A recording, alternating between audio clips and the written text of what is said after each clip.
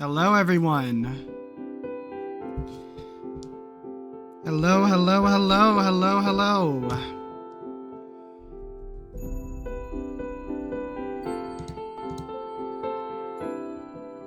Hello, everyone.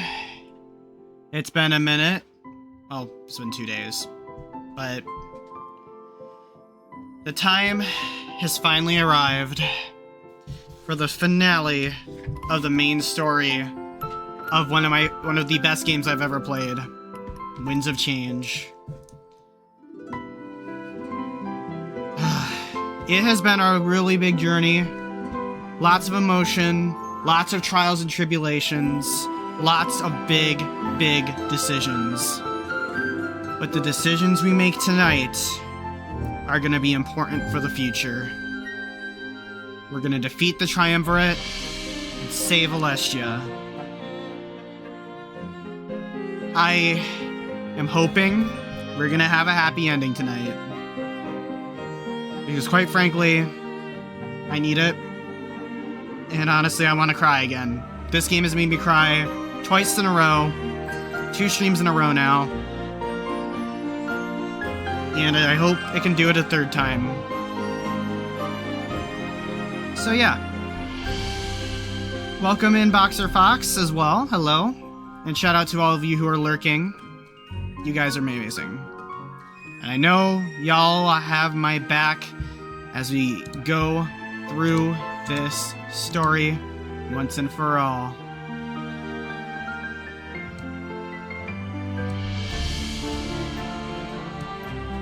So yeah. With that said, let's begin this the beginning of the end of this adventure.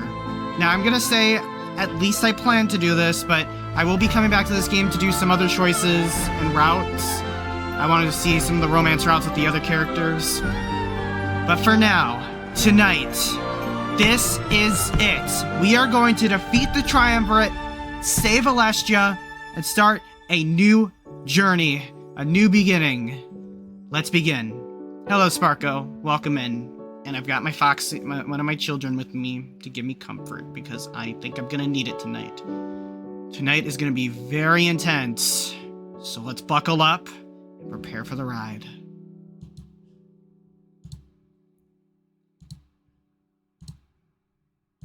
How was the music ending time perfectly there?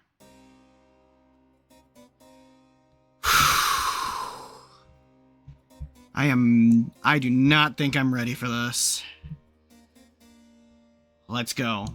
Balteus is the point, traveling to Balteus is the point of no return. You guys ready? Your chat, are you ready?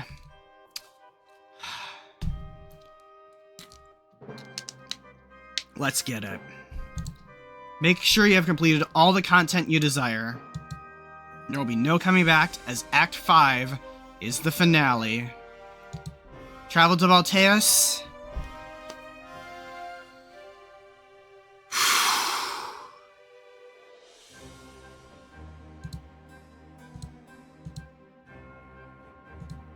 Let's get it. I don't know if I'm ready. I don't know if I'm ready.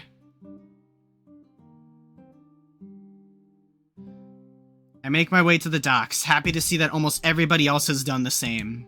Our forces line the entire area. Dozens of ships are ours to command. We stand a real chance. Making my way down the docks, I notice all of our forces talking amongst themselves. This is the unity that our world needed. The unity that we're fighting for. Though not everybody saw eye to eye, they could all coexist with one another. There would be no more oppression for those that thought differently than our rulers. That is, of course, if we won. Milos is nowhere to be seen, but somehow I'm not surprised.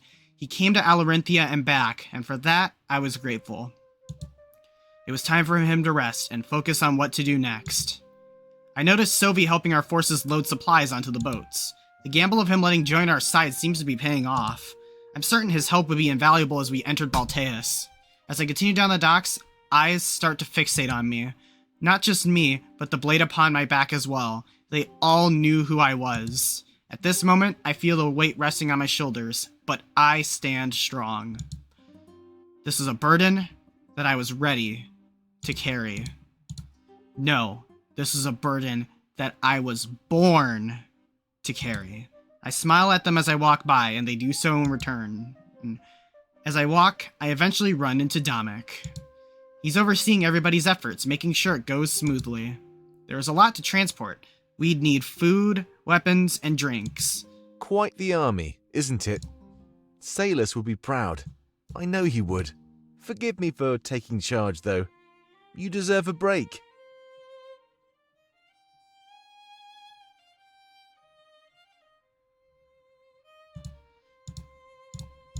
Or at least a chance to save your energy. You'll need most of it in Balteus, not here. We'll take care of everything until then. I nod, thankful that Domik is taking the initiative. I definitely need to use the voyage's time to prepare. My skill with this blade is limited, but I know I can improve. I made sure to put us on the same boat as each other. Everyone, actually. Howl, Valessa, Fortame, Ulrich, Pro. It's probably best if we're all together for the end of this journey. That much was true. I'd need my friends by my side for this. Especially my bunny boy. We were about to change the entire world. We'd be slaying gods. Part of me wonders just who they are and why they do what they've done. There's probably no point in concerning myself with that information. Nothing about them could excuse what they've done. They need to fall. I thank Domik for everything that he's done, and this makes him happy. Of course, Monarch. Anything to help you out. But I think we're almost ready to set sail. Want to get on board? Might as well lead by example. A lot of people are just standing around. We turn to leave, but we're quickly interrupted. It's the last person I expect to see, but I'm not surprised. Leaving without me, Domik? I thought you wanted me to come along. Riz? Hey, Grizz, happy to see you. We weren't leaving, just getting on board. Hopefully everyone else will take the hint and follow suit. Fair enough. Hey there, Monarch. Domik told me everything when you got back from Alarinthia. It seems like we were looking at things the wrong way all along. At least I definitely was. I thought that my death in those tunnels would redeem me. But now I know that my fate lies elsewhere, in Balteus. I'm glad that his outlook has changed. I couldn't let him kill himself back in our HQ. He was just lost and needed some direction. At first, I was furious that you denied me my redemption. But when Domik came to see me, I looked at it differently. I was meant to survive those tunnels and help your final attack. He holds out his hand, awaiting my response. What do you say? To the Triumvirate's fall? Mazeo can rest with Lilith for now. Yeah, to the Triumvirate's fall. I shake his hand and his grip is firm. The support our cause is getting overwhelms me. Thank you, Monarch. Let's put the past behind us. Honestly, I think all of us want to forget about those tunnels. I promise that from here on out, I'll maintain a clear mind.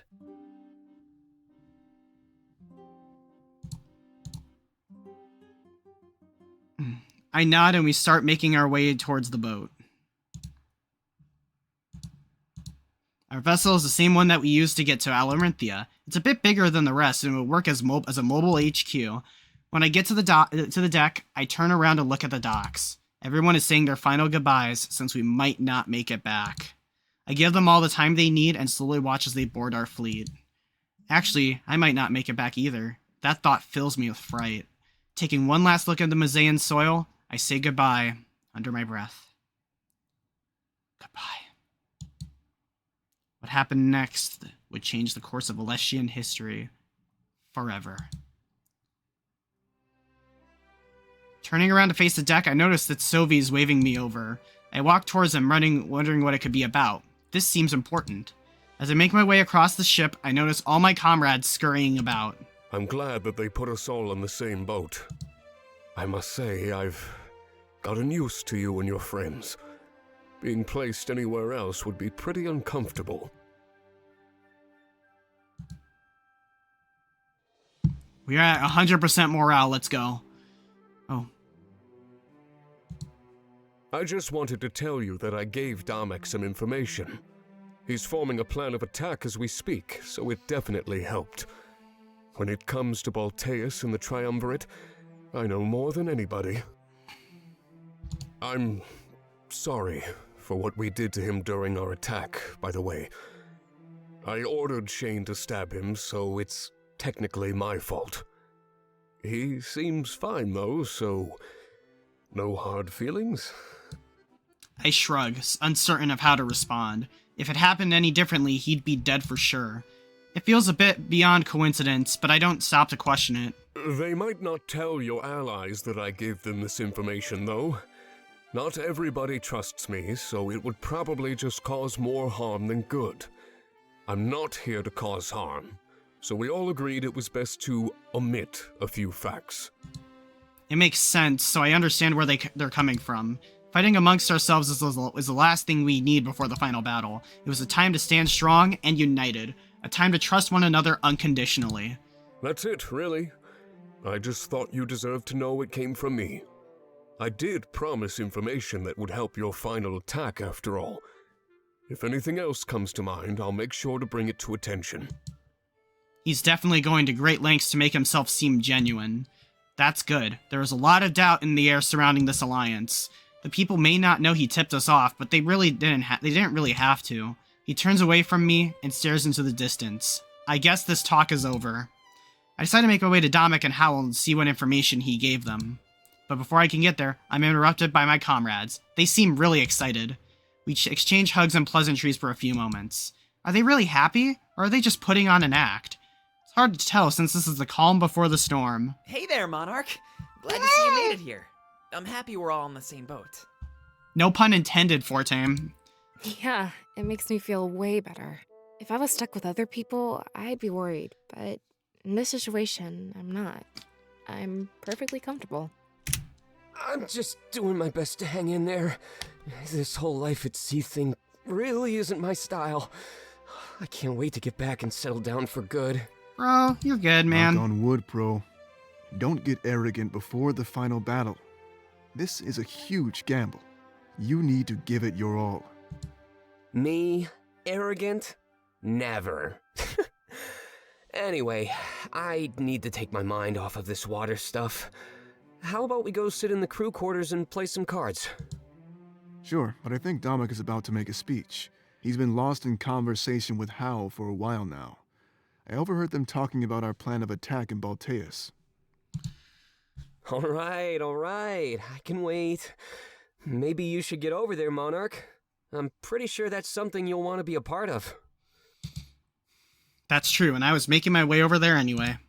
Ulrich and Pro go about their business, but Valessa and Fortame stay. Good luck, Monarch. I hope we get to spend more time together, but I understand if we don't get to. This is probably the most important moment of your life, so do whatever you need. Bunny boy! Yeah, as much as we need you, I think the world needs you more. Hopefully this isn't goodbye, but there's always a chance that it is. Since we're going to Balteus, we need to treat that as a real option. Oh, I hope we can get this happy ending. We need it. It's true, as grim as it made the conversation feel. But before I can respond, they both step forward and hug me at the same time. Oh, these two, I can't. I let off a soft laugh and wrap my arms around them. Together, we've all come so far. Thanks for everything, Monarch. I think you have some planning to do, so I'll let you go. Yes, bunny boy. Yeah, just know that I'll never forget our time together. If we play our cards right, then we can have more of that after the war. I know things have been crazy, but with you two by my side, it's been easier. I know. With the hug broken, we nod at one another with big smiles. I'm sure we'd see each other again, so I don't let it get me down. I know, Bluebell.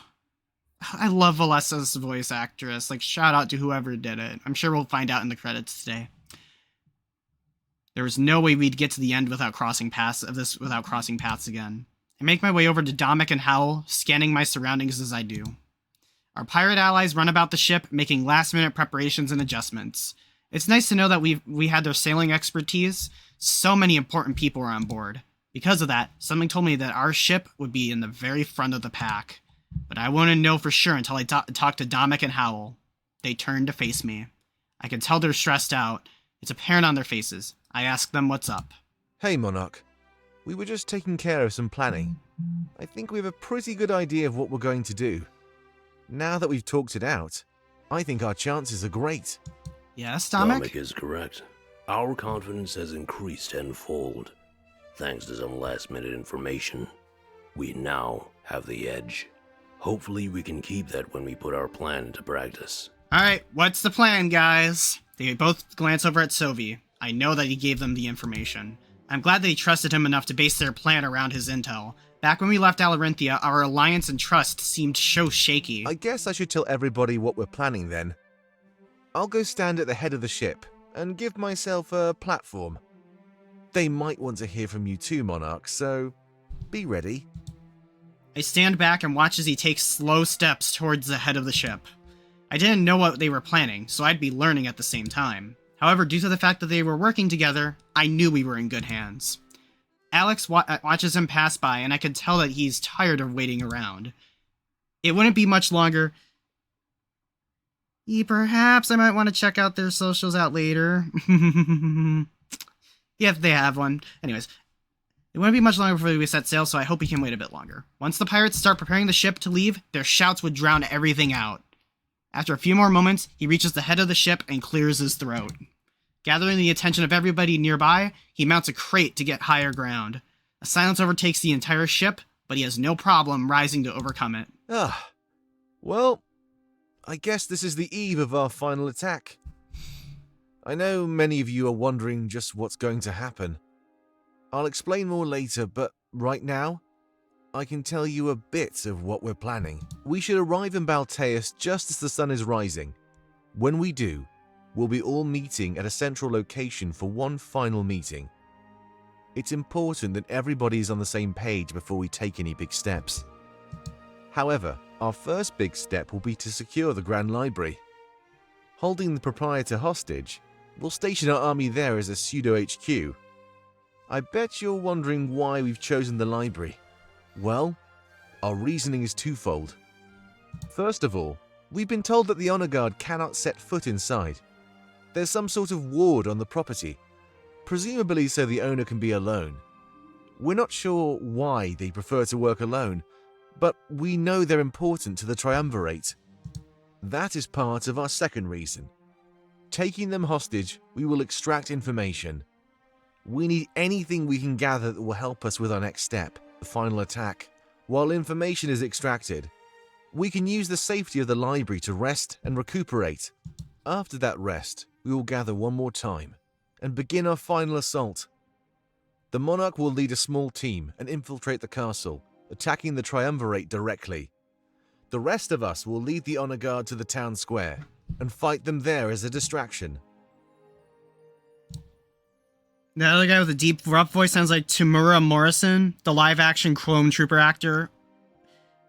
Honestly, if I have seen clips of them, which I might have, I agree. Like, I think his voice definitely, that might be why his voice sounds a little bit, it reminded me of something like that. It definitely does.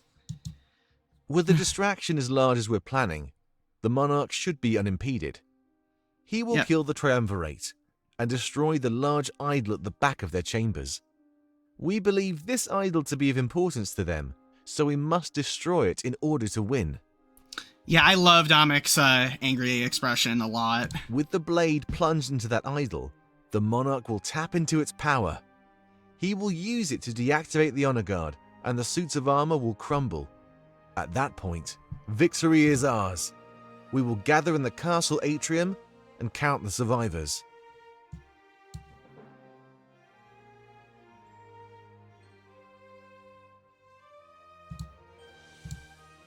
Everybody looks at me as Dominic explains this part of the plan. It's my first time hearing it, but all of it makes perfect sense. It's a good strategy. We don't know what the idol is, but I could definitely use its power like I did in our HQ. With the Triumvirate dead, then their honor guard dissolved, victory was ours.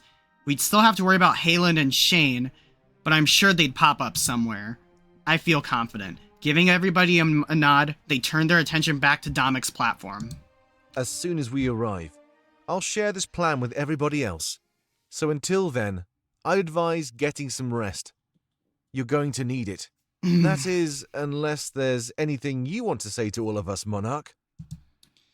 All eyes are on me once again, and I take a few steps forward. Domic jumps off the crate, leaving me a platform to stand on. A speech? I've never given one of those in my life. I don't know. My uncertainty must come across in my demeanor, as they start urging me on. They even break away from each other, leaving a clear path for me to walk forward. I am technically their leader. It makes sense for me to talk. I'd have to get used to this. I continue to walk forward and then notice that smiles appear on their faces. The impact that my actions and attitude have on everybody else is very clear. It's a good thing that this level of responsibility was given to someone who can handle it. A few moments later, I'm on top of the crate, matching the deep gaze of all my subjects. Silence overtakes everything. I can hear the calm of the water against the docks of Mazeo. It was clear that I'd have to break this silence. I clear my throat and think of what I should say. This speech is a culmination of all your choices thus far. Alright. We stand here today as harbingers of justice. Through us, it is time for the monarchy to speak. And it is time for our enemy to realize that we will stop at nothing to see them fall. They start to mutter amongst themselves, nodding in agreement with everything I say. The roads of this journey have been paved with compromise and change. But they have been our changes. We do not conform to their idea of purity and perfection.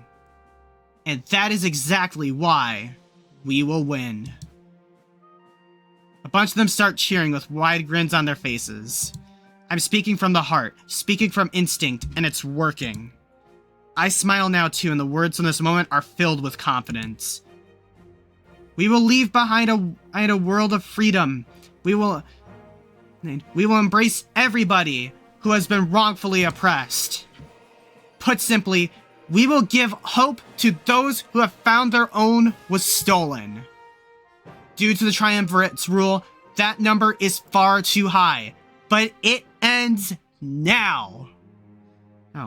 No longer will victims find themselves blinded by revenge. No longer will servants find themselves lost to a quest for redemption. The crowd is roaring with applause, cheering on my every word. I know they want more, so I try and think of what I should say next.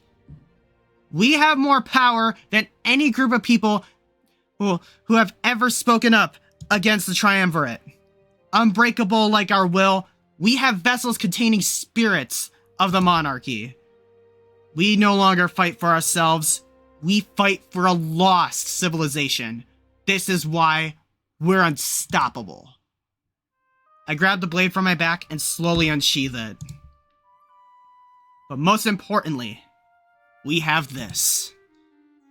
Holding the blade out, they explode with even more applause. I held a symbol that almost guaranteed our victory and our freedom. Nobody has ever had, or ever will, have a better chance of taking them down. Using this blade, I will create a world just like Salus had always envisioned. When this is all over, we will live in a united world. We will stand together, strong.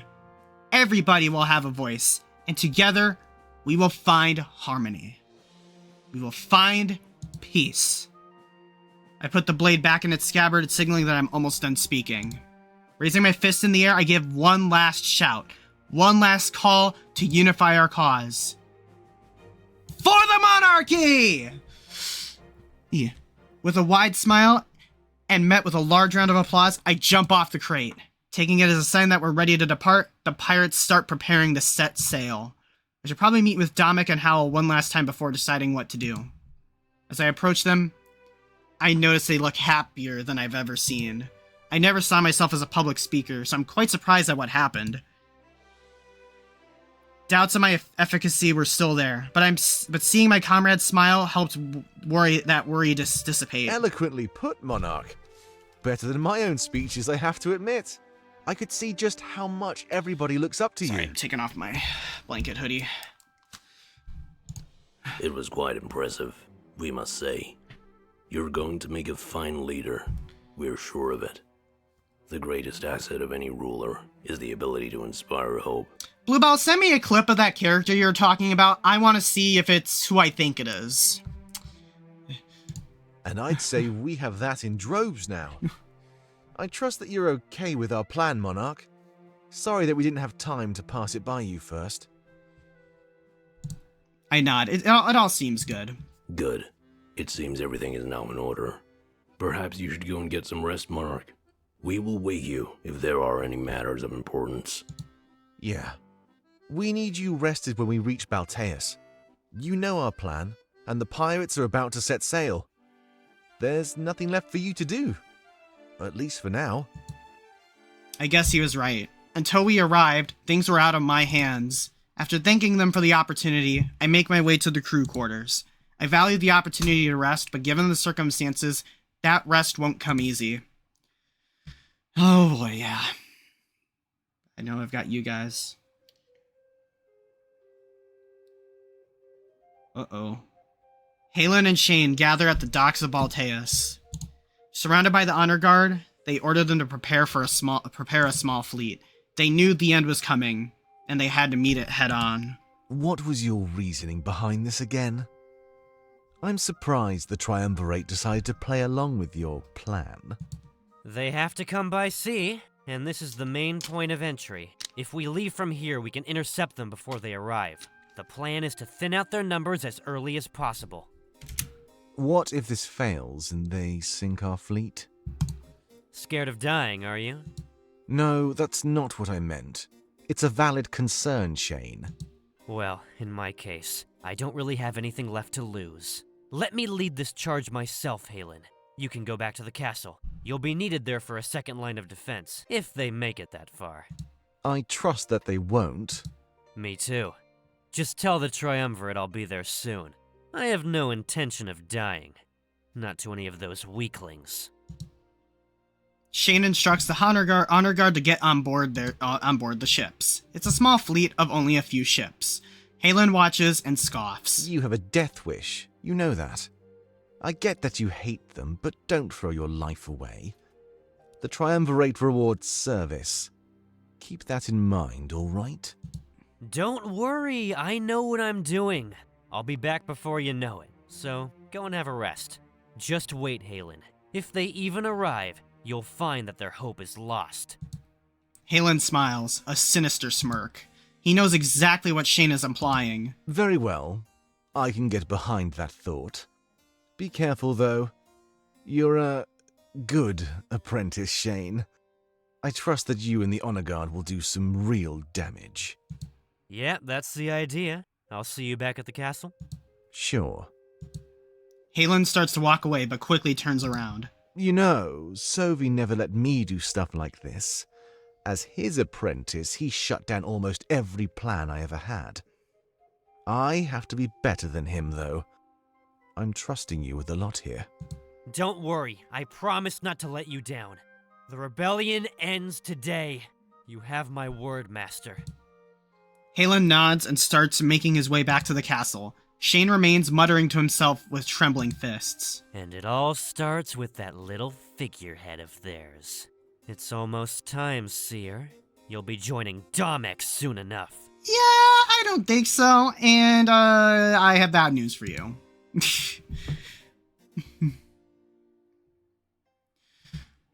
Oh boy. I'm scared. I toss and turn, getting minimal amounts of sleep. The blade rests against my bed, ready to grab at a moment's notice. I fade in and out of sleep, fighting a mixture of both anxiety and tranquility. Just when I'm about to fall asleep, a negative thought jolts me back awake. We had no idea what would happen when we arrived in Voltaeus. It was terrifying. I realize that sleeping probably isn't going to happen right now, so I get out of the hard bed. Just as I do, I notice somebody approaching out of the corner of my eye. Grabbing the blade, I prepare myself for anything out of a twisted paranoia. Hey now, put that thing away. Vivian! I didn't mean to startle you, Monarch. It's just Vivian. That's a relief. It appears there's been some complications. Domek wanted me to tell you that you're needed on deck. You'll see what I mean when you get up there, alright? I nod. It must be important if he's interrupting my rest. As I start to walk away, Vivian puts a hand on my shoulder. And I just wanted to tell you that I know what happened in Alarinthia. I know that Pro and Ulrich teamed up in order to throw our fight.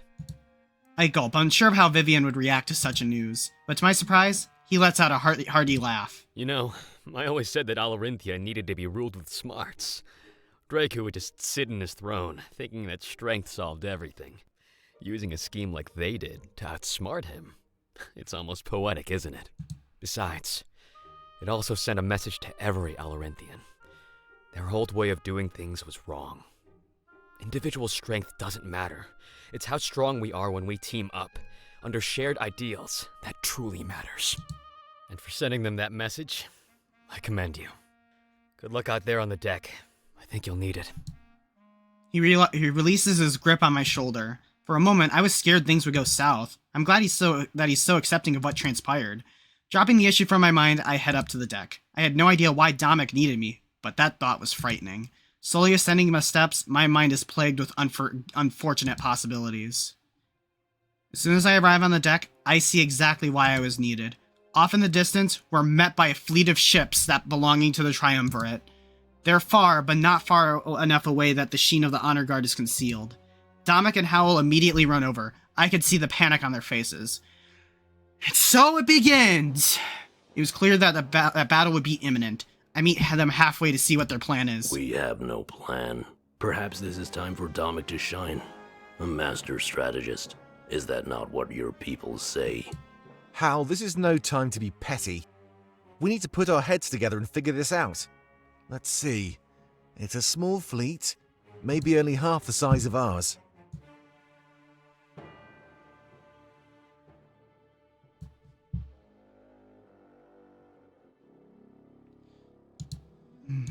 Naval warfare was not something the monarchy practiced. We lived in peace, Domek. Our world was not discordant like this one. We exchange glances. Domek seems uncertain and a little worried. He strikes a pose of thought, and it's a while before he breaks the silence. Okay, I'll do it. We know this battle is lost if the Monarch doesn't make it ashore. So our goal should be securing the safety of this boat and the lives of those on board. This is when we need to rely on everyone's strengths. We need the pirates to take action. He waves over Alex. Alex, we need you to order your forces to charge. This is precisely why I wanted to form a treaty, for battle at sea. I need you to occupy the forces. Distract them while we slip by. Slip by? They'll notice you right away. Baltian ships are equipped with projectile weaponry. 1 or 2 good shots and you'll be underwater in minutes. That's what I'm counting on. Huh? We're going to let them sink this ship. What? Are you crazy? I have a plan, Alex. Everybody, listen up. We'll time it so we're close by when they hit us. As we sink, we can hop over to their ship and hijack it. Using their own projectile weapons, we'll start sinking them one by one. Their attention will be divided. They'll be getting attacked from multiple sides. We can use that to our advantage. They won't be able to retaliate through the chaos. Good plan, Domek! Right, of course. Should I send the order right now? Yeah, we need to do this immediately. There's no room for error. This is the end.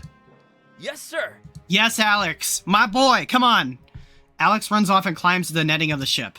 I look over at the other ships and the pirates start doing the same. It's almost like they have an entire language to communicate over long distances. That was an impressive sight to see.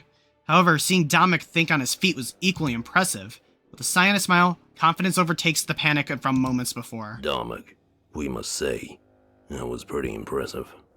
Hopefully now you realize that visions only hold you back. Huh? Look at what happened back in the Rebel HQ. You relied on a vision. You tried to fulfill some prophecy. In a way, That is limiting. You plan your strategy around certainties. But there are no certainties in war. Assume that the enemy is a counter for your every action. In this case, we should also plan for a scenario where the enemy prevails. Domik shakes his head. They won't. Simply because we can't afford it. Any losses at this point would mean the end of our cause. Trust in the pirates, Howl. Trust in all of us. We can do this. Yes, we can. Howl simply nods. Moments later, the pirates launch their assault. We all lose our balance as the ship takes a sharp turn, moving in a new direction. This was a risky plan, but like Domik requested, I chose to place my trust in him. If trust wouldn't carry us to victory, then it would be our strength and resolve. Yep, we can. I hold on to the side of the ship as our speed increases. Everybody braces themselves. They're not sure what's going on, so Domik draws his sword and raises it into the air. Everybody listen up. The final hour is upon us.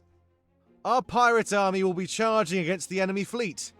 While they're distracted, we'll slip in and hijack one of their ships. That means we'll be sacrificing this vessel. So don't be alarmed if they deal us a fatal blow. As we're sinking, we'll jump over and board the enemy. Their ships are equipped with projectile weaponry. Using their own ship, we will turn their weapons against them. They won't know where to focus, and we'll use the chaos to our advantage. He starts to talk a bit louder as our ship picks up speed. We move away from the main fleet, preparing to approach from the flank.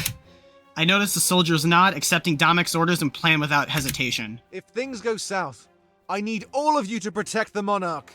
Without him, we will lose not only this battle, but the war as well. His life and the blade that he carries should be our top priority. Do I make myself clear? Everybody cheers in approval and raises their swords like Domik. Say it with me, chat! For the monarchy! Then we all stand and watch the bulk of our fleet as the battle begins. We slowly move away from the action, and I can tell that some are relieved. As soon as the pirates get close enough, the honor guard retaliates. They launch heavy projectiles from catapults and shoot harpoons from wooden structures. The pirates, with their sailing expertise, are mostly able to counter by altering their trajectory. However, not all of them can do so. I witness several ships get torn apart and start to sink. My heart sinks with them, knowing that they were willing to sacrifice themselves for me. It seems that the battle is on in full force. They get closer and start to board on each other. I can hear swords clashing as the honor guard tries to defend against the pirates' charge. Ships on both sides start to sink, and soon enough, it's almost impossible to see what's happening. From this distance, it's too chaotic. But if enemy ships are sinking, we must have seized some weapons. That means the tables have started to turn, but it's up to us to play our part as well. I turn back and look at where we're headed. We're dangerously close to some enemy ships. Domik calls out to everybody, shifting their attention away from the distant battle. This is it. There's no turning back. Everybody, brace yourselves to charge! Yeah, I didn't mean to cut you off. I can see the honor guard prepare their weapons. When I scan my surroundings, I can see our forces prepare as well. A line of archers forms, ready to attack the enemies at a moment's notice. Hold! He places a fist in the air, and intense silence follows. Both sides are armed. The question is, who attacks first? I take a deep breath and pull out the Blade of Exodus. Hold! I look over at the ships we've left behind. The numbers are easily halved. But this goes for the enemy as well. This was clearly the turning point. What happened next would decide the fate of our entire cause.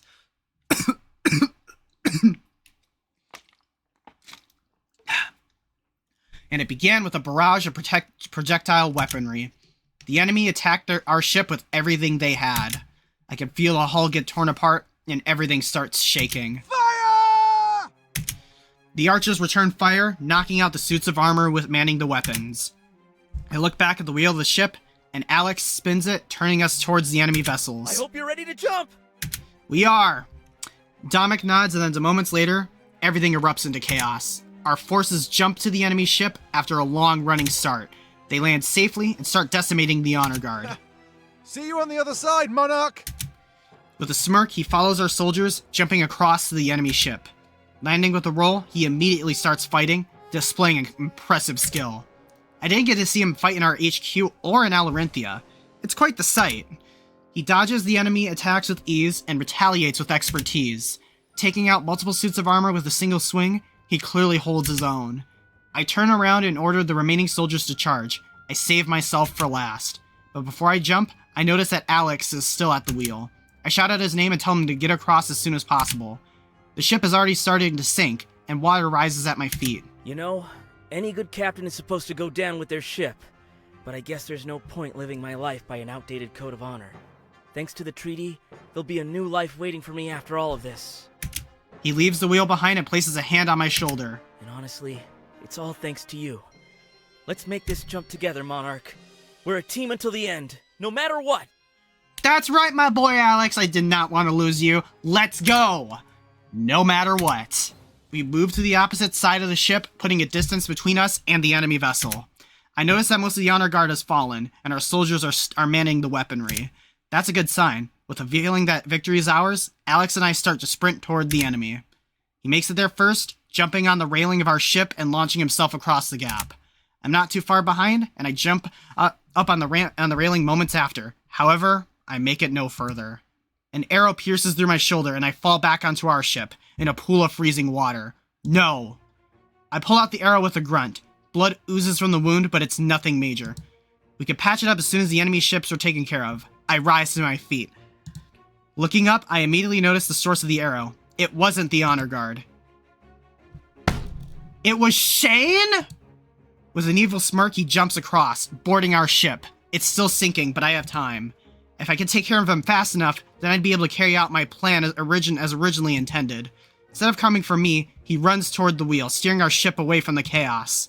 That wasn't good. My time was limited if we were both sinking and making the distance greater. He must know exactly what he's doing. Part of me wonders if we played into some sort of trap. I look at my allies, and they seem to be doing good enough job as they enact our plan.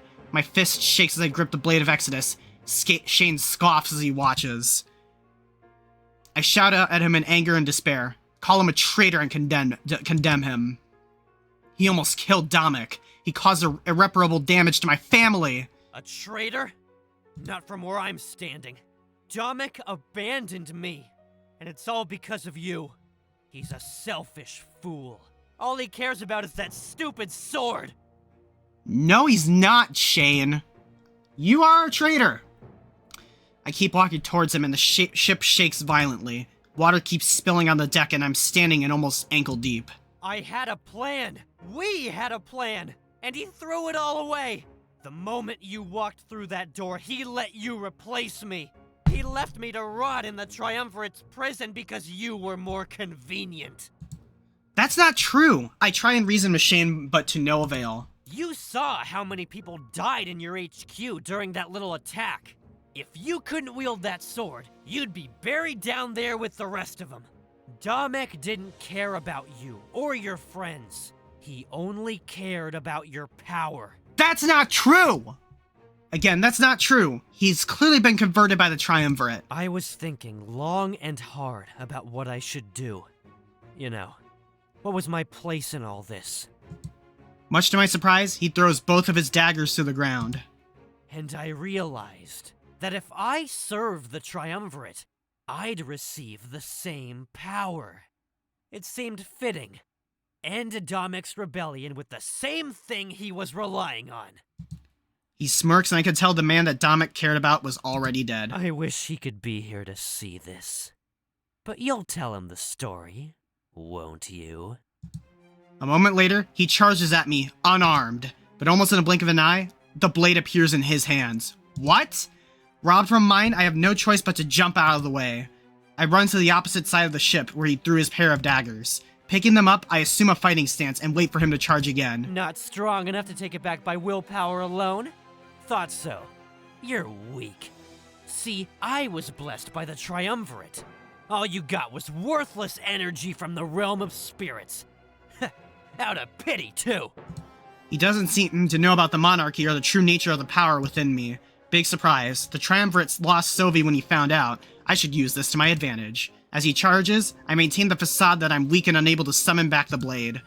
I dodge to the side once more, but slice into Shane's arm with one of his own daggers. He winces and grunts. His arm starts to bleed, but it doesn't seem to affect his performance. He charges again, and I dodge to the other side. With a roll, I slice into his leg. He stumbles. I have speed and agility, while he relies on slow, brute strength. It's easy to tell that he's never fought with such a weapon before. For what I've seen, he can really only use arrows and daggers. Is that all you got? I won't be able to keep up the same strategy forever. I need to change it up while I think of how to end this. He charges once more, but this time I meet him head on. Holding out the daggers in a cross formation, I stop the blade from going any further. We struggle, both at almost equal strength, trembling as we try to overpower the other. I tell Shane that Dominic is still alive. The spirits willed it because his cause is righteous. Impossible! He'd never comply if I told him to look for himself, so there's no way I can prove it. However, he seems to let up a little bit, and I'm able to overpower him some more.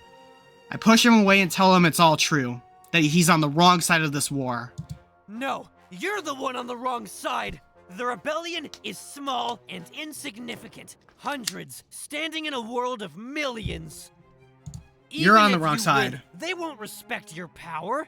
They're happy living under the Triumvirate's rule. They're not! Revenge won't solve anything. Just back down. We circle around each other, both holding out our weapons. I was hurt by the occupation and I wanted to fight, but I realized I was being greedy, and there was no point. It's not my happiness, my satisfaction that matters. It's the world's. You're correct. It seems we've reached a stalemate, but both trying to talk each other down. But I wouldn't yield, and something told me that he wouldn't either. His views have been twisted, and he thinks mine have been as well. We charge at each other and meet in the middle once more. The water rises, and I can tell that the time is minimal. We're sinking fast. Returning to the same deadlock as before, I need to do something. I need to summon the blade back when he least expects it. My time is limited, and it honestly seems like Shane is beyond saving. But the question is, what do I do when it's back in my grasp?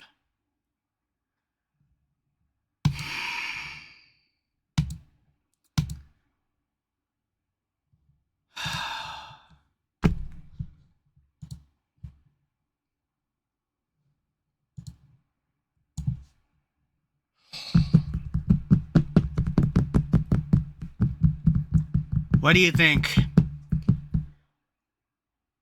I'm gonna say right now, I don't want to kill him.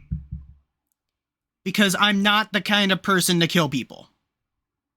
I don't want him to, I do not want to do this.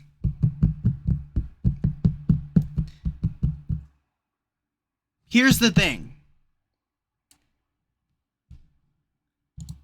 I think there is a chance that we can bring him back to our cause. Because he doesn't know yet that Dominic is still alive. He doesn't know that. He doesn't know that. He needs to see for himself.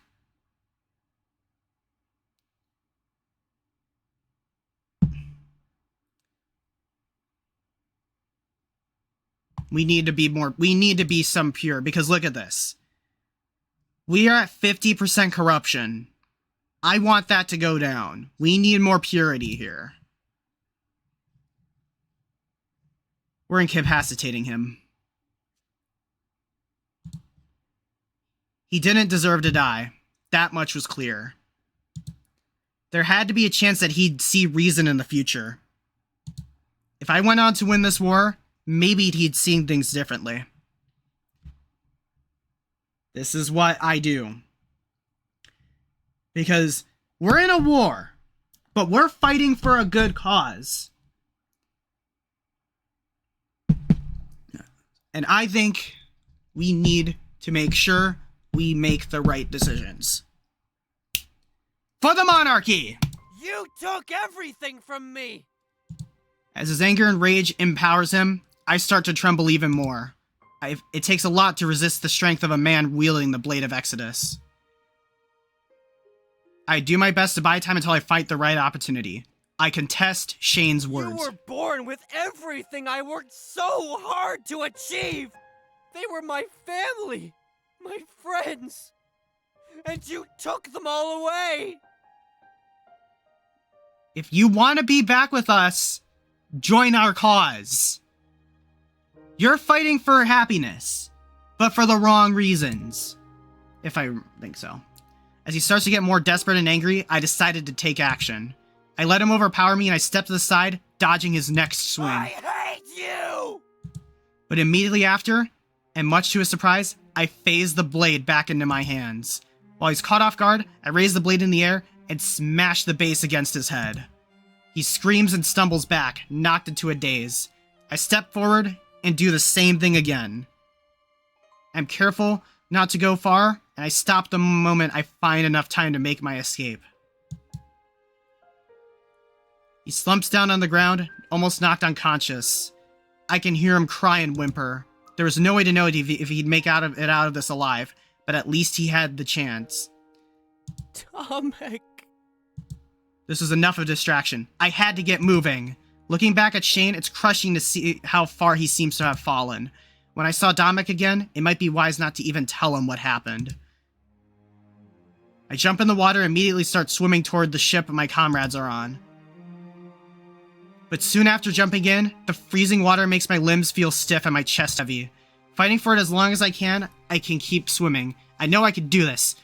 This is no time to give up. Just keep swimming. Just keep swimming.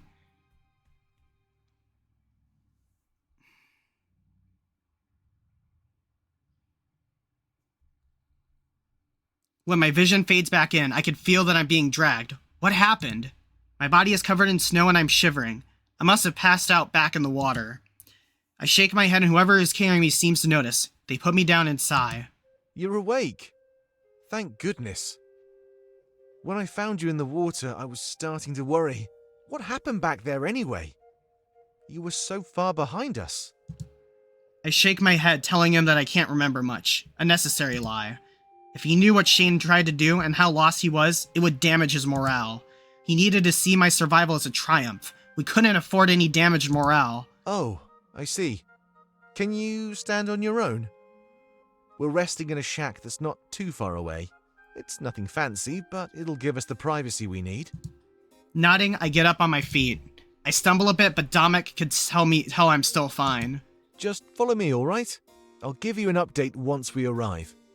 A lot of stuff happened while you were out. Normally, a statement like that under these circumstances would fill me with fear, but Dominic says it with such a calm demeanor that I'm led to believe everybody is fine. Holding that optimism in my head, I smile as we make our way toward the shack he mentioned. Hello, Sakura. Welcome in. As soon as we arrive, I make my way to the shack and lean against it. We barely even arrived in Balteus and everything was already chaotic. I don't know what I was expecting, so it's not exactly a surprise either. All of my comrades are scattered about, talking amongst themselves. I'm glad that they survived. I try to account for them one by one as I look around. After a few moments, something strikes me. No! Don't. I can't see either Fortame or Valessa. No, don't. Howell approaches me and he lets out a sigh of relief. I can imagine that my momentary disappearance stressed everybody out. Good to see you, Monarch. We were worried. It seems that almost everybody's accounted for. Don't. Where's my bunny boy? Where's my bunny boy? I ask him where Valessa and Fortame are. His demeanor quickly changes to that of sadness. They are some of the few we have yet to find, but we are certain that they live. We haven't found their bodies. Many of them washed ashore, casualties of the battle at sea. Don't tell me my friends are dead. They're my two favorites.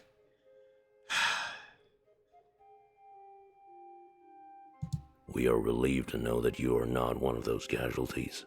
The plan is to wait in and around the shack until everybody shows up. This might be a good time for you to get some rest. Please relax. Don't. Relax while my best friends are missing? That was a tall order. I tell Howell that I might not be able to. Please do not resort to worst-case scenario thinking. This is a time to be hopeful. We stand on the precipice of victory. We will go and look for them personally. You deserve some rest. I nod and thank him as I turn away. Scanning the area once more, I see who I can find. A few of the comrades I can find slowly gather around me. Hey, good to see that you're still among the living. That was pretty intense, wasn't it? Sure scared me, at least.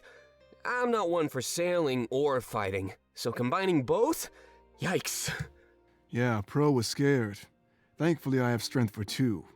He cowered in the corner while I did all of the hard work. Did not. Sure. They share a quick laugh, but soon after that I can tell something is wrong. Is there something that I'm not being told about all of this? It's about Alex, Monarch. He's resting in the shack, in critical condition. I think we can nurse him back to health, but I'm not sure. No, Alex! Oh no. Look, it's probably best not to think about it too much. He's in good hands. We just need to forge on as a team. If it weren't for him, we'd all be dead at sea. This is a victory. I guess that's true. It was just important that we gave you a status report. I think once everybody gets here, we'll hold another meeting. Our strategy may need some adapting after these losses. Yeah, go take a breather. You deserve it. Right now, our options are pretty limited. It's not ideal, but he's right. All we can do right now is wait. Thanks for the chat, Monarch. I'm not going to be happy until I see Valessa and Fortame on my screen right this minute. Especially my bunny boy. I need him. I guess there wasn't much left for me to do. I make my way to the shack, hopefully to relax. But this was I was chasing an impossibility. I'd find no rest here. Not until everything was over. And that would mean we'd either win or die. As I enter the shack, I pray that it's the former. As soon as I'm inside, I let out a huge sigh. The emotions behind it are almost undiscernible. There was so much going on, my mind was overwhelmed. I guess I should take care of the important stuff first. The pirate forces suffered heavy casualties, and Alex was almost lost. I could see him resting on a small bed that sits in the corner of the shack. He notices me and waves me over. I notice it's a soft motion. I can tell that he's in pain. Hey, how are you holding up? I tell him that I'm doing all right. At least that makes one of us. I almost died. One of my men shielded me. That's the way to power, I guess. Watching them die. He winces in pain and I see a wound on his abdomen. Never gets any easier, though. Hey, can you promise me one thing? I nod and he waves me even closer as his voice weakens. He holds out his hand and I shake it with a firm grip. Give them hell for me, Monarch. If I die, I want to die knowing that we've won. Show them no quarter. They don't deserve it. I nod and then release the grip on his hand. He dozes off into slumber and I decide to leave him be. Rest would be important right now. He shouldn't force anything. After standing up, I look down at him. If it weren't for him, we wouldn't even be here right now. I smile and silently thank him for all that he's done. The door to the shack swings open, startling me. I turn around to see Grizz look around, oblivious to my presence. After a few moments, he notices me and lets out a nervous laugh. I never thought I'd see this place again. This is where I used to live, before I joined the Triumvirate. A simple shepherd, that's all I was. They said they saw greatness in me.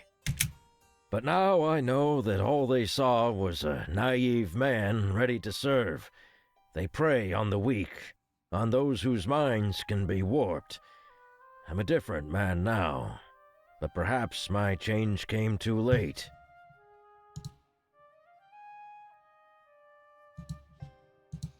He steps forward and places his hands on the table.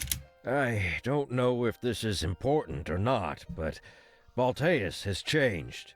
It used to be a beautiful place, but now it's almost like it's dying. I can't put my finger on it, but something bad is happening here. So be careful, all right?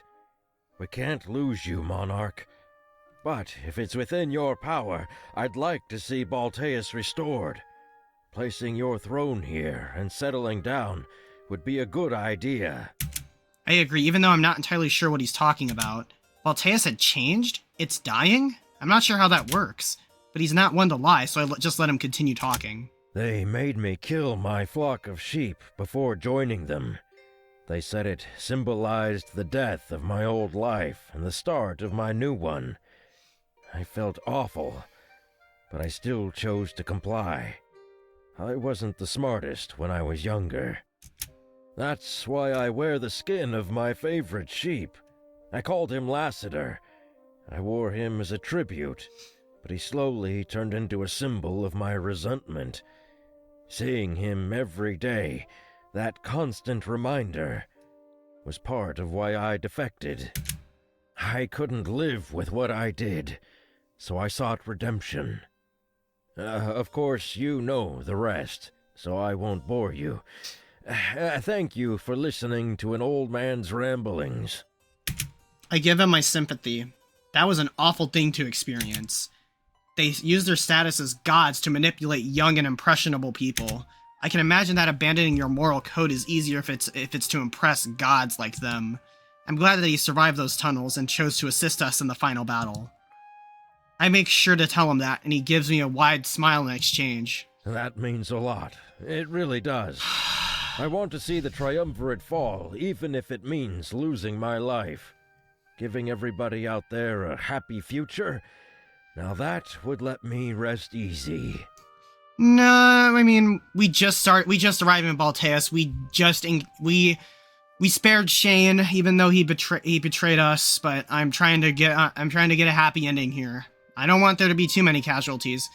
Unfortunately, Valessa and Fortame are currently missing, and I'm worried, and Alex is in critical condition. Yeah, let's go. Of course, my survival would be preferable. I promise not to do anything too reckless. You have my word. That's all I can really give you for now. I hope that it's enough. He starts walking around the shack, inspecting things. There must be a lot of memories here if this is where he used to live. It's probably best to leave him to himself given the current circumstances. There isn't much left to do but rest, I suppose. I move to the corner and press my back against the wall once more. Hopefully they're all able to find Valessa and Fortame. I can't lose them now. I'll rest here for a while and gather my bearings. This is not a time to be freaking out. Yeah, they are, and I'm worried. Especially about my bunny boy. You can continue the story when you're ready by clicking the arrow in the top right corner.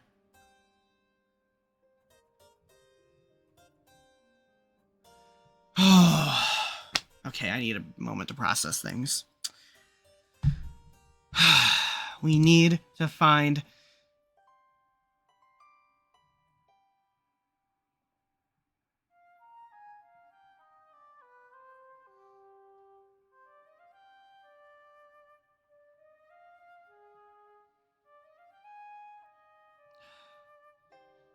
Oh boy. Because here's the thing, chat. I know we're fighting a war, but I do not want to be one who kills people. I want to make sure there's as little casualty as possible. I want everybody, including my friends in this story, to survive. And we need to find everyone.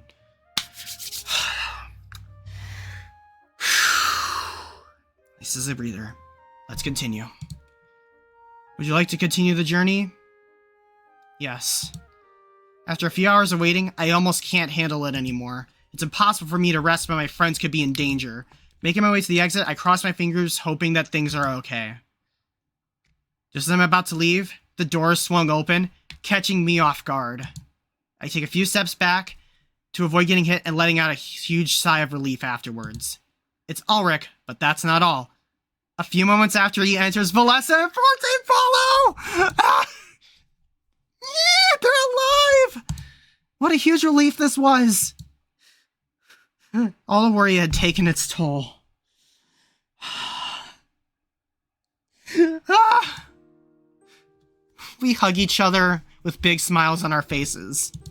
For a while there, I was scared of what might have happened. Thankfully, they're okay. I could rest easy as we move forward with everything. Sorry for taking a bit longer than you thought. We've never been here before, so we got lost. Can I just say that sounds about right for you, bunny boy? Yeah, and it was even harder because you're keeping quiet. It's hard to find people who don't want to be found, you know? I release the hug and tell them that everything is fine. I was worried, but I knew that they were capable of surviving. Can't believe how cold this place is. It looks so uninviting, too. Scary, almost. Yeah, hopefully we can change that. The triumvirate seems neglectful, but why? I shrug, unsure of how to answer that question. We're here to kill the Triumvirate, not reason with them. Killing is a last resort, though, my friends. I have a feeling this, among other questions, will remain unanswered. Dominic and Howl soon enter the shack. Followed by more of our comrades, we quickly fill the room. Gathering around the table, it's clear that it was time to plan. Alright, we need to talk about what happens next. Until now, we've been pretty vague since time was short. But there's no more delaying. This is everything we've got. Yep. Okay, nothing has changed yet in the numbers, which is worrying me. This is everything that we've got. Yep. We need to push through the town square before anything can happen. Balteus is fortified by a large wall, so we can't get to the library from the outside. This means that the bulk of the battle will take place within the city itself. However, we want to get to the Grand Library with as little resistance as possible. To that end, we'll have our Monarch vessels go in first and cause a distraction. If they can lure the Honor Guard away from the town square, we can slip in. Since the Honor Guard can't enter the library, it's perfect for a base of operations. Let's face it, this shack is dangerous, so we should get moving as soon as possible. Once we're in the library, we can relax and prepare to launch our final assault. And what will that final assault consist of? Good question. Here's what we've been thinking. If the floor is mine, I'll reveal our plan. Howl nods, giving Dominic the floor. He steps forward. Placing a scroll on the table, he promptly unfolds it. I can see it's a map of Balteus, the entire city. Everybody gathers around the table, putting aside any other business. If the strategy at sea was any indication, I know this operation is in good hands. They certainly seem to know what they're doing, and I can feel our morale rising. He starts to speak with certainty and confidence. It's impressive. They must have been planning this for a while. We all watch intently, curious to see what kind of strategy they have. This is the main area of the city.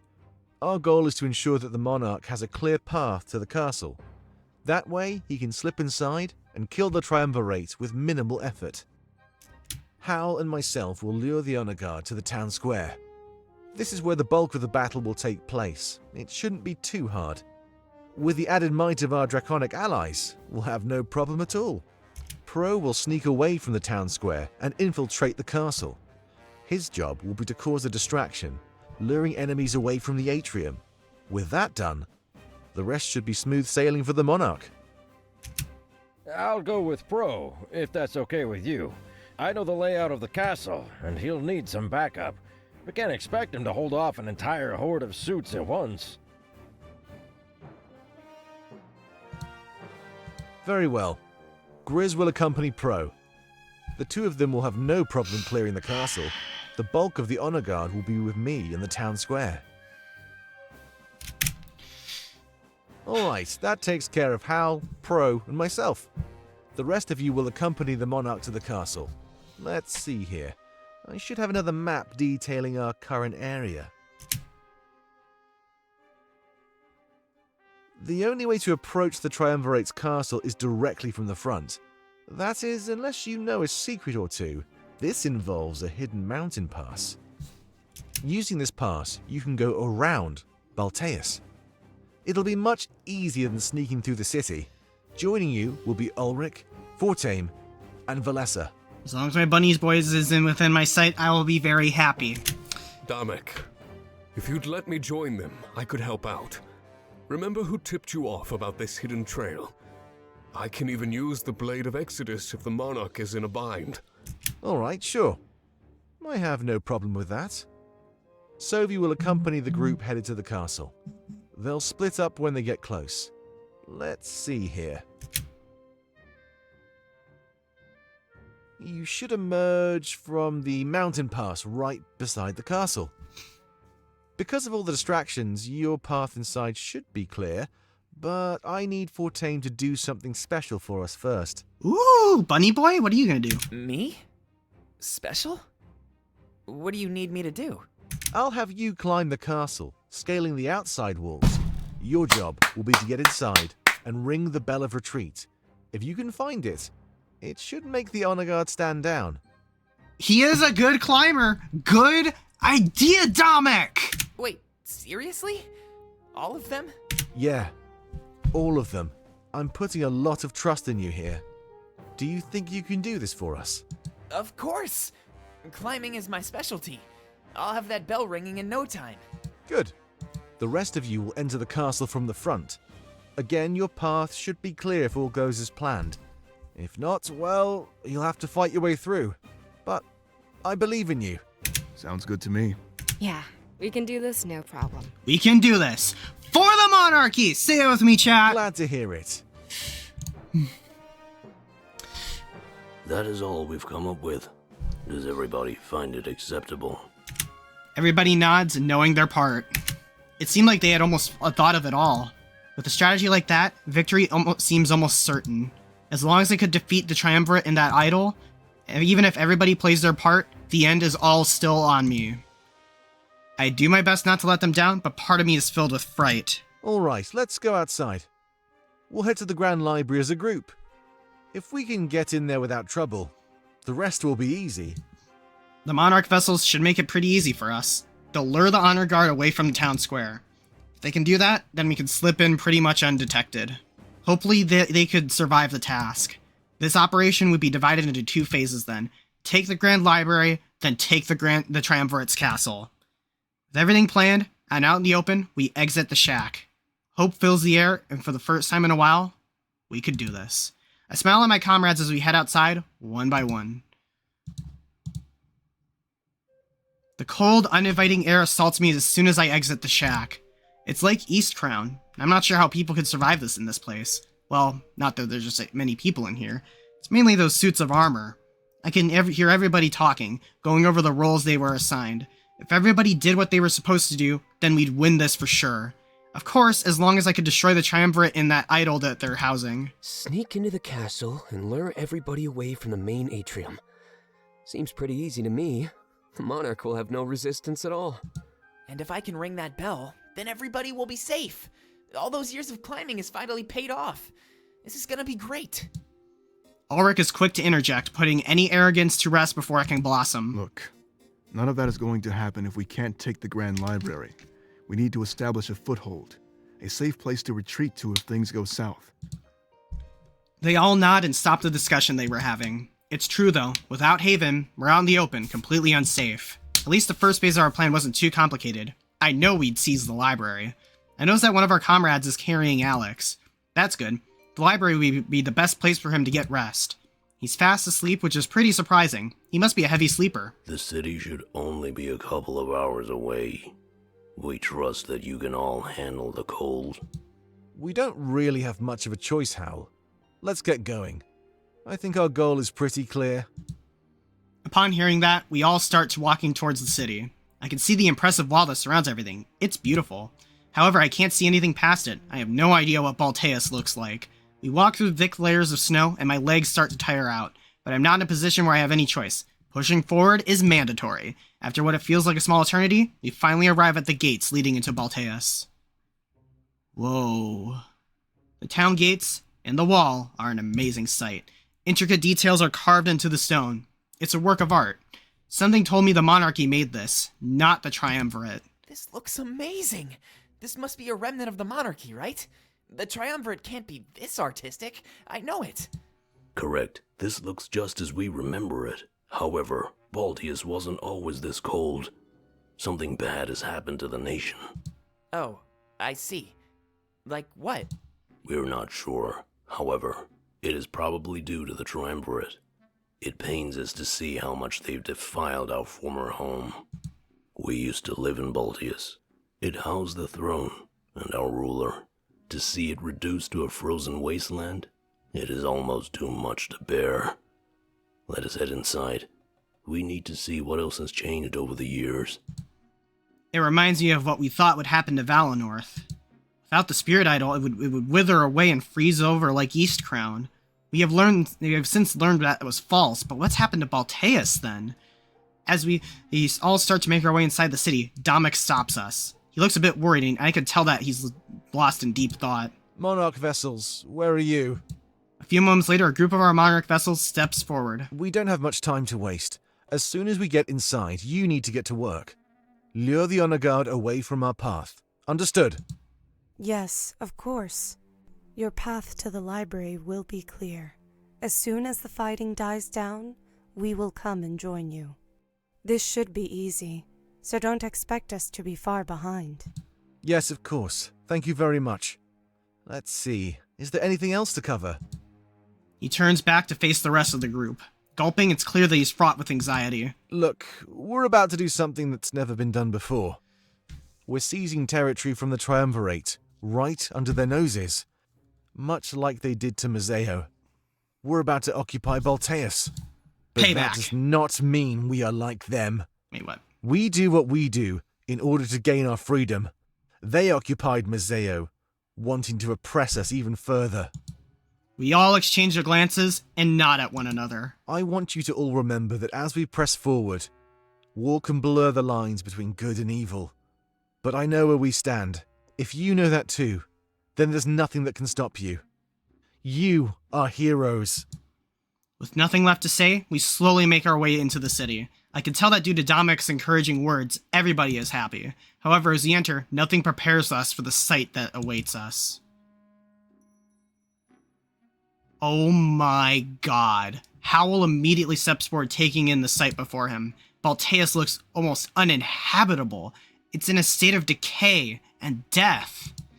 I know the Honor Guard doesn't need a paradise, but this is crazy. What have they done? It's clear that Howl is hurt. This used to be the monarchy's home after all. Hopefully there will be a way to reverse all of this. It isn't right. This is, well, I certainly didn't expect this. I'm guessing it didn't look like this in your time? No. Balteus was a paradise. This is unacceptable, Domic.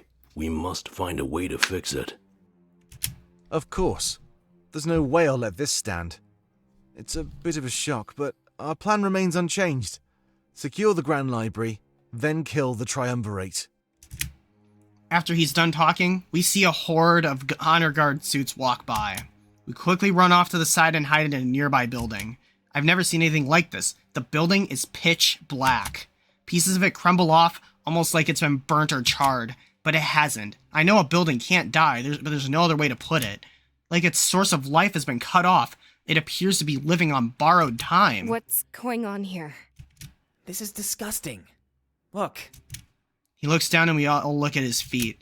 We're no longer standing in snow, but ash and soot. I start to wonder if it really was snowing at all. This is Alestia's fate if we leave it in their hands. They don't care about the land. They only care about themselves. God. This is proof enough that we're on the right side of history. Yep.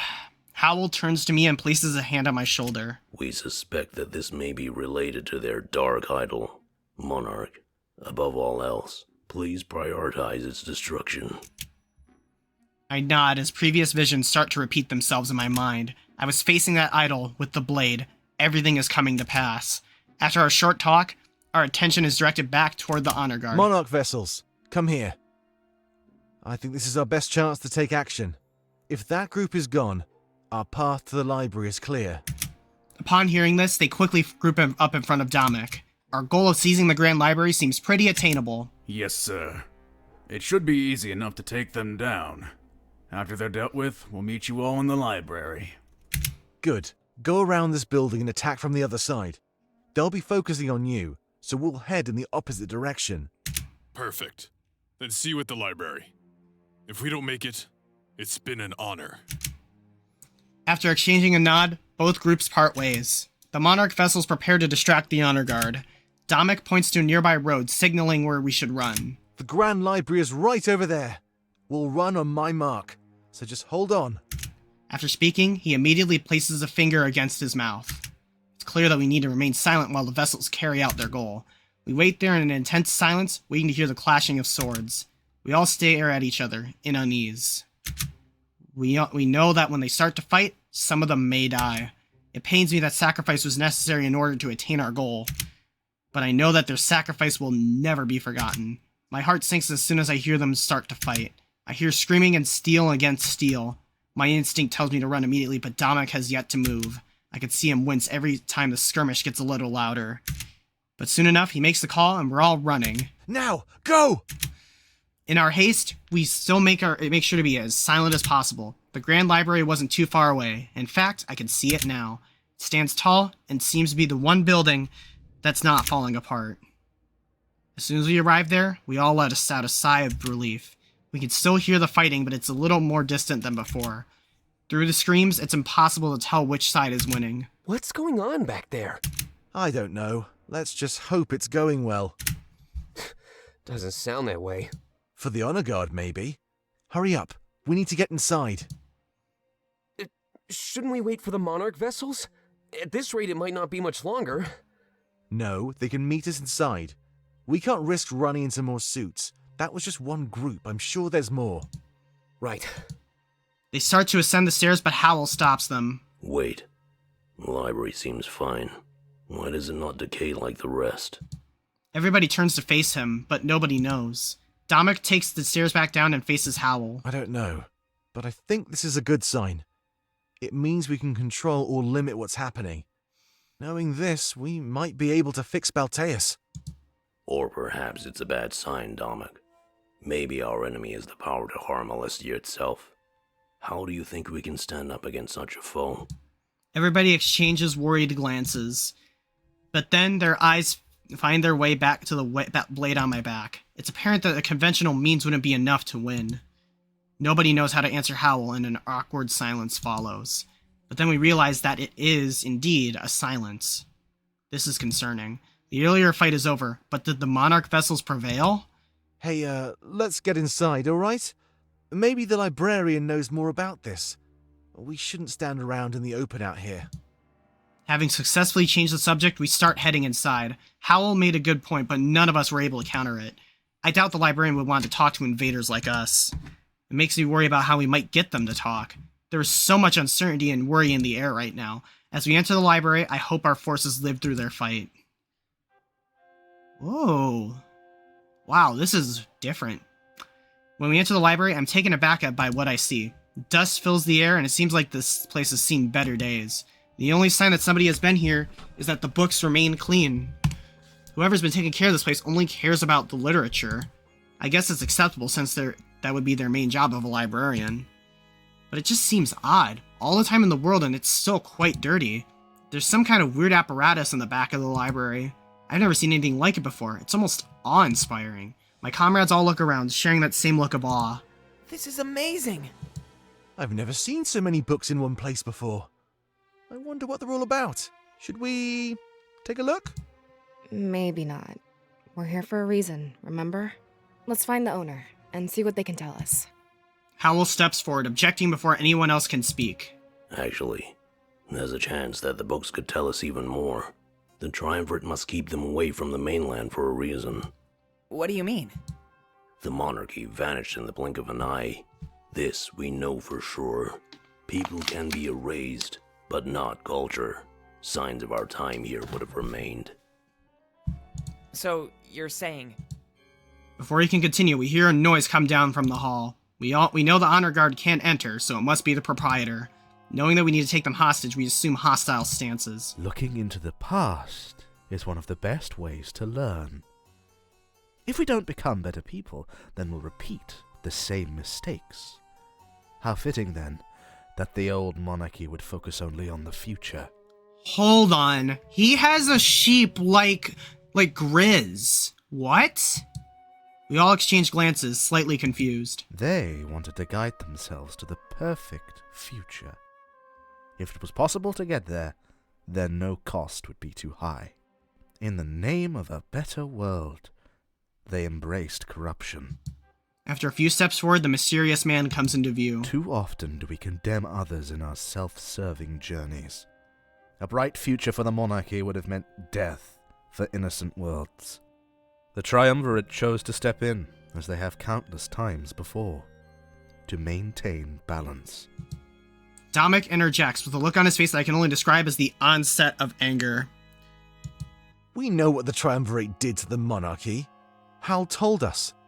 But like you said, mistakes are how we learn and grow. It's how we become better. If the option of failure is taken away from us, we can no longer call ourselves people. They can hide behind whatever reason they want, but they're wrong to control us. The ability to make these mistakes is our right, and I will not stand by while it's taken away. Corruption? Death? Nobody wants these, but without them, we might as well not exist at all. Everybody nods and cheers Domek on. The mystery man shrugs and keeps on walking forward.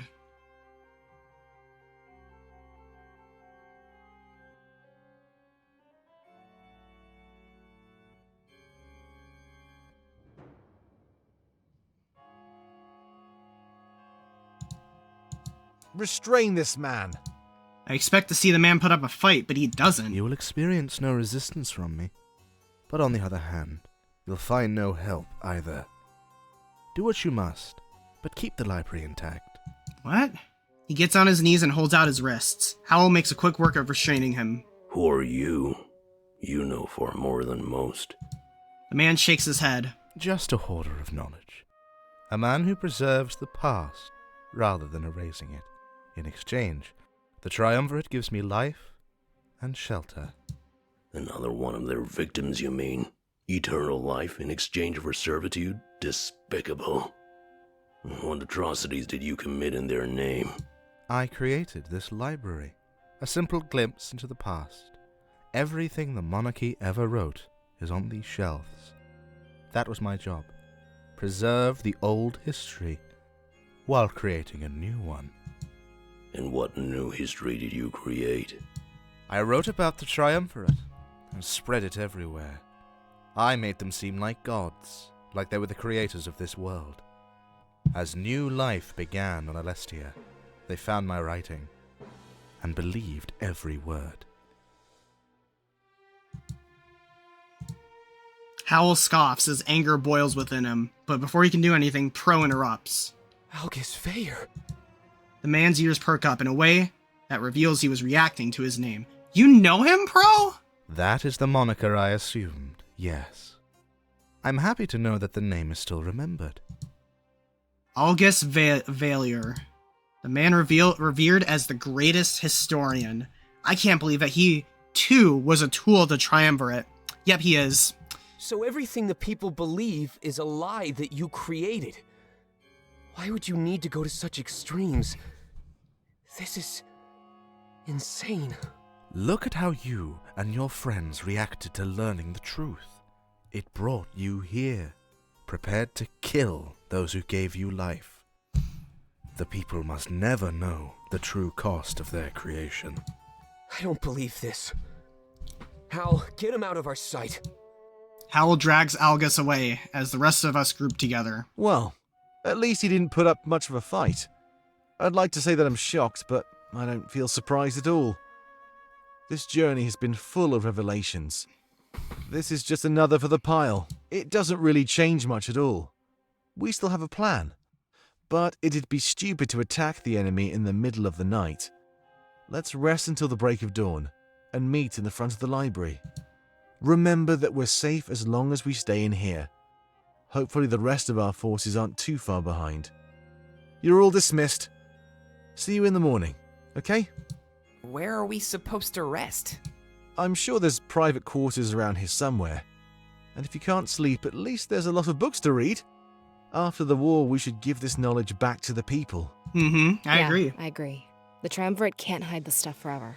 We finally have proof that nobody can deny. This is amazing. If we show them this, they'll accept our rule without question. Domek smiles, his spirits seemingly lifted. Yeah. Let's hope you're right. Have a good night, everybody. With that, we're all left on our own. People scatter about reading books and exploring the library. I decide to look for a private room so I can relax and gather my bearings.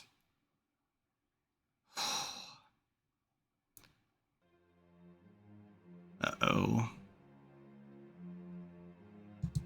Halen returns to the chambers of the Triumvirate. Noticing the absence of Shane, they're a bit confused. They don't assume the worst and ask Halen to brief them. Shane stayed behind to lead the naval attack. He plans to trim their forces as much as possible. Like you anticipated, they're arriving by sea. Good. Then things are going according to plan. We'll have you wait in the atrium for their arrival. This means that you'll be our last line of defense. I consider it an honor, but I have to say, I'm worried for Shane. His chances of survival are pretty slim out there. We spared him. He knew what he was signing up for. If he killed even one of the rebels, then he was successful. Focus on protecting this castle, Halen. That's more important. Yes, of course. I'll make sure no one passes the atrium. If they try, they'll fall as quickly as they enter.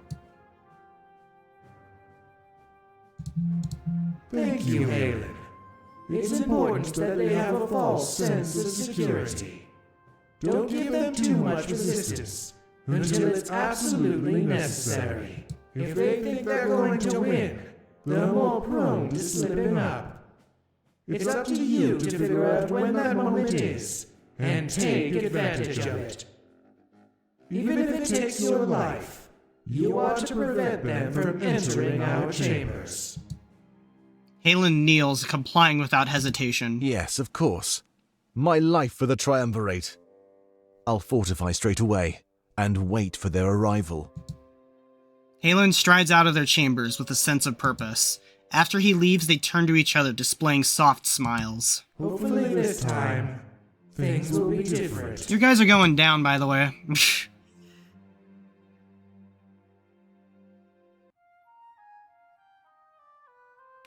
Oh, this is actually very nice. After finding a private room, I paced around it in circles. I've had nothing but bad luck when it came to getting rest. Ever since we left Museo, I've been too worried to fall asleep. I try reading books, but none of them are able to capture my interest. Pacing the room, I basically succumb to the anxiety assaulting my mind. However, and thankfully, a knock on my door soon returns me to lucidity. As soon as I open it, Dominic enters. He takes a deep breath, sounding both annoyed and relieved. I don't blame him. He's gone through so much in such a short time. We finally put the librarian to rest. He sure likes to talk a lot, and about nothing at all. Lots of answers in the form of riddles. Boring stuff. It's pretty interesting that he didn't resist, though. He said he won't help us, but he won't stop us either. His true allegiance is to history. That's what he kept saying. Doesn't make much sense since he faked so much history in the past. But no matter what happens next, he'll have a lot to write about. If we win, he'll record it. If we lose, then he'll record that too. I am so anxious right now. I guess his stance makes it more sense if you look at it that way. No matter what happens next, somebody would need to write about it. His main condition was that we don't harm the library. Pretty good terms, especially in exchange for a foothold. We may not have won yet, but we've seized Baltean soil. That's true. Nobody else has ever gotten this far. I can tell that we stand a chance at winning, and it feels amazing. But I have to ask, how do we know that this Algus can be trusted? We don't. But he can't do much if he's locked up. Any chance he had at intervening is long gone by now. He can try when we leave, but we'll be prepared to fight by then. I nod, thanking Dominic for the update on what's going on. Of course. I just wanted to make sure you were all right. It must be hard to sleep right now, given all the weight on your shoulders. The others aren't sleeping either. Maybe you should spend some time with them. Oh yeah, I should. He's right. If I can't sleep, then that's probably the next best idea. But I wonder if our bonds are strong enough to warrant some time together. This could be our last night alive, after all. They might be more protective of their time. I guess there's no harm in checking. I see him out of my room, with a new goal in mind. Turning back to face the vast emptiness of this private room, I wonder who I could invite over. This would be a good night to make some final memories, just in case the worst comes to pass. You can spend some final one-on-one time with every loyal comrade. Click the arrow in the top right corner when you're ready to proceed with the story. Note that doing so will begin the final battle and lead to the ending of the game. This is it. Alright. Let's talk with Sophie first. There's a knock on my door, more urgent sounding than I anticipated. It couldn't possibly be time to launch the attack. It must be something else. As soon as I open it, Sophie steps into the room, a look of anxiety on his face. Sorry. I just needed to get away from that atrium, Monarch. Everybody keeps telling me what to do, and it's getting on my nerves. I have no problem helping out your cause, but it's my choice to do so. I followed enough orders while I was under the Triumvirate's control. Joining you and your army, I thought I'd finally be a free man. I mean, I guess I am. Ignore me. I'm just complaining. He shrugs and starts wandering around the room. I tell him that it's okay and he shouldn't have to follow orders here. I give him free rein to do whatever he sees as the most useful. You know, that's why I like you. You're the only person who lets me do what I want. Everybody else keeps me at arm's length, commanding me. After all I've been through, I think I want to be the commander. I always thought I've been meant for more than what I was given. When I met you, and you accepted my offer, I knew I was right. At first, I only planned to help you until we took down Halen. But we've grown so close, and your comrades are so accepting. I've never felt such a sense of belonging. A sense, perhaps, of family. Aww. With a smile, he takes a book from the shelf and opens it up. You know, I've been reading about the monarchy. They seem to be more similar to the Triumvirate than we thought. The Triumvirate demands perfection. The monarchy sought the perfect future. And it seems like neither group cared about what costs they paid. But it's impossible to pinpoint the moment the monarchy was imprisoned. Many of these books are dated with a system I'm unable to decipher. So how advanced was the monarchy when the Triumvirate took action? Were they silencing a real threat? Or perhaps a potential threat? One is more acceptable than the other, but neither are just. I find myself wondering what would happen if someone opposed the monarchy. What if somebody got in the way of them and their perfect future? Would they be killed, just like enemies of the Triumvirate? I don't think so. And furthermore, how did they possess foresight to begin with? You inherited it from them, but where did they get it from? Sorry for rambling. There's just so many questions. It might be best to just forget the monarchy ever existed. Start over, from scratch, under the banner of the rebellion. Why reclaim a world for someone who would be your enemy? The Triumvirate controls us in an attempt to keep everything pure. The monarchy, too, controlled their subjects, just for a different reason. We want to live free, right? Free to do what we want and live how we want. I nod. Why settle for the lesser of two evils? Forget the Triumvirate. Forget the monarchy. Carve your own path. Follow none, tread by others. I shake my head, unsure of how to react. This world didn't belong to the Triumvirate, but not to us either. We were simply their creation, given free will by the monarchy. This seems to have been a conquest meant to reclaim their world. They may not be alive to see it happen, but we should rule it like they did. I have the blade too, and I was from Valinor. I always looked toward the future. All of those things considered, I was uniquely qualified to rule in their stead. I couldn't just use everything they gave me and then throw away their ideals. You don't understand. I do understand, though. He throws the book aside and pins me back against the wall. Uh-oh. I stand strong, meeting his gaze, almost as if issuing a direct challenge. His grip is strong and I can tell he's really passionate about this subject. If you let them control your actions, then you'll never truly be free. No matter who you align with, you'll inherit ideals that harm, like poison. You need to look to the past, not the future. Avoid the mistakes they made. That's what I did, and look where it brought me. Standing before you, able to think of little else. I just don't want to see you fall. You're better. I am better. Better than the Triumvirate. Better than the monarchy. You're the only person that's ever treated me like I mattered. I'm not a slave to you. I'm not just some means to an end. He still has me pinned against the wall and I feel him tremble. A few moments later he lets go of me, but I pull him back in. He looks away from me and I feel his breath against my neck. I kept telling myself that you weren't giving me any special treatment. I wanted to believe that you'd extend the same courtesies to anybody. But then, you got me those writing utensils, and I became so confused. I can feel rage well up with him as he speaks. Without warning, he punches the wall beside me with a loud grunt. However, one of his hands still rests gently at my side. He's conflicted. I hate that I can't stop thinking about you. I hate that I care more about your future than my own. He strikes the wall once more and then looks me dead in the eyes. His second hand returns to my side and he pins me against the wall again. I hate you.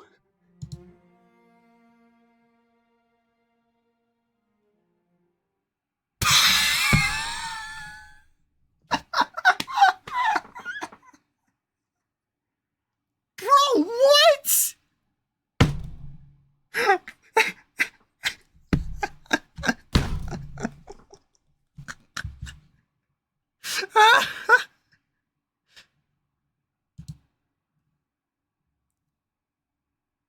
He hates us. He said he hates me, and then bro kissed me. What? How?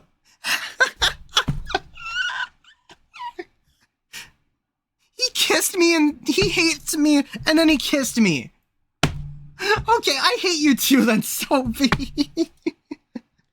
And that's apparently the romantic subplot? Okay, if that's how things play out. Bro is uncool with this? No. I think he hates me, but loves me at the same time. Because again, as he said, he's conflicted. Gay. Yeah, Sophie's gay, confirmed. Okay. I rest my hands on his sides and then quickly turn the tables. Spinning both of us around, I press them against the wall as we continue to kiss. Oh my gosh, now I think I actually regret not choosing the moment where I went out to eat with Dominic and Alarenthia. We're gonna have to do that next time, so I'm guessing this is where the romantic and subplots end. Oh boy, and that means this means the final scene with my bunny boy is gonna be something to remember. As we take it further, Sylvia emits noises that enforces confusion and anger. We move to different surfaces, the table, and then the bed as we continue. It felt as natural as it did abrupt, but this is how we spend the rest of our time together. I didn't think buying him the gift would do that, but okay.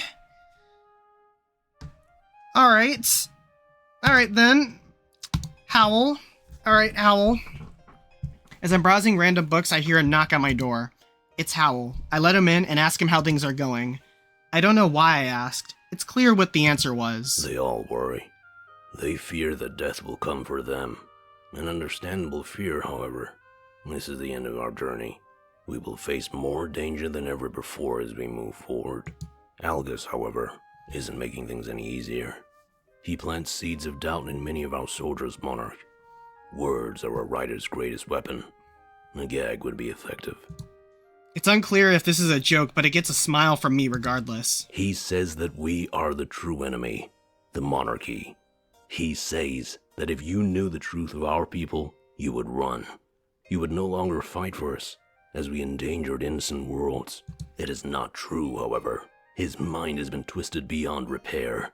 But many soldiers are starting to doubt. What if he is telling the truth? Could they save their lives by switching sides in the final moments? That is unacceptable. We couldn't afford any turncoats. The monarchy made mistakes, as any group of people do. Like Dominic said, mistakes are how we learn and grow.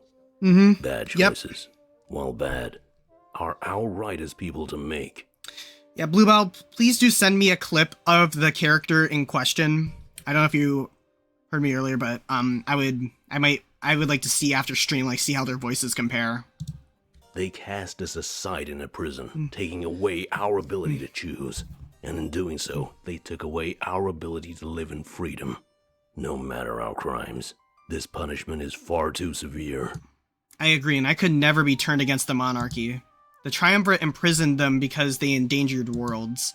A hypocritical thing to say, but as they hurt Alessia at the very same time. But, we must say, It was a battle that we lost fair and square. We were so focused on our own future that we lost sight of everyone else's. It doesn't surprise us that our perfect future came at the expense of others. If it leads to happiness in the end, how can you decide what cost is too high? This is the line that all tyrants seem to walk in the early days of their rule. Many have fallen to the wrong side, Monarch. We trust that you will not. I nod. I don't see myself stooping to the level of the enemy anytime soon. We know that Domic wishes to gift all this knowledge to the people. These books capture almost the entire history of the monarchy. This may not be a good idea. They may read of our mistakes. And those mistakes may just inspire future insurrections. We think it may be best to destroy the monarchy entirely, burn these books, and remove the spirits from this body. Yeah, I meant in Discord, on Discord, Bluebell, but okay. yeah, chat, if you're interested in what Bluebell is talking about, he posted a link to a clip of the character he was talking about. Wait, what? That was certainly extreme, and I'm not going to be burning these books. They're history. History can never be erased, no matter what. These books shouldn't exist at all, Monarch. We don't know why the Triumvirate keeps them lying around. If our oppression was their goal, then they should have destroyed them. Yeah, I agree, Sakura. Right now, they exist as a testament to our imprisonment. As long as they remain intact, they will be only a harmful memory. They should be destroyed. Allow my people and our history to rest. No. This is all coming out of nowhere, but it makes sense. He is the monarchy embodied. This must be a horrific sight for him. His entire culture stolen, imprisoned just like him and his people. This is why we ask that you look toward the future, Monarch. Do not concern yourself with who we were, or what we were like. Order this library to be destroyed. Live life on your own terms. No. I don't know what to say, so I just stare at him in silence. This started back during our journey into Eastcrown. This body could not survive the cold. The spirits inside helped, but in doing so, they died. We are weaker than we were back then. Weaker, but more in tune with everything around us. Almost like a weight was lifted from our shoulders. We would like you to lift this weight even further. Please, use that blade. Absorb the souls inside of us. Leave one behind. And let us feel what it is like to be alive. After the weight is gone from our shoulders, lift it from the world. No, we're leaving you as you are, Howl. You're important. You're too valuable. He looks around the room to the various books scattered about. Exactly, you learn from her history, not run from it. And destroy the books. Only then will the monarchy be truly removed from history, as our mind will be better for it. So too will the world itself. I don't know how to respond to what he's asking of me. He wants me to commit mass genocide against the monarchy? No! Genocide? No, we're not here to do that. This is all happening so fast, I'm unsure of how I should respond. You would not be killing us. We have long since been dead. It would be an act of mercy upon a group of oppressed people. We can no longer live. The Triumvirate stole that right from us. You guys can start a new life! But if you can take our spirits and use it to power the blade, maybe it will give you the edge you need to win this yourselves. We may have lost, but that doesn't mean you need to, as well. Nope. These spirits may linger, and the books may remain, but the truth of it is, we're dead. We need to be buried. Our very existence is born from a denial of that death. If you leave one soul, we will use this body to fight for you. We may fall in combat, but nothing of value would be lost. We cannot help our own people, so we must help yours. You are valuable, Howl. You are an individual. I knew that eventually we'd have to tackle the nature of his existence, but I didn't expect to be confronted with it on the eve of the final battle. He wants to accept defeat, have the souls removed, and the books destroyed. If I did that, there'd be no physical remains of the monarchy. If I had spirits inside of me, but I was still my own person. And able to live free. We're talking about the extinction of an entire group of people. I don't know. We understand if this is too much to ask, Monarch, but we think this is the right course of action for everybody. Don't be scared to hurt us. You cannot harm what is already dead. I don't think the monarchy is dead. The spirits would be more useful in the blade than this body. But like we said, one can remain to aid you in fighting. What do you say, Monarch? What will you do?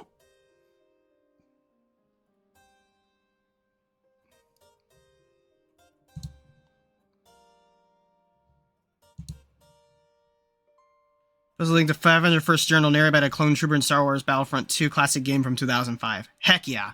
I think it's clear what we're gonna do here. We're leaving Howl.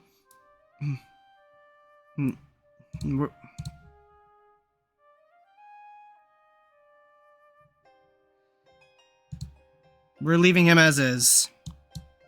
I couldn't do it. I couldn't be responsible for their extinction. Even if they were already dead, I couldn't be the one to end it. I let him know that fact, and I could tell he's immediately upset. Very well, Monarch. It is a mistake. Well, I haven't but seen it this. is your mistake to make. After all, you still live, free to make your own choices. With a stern look on his face, he storms out of the room. I can tell that I let him down, but I think I made the right choice. As I turn back to face the room, I keep telling myself that fact. Yeah, Howl is one of the more complicated characters. He's not one of my favorites. I think he's cool, but that man confuses me sometimes. He's very, confusing.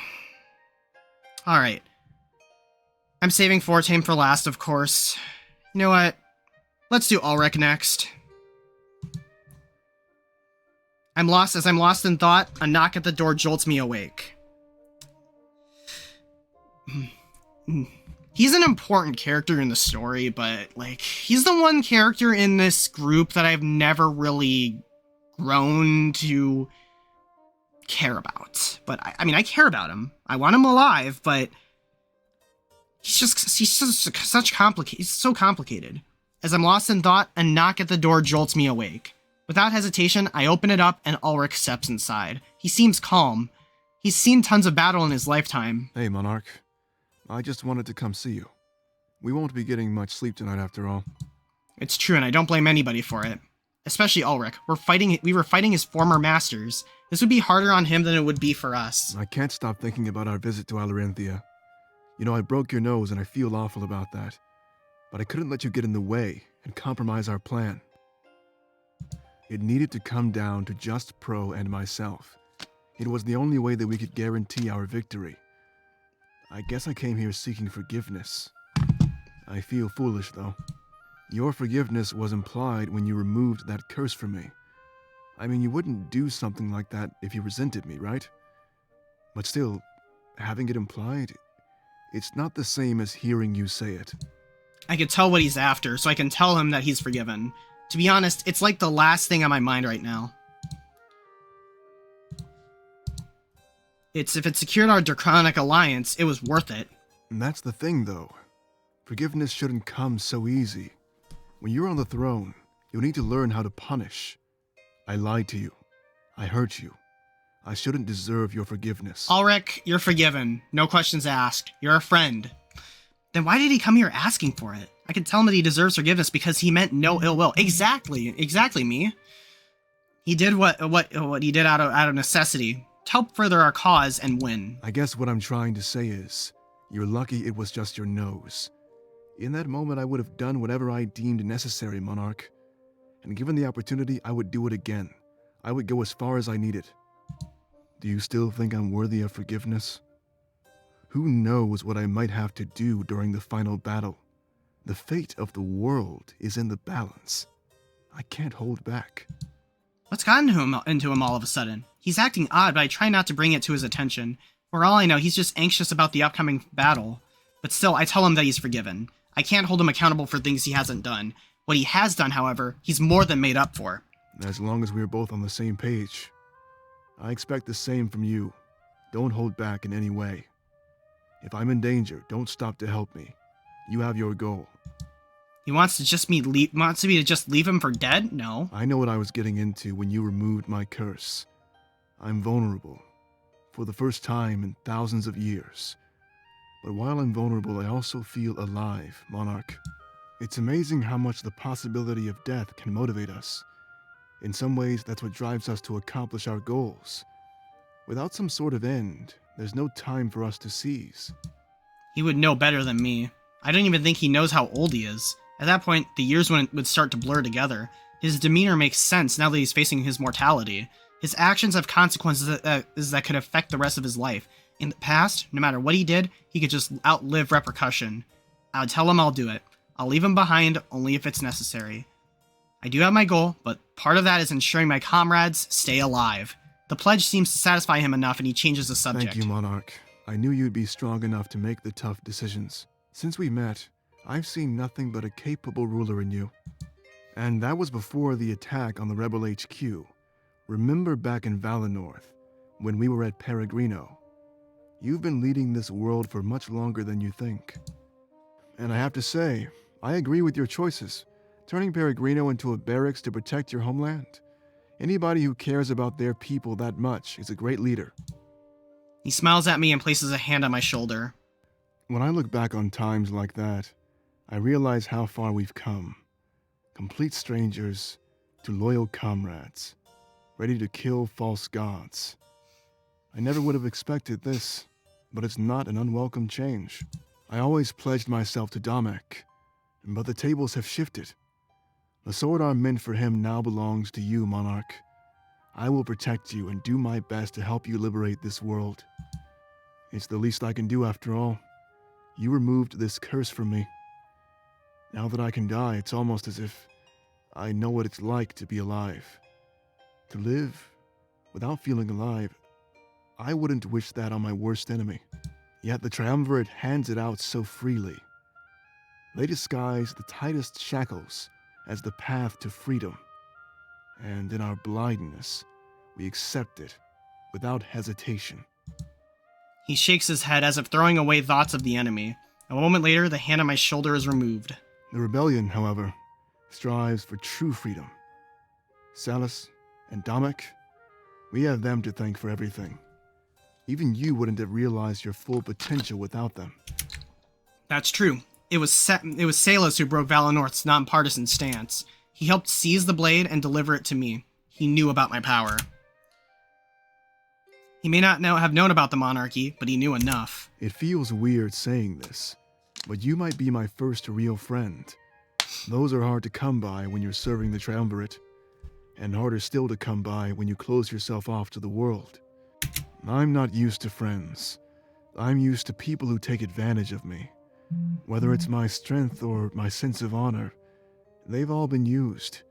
When people learn who you are, they might try and use you too, Monarch. But when it comes to you, I know that my strength and honor aren't misguided. You can trust me to have your back in the final battle and beyond. I promise. For once, I found a cause I'd be happy to both live and die for. He smiles, a real, genuine smile. Let's continue this after the battle, all right? Unfinished business is just one more reason to survive. In times like these, we need as many of those as we can get. I nod and see him out of my room. He seems a bit different, but I don't blame him. Anybody would change when given the ability to die. I'm just thankful he's staying optimistic about it. It makes me realize that he really wanted it. It wasn't a hasty decision. And with that optimism, I know he'd survive and live a long, happy life. Alright, Pro, your turn. I invite Pro over to my room and spend some final time together. He has the dangerous task of infiltrating the Triumvirate's castle. There's no telling what would happen, and I can tell that he's scared. So, I guess this is it, huh? You know, I always thought that I'd be ready, but now that we're here, I feel such apprehension. I know the layout of their castle based on past reconnaissance, but when we stole the Blade of Exodus, they weren't expecting us. They know we're here now. For us, this will be a purely uphill battle. He's right. We can no longer use the element of surprise! Shout out to Mikey O'Shea. And we had our strength and our smarts, but would it be enough? Look at me, freaking out.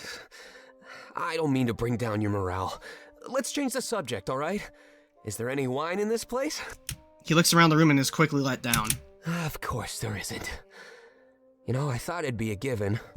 August is all alone, with nothing but his books and imagination. If there's any type of person who'd live off of wine, it'd be him. It's a lonely life being a writer. It really is. You pour so much emotion into it that you almost run out. Everyone thinks you're giving them the cold shoulder, but you're not. Writing is art. Nobody questions the secluded painter, you know? But the second you close yourself off to write, you're troubled. So many people see it as a joke of a career choice. I almost let that get me down when I was younger. They told me that a writer could never make a decent living. I could have easily given up. But instead, I created a legacy. He lets out a loud sigh. And that's what scares me. Even when I give up the swindling life, that won't be enough. Everyone will remember me for who I was, not who I am. Oh, Pro. And let's be honest, I'm not one of the good guys. You are. I stole secrets, sold them, and ruined people's lives. Look what I did to the rebellion. That's unforgivable. You're forgiven. He looks away from me and shakes his head. I think I might die during the attack, Monarch. There's no place for me in your new peaceful world. Yes, there is. Even if I change, the harm I did will always haunt me. He turns away and I see him tremble a little in fright. I want to help you make this world a better place, Monarch. But you don't understand how many people I've wronged in the past. If they seek revenge, they might just target you and all of my friends. And I don't want anybody to get hurt because I was a bad person. I could turn a new leaf, sure, but that doesn't mean my enemies will. If I stay by your side, you and all of our friends will always be targets. I put a hand on his shoulder and help him turn around. So what if his enemies tried to give us heck? We could handle it. If the rules of this world can't take us down, how could anyone else? You're right. We're all one big family, in this together until the end. I just fear that the end is closer than we think. I don't know what I'd do if I lost any of you during the final battle. I lost my family once. How can I expect to handle that again? I tell him not to worry and that everything would be fine. We have a solid battle plan and I have the Blade of Exodus. There wasn't anything we could do to stand a better chance at winning. I guess that's true. Sorry. I was just freaking out. That seems to be a running theme out there in the atrium. It's impossible to look death in the face and have no regrets. But if you want me to help you rule after this war, I will. Anything you need, I'll always be there to serve you, Monarch. Hopefully, I can earn a pardon for all the laws I've broken in the past. That would be easy. He's already done a lot to help us. He was responsible for our Alorinthian alliance, hands down. He's done his best to atone, and in my opinion, he's succeeded. So I pardon him right here and now. On the dawn of our final battle, he'd become a new man. No longer a swindler, but a trusted servant of the new monarchy. Monarch? He looks shocked, almost in disbelief. Rather than question it, he nods, smiling. Thank you. You're welcome, buddy. I sent him off, but not before telling him one important fact. And any enemy of him is an enemy of the monarchy and will be dealt with. He thanks me yet again and leaves with a resolve stronger than ever before. Oh boy. Alright. Domik. Here we go, Domik. I need your comforting accent right now, Domik, like more than ever. I invite Domik over to my private room and he looks around astonished. Even though he's seen it before, he acts as if it's the first time. I don't blame him. This room surely is a sight to behold. What a sight, Monarch. I assume this is where Algis would normally sleep. But he's not going anywhere in his current state. I talked to him for a while and he seems unstable. Years of serving the Triumvirate will do that to you, I guess. Even after I told him what Hal was, he still lives in ignorance. Well, maybe ignorance isn't the right word. He knows what the Triumvirate is and still chooses to serve them. You know, I wonder how the people will react when they find out. Algus knows and chose not to rebel, or fight back. Maybe our victory here will be just the start of another battle. Not literally, of course, but we'll fight to show everyone the truth. He shifts, almost like he's feeling a bit uncomfortable. I have to ask you something, though. If the people don't respect your rule, what will you do? Will you work hard to earn it? Or will you demand it through fear? I'd work hard and earn it the right way. This is literally what any person in any form of governmental power should do. Earn it the right way. Be a pure leader. And that's exactly what I will be. Good. That's what I like to hear. We can't resort to methods used by our enemy. If we did that, then nothing would change in the end. Just don't go down in history as a pushover. Even the best ruler needs to put their foot down, you know. Trying to give everybody what they want would just drive you mad. That's true, though. He shrugs, realizing it's probably a good idea to change the subject. We need to secure victory before deciding what we do with it. It's clear that he wants to avoid talking about the upcoming battle. It just makes me wonder who the Triumvirate really is. They aren't gods. I doubt they made the Blade of Exodus. There's a chance that they're just like us, using power to achieve their goals. And they say that power corrupts. You've heard that, right? What if they were just like us in the past? What'll happen next? Will we just go on to become tyrants that the people despise? I shake my head. We wouldn't stoop so low. Nobody starts their journey at the peak power, Monarch. The Triumvirate wasn't born into this role. They fought for it. It's even likely they took down foes of their own too. But what foe would that be? And what was their goal? What I'm trying to say is, I think the blade should be destroyed. Once we achieve our goal, we have no use for it anymore, right? No, we're not destroying it. If you keep it, you risk relying on its power. And I don't want to see what that does to you, Monarch. Not if it's even anything close to what it's done to our enemies. I don't see any reason to keep it around after the war is over. So tell me, if you get the chance to destroy it, will you?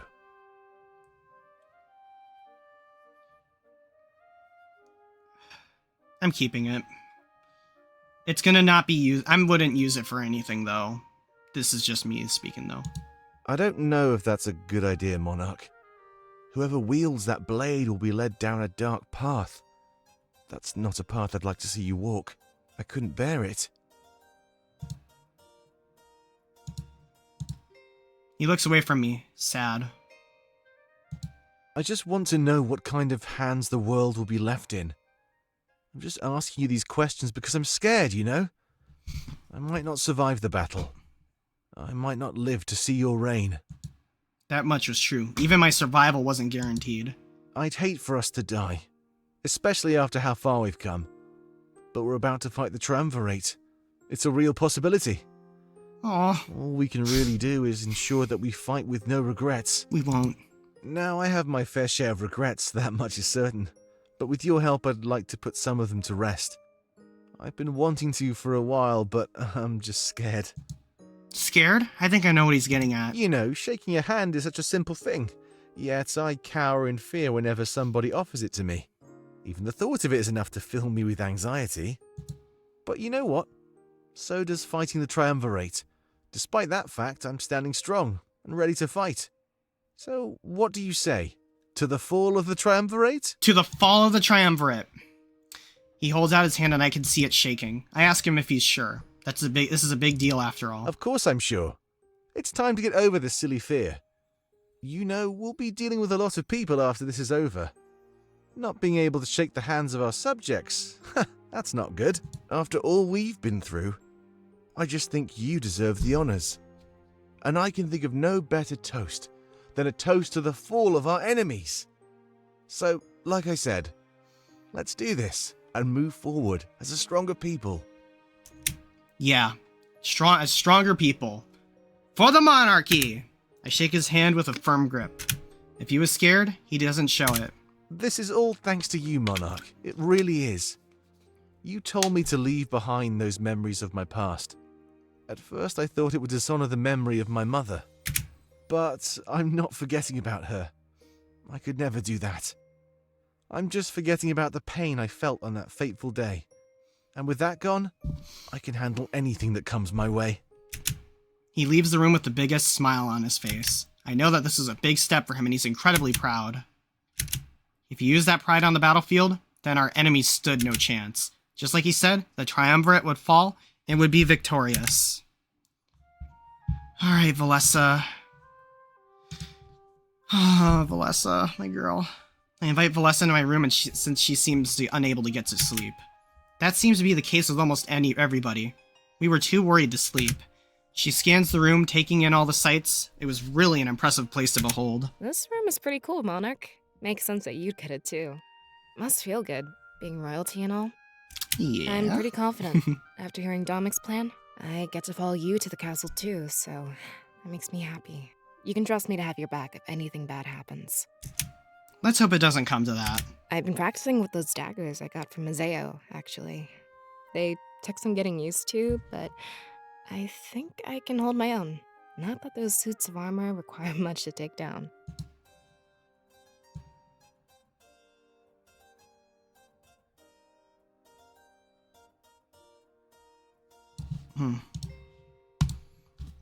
It's true, they were pretty weak.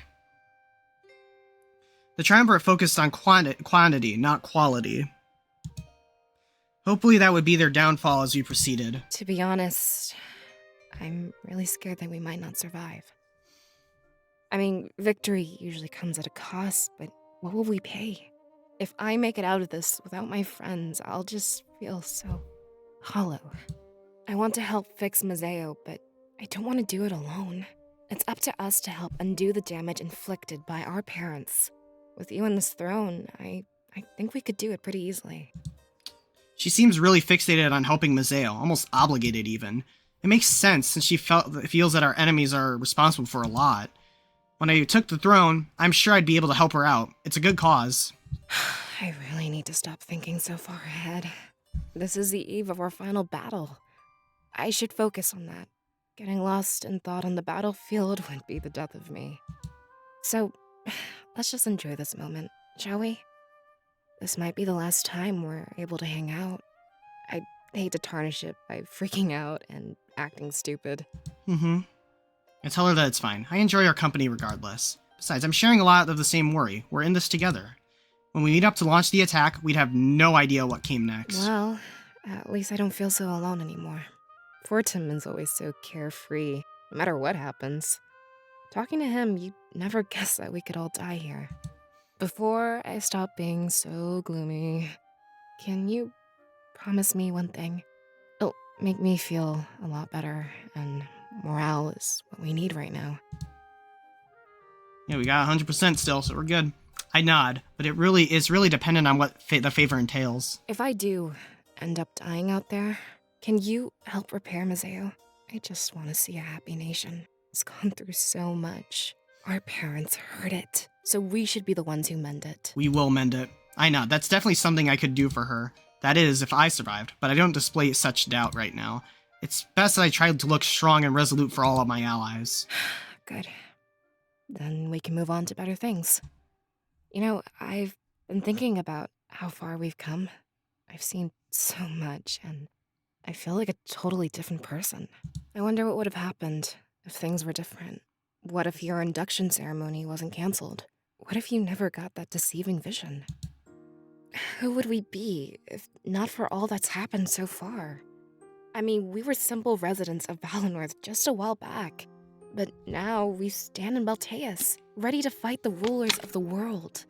I wouldn't believe it if I didn't see it unfold right in front of me. But, you know, I'm not sure which version of myself I'd rather be. It's not an easy thing, knowing how twisted the world truly is. That's a tough call. I don't know which version of myself I'd rather be, either. It makes me think back on where I started and where I am right now. Putting the whole journey into the perspective, I realize how I've changed. Obviously, we can't go back and change anything, but it's just weird to think about. And it was all out of our control. Let's hope that after this, we can take things in the direction we want. We will. The people will be free to live as they please. They'll never have to lose their homes or comply with tyrants.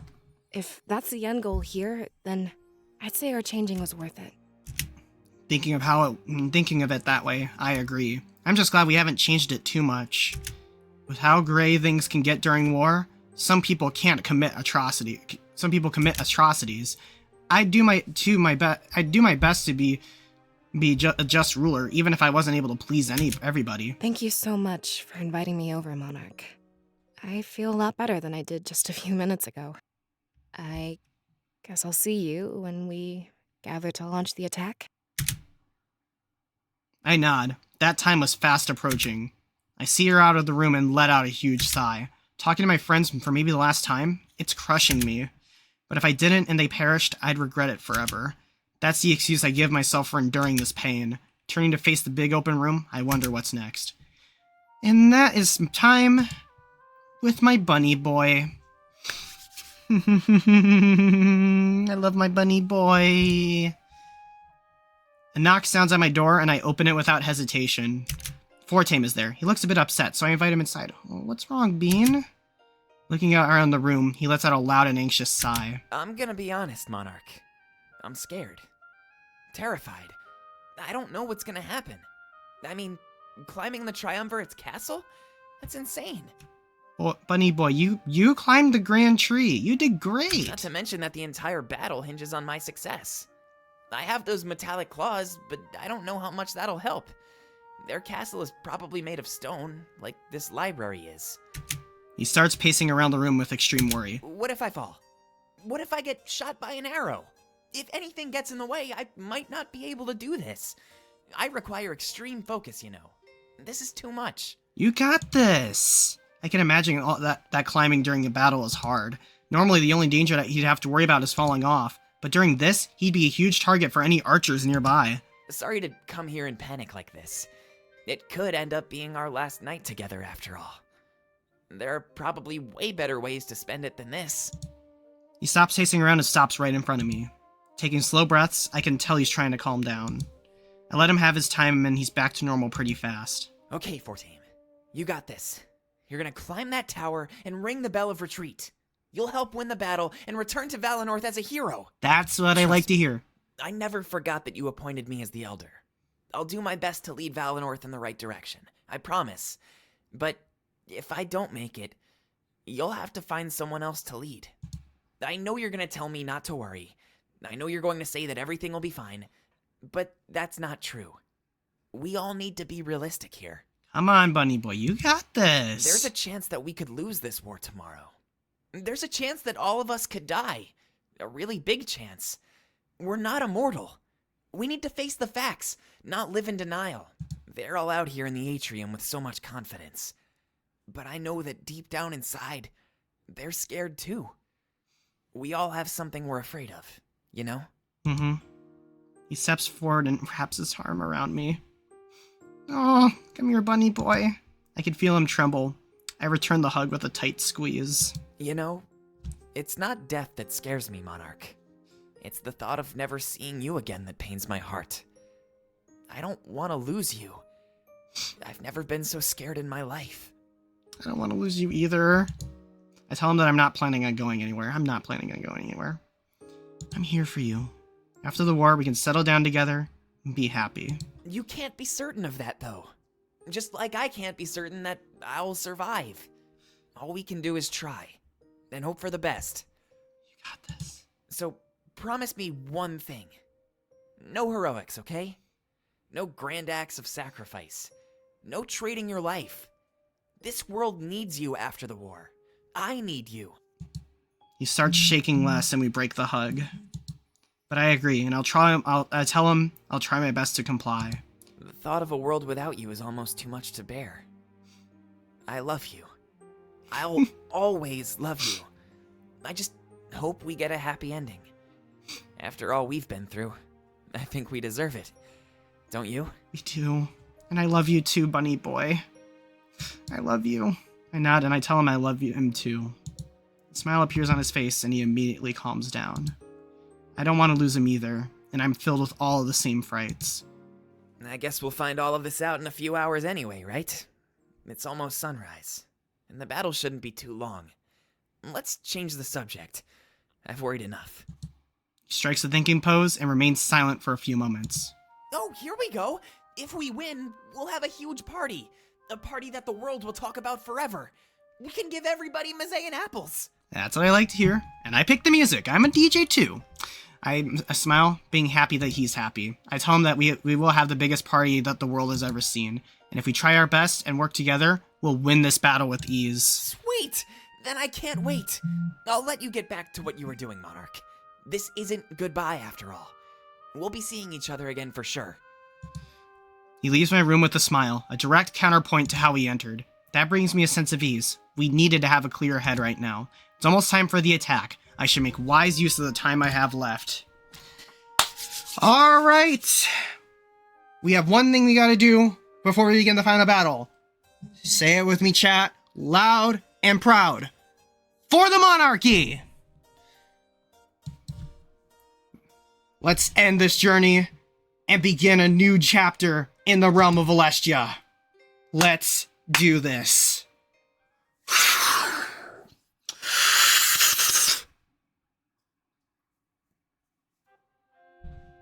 I descend the stairs of the Grand Library, the crisp Baltean air assaulting me. I shiver and stand in disbelief at how uninviting this city seems to be. This is where I sit in the throne. We'd need to change a lot. Looking around the area, it appears that everybody is here. I try and take a head count just to make that correct. I'll be... If it's about the promises to keep stream, I've already technically announced it. I'm going to be making the official announcement soon. This is the final attack. We needed all of our might. I see Domek shaking hands with the Monarch vessels. For the Republic! I mean, the Monarchy. Yes! Good. They helped us secure victory and survived. They would be a valuable asset in holding the town square. It was nice to see their full potential finally realized. With their incredible resilience, they outsmarted an enemy horde. It was in this exact moment that I knew I made the right choice. When I made it get to the bottom of the stairs, Domek waves me over. Our forces run around, seemingly taking on an infinite number of tasks. Everybody is doing something. It made everybody seem more final. I could tell that this is the last time I'd see a lot of these people. There was no way we'd make it through this without any casualties. Trying to tune out the final preparations, I make my way to Domek. Good to see you, Monarch. I'm afraid there isn't much time to talk. We can't deny it. The attack has begun. The Honor Guard should realize that we're here momentarily. After that, this area and the town square will be a war zone. Anybody who has an objective elsewhere should be leaving. Just as he says that, Pro walks by. Domek calls out his name and he quickly runs over. That's right, he was tasked with causing a distraction in the castle. Hey, Domek, I was just about to leave. With Grizz too, I presume? Yes, of course. You know me. I'd never forget anything. You're in for the distraction of a lifetime, Monarch. He smirks at me, a confident smirk. If he followed me through, then I'd find no resistance. It should be smooth sailing when we get to the castle. Hey, Pro. Before you go... He holds out his hand and it trembles softly. It's been an honor serving with you. I hope I see you again after this is over. I hope... He shakes Domek's hand with a firm grip. Trust me, the pleasure has been all mine. And I don't plan on dying. Too much writing to do. Handshake is broken and they give us each other uneasy smiles. The kind of smile that acknowledges they may never see each other again. And soon after that, Pro is on his way, off to face his fate directly, unafraid. I guess you should get going too, Monarch. Don't worry, I have more protection than I'll ever need. Our rebel forces, the Monarch vessels, and the Draconic army. No matter what they throw at us, we'll be able to handle it. The true deciding factor in all of this is you and that blade. Be careful. Rely on your comrades, and you'll win this for sure. I better hear your accent again after this is over. Because your accent comforts me, Domek. He places a hand on my shoulder. I know you can do this. Now, we just need to cause a distraction. All those suits should be focusing on me. If all goes as planned, you should find minimal resistance. Save your strength for the triumvirate. I think you'll need it. Anyway, don't worry about me. I'll have Hal by my side. He looks around, confusion worn on his face. Speaking of which, where is he? He should have been out here ages ago. Before I can even respond, I hear a loud cracking noise. Turning to see the source, I see the door to the library smashed open. Algus is shoved through, landing face first on the stone, still tied up. Smoke billows out of the open door as Howl exits the library. Algus struggles on the ground, squirming like some sort of insect. A blaze as bright as the sun itself makes Howl look like a silhouette. Are you serious, Howl? Howl, what are you doing? Upon hearing Dominic, he steps forward and grips Algus by the hair. Raising him to his knees, he looks down in horror at our massive army. It almost was as if, in that moment, he knew he was on the wrong side. We've come here to destroy the Triumvirate and all that they stand for. Don't tell us you're backing down now that the moment is upon us. We all stare in awe as Howl pulls out a dagger holding in his free hand. Howl, what are you doing? The smoke and the bright illumination reveal to us one frightening fact. Howl had torched the inside, burning the books and his culture.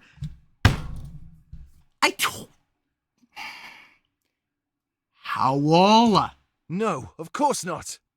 I would never give up when we're so close. Come down here, Howl. Explain yourself. Howl shakes his head, disobeying Dominic's order. Running the dagger along Algus's throat, he then kicks him down the stairs. A trail of blood follows him all the way down, steaming against the cold snow. Howl, you are going to jail the moment I get into rule for this. I thought we trusted each other. The monarchy is dead, Dominic. Do not cling to memories like us. He slowly descends the stairs, the crimson dagger dripping blood. As the flames shoot out the front door, Howl's face is finally lit up. It appears devoid of all feeling, even after what he had done. Howl, stand down. Dominic immediately draws his sword, holding it toward Howl. Stand down? All we've done is carry out our orders. Kill the Triumvirate and their supporters, correct? As their servant, Algus deserves the same fate. He could change. Dominic's arms trembles, realizing Howl was right. And we needed a beacon to lure the honor guard to the square. A beacon that no matter how hard they try, they cannot put out. Burning the library made sense. They are not permitted inside. Do not mourn for what has already been lost, Dominic. The honor guard will be here in just a few moments.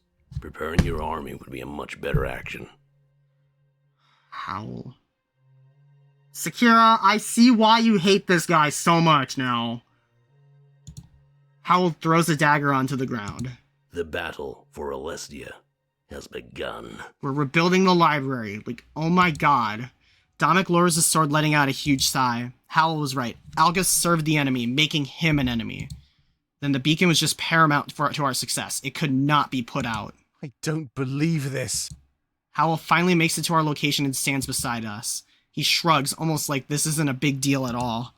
Drastic measures must be taken in order to ensure our victory. The righting of a long-dead culture is a small price to pay. You should be on your way, Monarch. The time is now. He's right. I had to make my way to the castle. If I use the mountain pass, I should find little resistance. Every suit of armor would soon be on their way to the library. Do not forget Sovi, either. He volunteered to accompany your group. Make use of the knowledge he has on Voltius. I nod. This was happening so fast, but I could waste no time. We knew this was coming. We knew we'd have to take action. I start to walk away, but Dominic calls out to me a moment later. Hey, be careful, okay? I want to see you there when we regroup in the atrium. If all goes as planned, you'll be seeing me there too. I smile and nod. That would have to suffice as a goodbye. After I gather up Valessa, Ulrich, Fortame, and Sovi, we head out.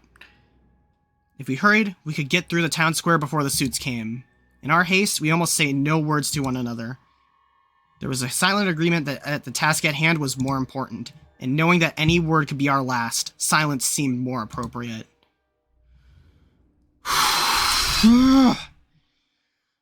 I'm scared.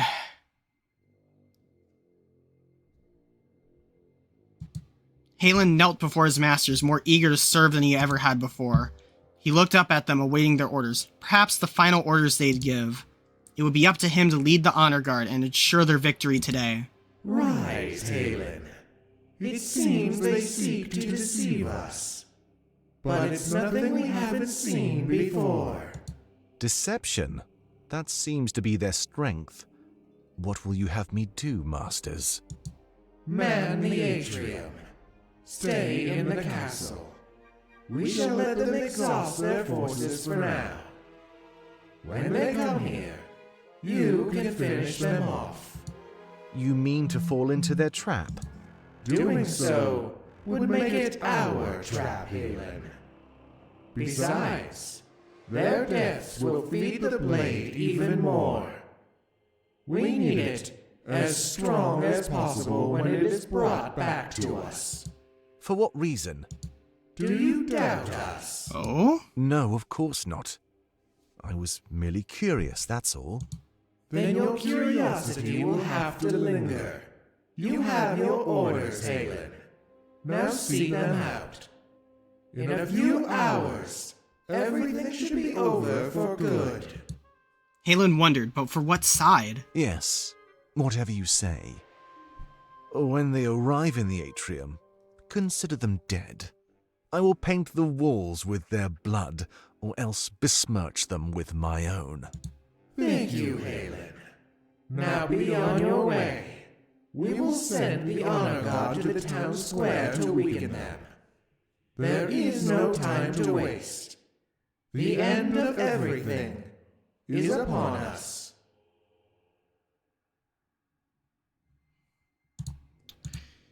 Without a word, Halen is off on his way. In this moment, he truly became the Grand Inquisitor. Last line of defense between the Triumvirate and a weak insurrection. The end.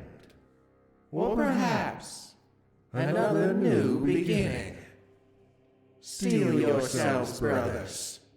You know what's coming. They all look at each other and nod. For the first time in ages, doubt fills their chambers. Thankfully, nobody was there to witness such a fault. Oh boy, oh boy, oh boy.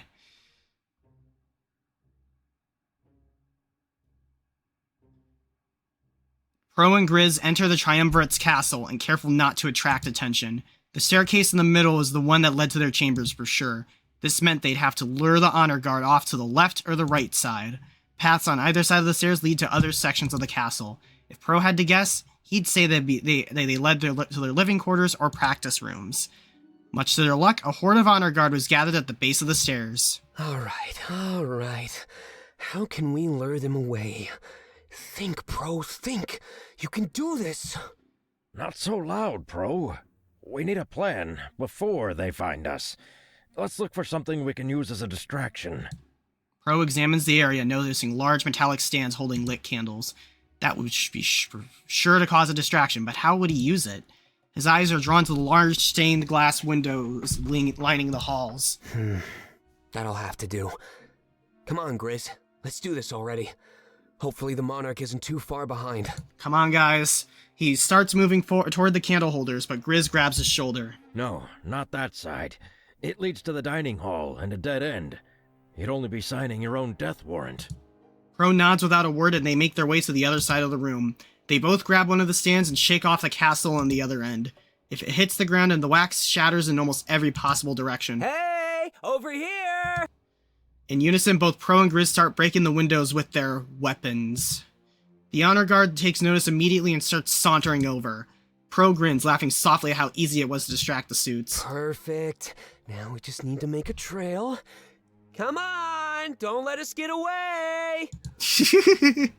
They run down the hallway, shattering window after window. A trail of broken glass is left behind for the suits to follow after. However, they move slow on purpose, keeping an eye on the horde.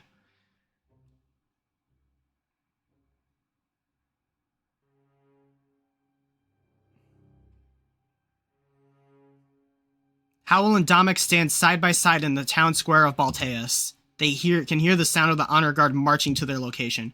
Echoes of steel grating against the steel assault their ears as they wait. How many do you think there are? Not enough. Well, at least you're confident. Domek brushes off some ash off his shoulder. Remnants of the books in the library filled the air. From behind, one of their allies steps forward. They're almost here. I can tell. Be on your guard. I'll have my men protect you. Yes, of course, I appreciate it. I'll be watching their backs as well. Now all three of them were standing side by side. The footsteps of the honor guard got louder and louder. They stepped in unison, sounding like a heart beat too fast. Reminds me of those drums in the Colosseum. Every time they played, I knew that death would follow. Let's hope that it does, but not for any of us. If we are in danger, do not come to our aid, especially if it would endanger the lives of others. Remember, by all accounts, we are already dead. Vivian shakes his head. No matter what you say, you're an ally. And believe it or not, I prefer to keep those alive. As long as you breathe, you're living and of use. As they talk, the first of the honor guard comes into view. One stood in front of the rest, as if assigning themselves to the role of leader. It was odd, they all thought, that such mindless suits had a sense of hierarchy. However, there was no time to think about such trivial things. Mere moments later, the rest of the suits gathered behind their leader. On the other side of the town square, it seemed like thousands had arrived. It appears that we may be outnumbered. But remember, those things aren't known for their smarts. Each one of us could easily take down 100 or more. Let's hope that you're correct. Dominic gulps and draws his sword. Everybody behind him does the same, and the sound fills the town square. Even from the opposing side, all they can hear is the unsheathing of blades. When everybody is armed, nothing happens. They stand on opposite sides, both forces staring at each other. Dominic looks left and right to his allies before speaking out. It appears they want us to make the first move. Probably so they can counter. That makes it easier. Just anticipate it, and come up with a counter of your own. Even after his instruction, nobody makes a move. The ash in the air thickens, the remnants of the monarchy showering over them. Dominic takes a few steps forward and holds the sword up in the air. We fight to liberate those stuck under the Triumvirate's thumb, in the name of all those who have fallen, and all those who will come. A new future will dawn here today, one of happiness and peace for all. The soldiers cheer, holding up their swords in the air as well.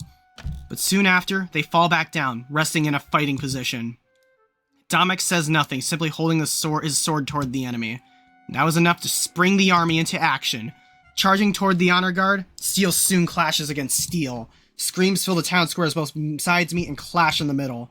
Dominic and Howell remain behind everybody, watching the initial charge. They'd wait for an ample opening and join their army at the right time. Howell places a hand on Dominic's shoulder and gives him a soft nod. Dominic, it is time. In response, he gulps and looks up at Howell. Yeah. This is it. He catches a bunch of falling ash in his hand.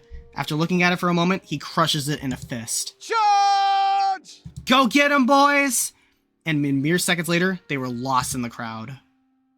Oh boy, oh boy, oh boy, oh boy, oh boy, oh boy, oh boy. Dominic, please! We arrive at what seems to be the summit of the mountain pass. Though we took the long way around, I could still hear fighting in Balteus.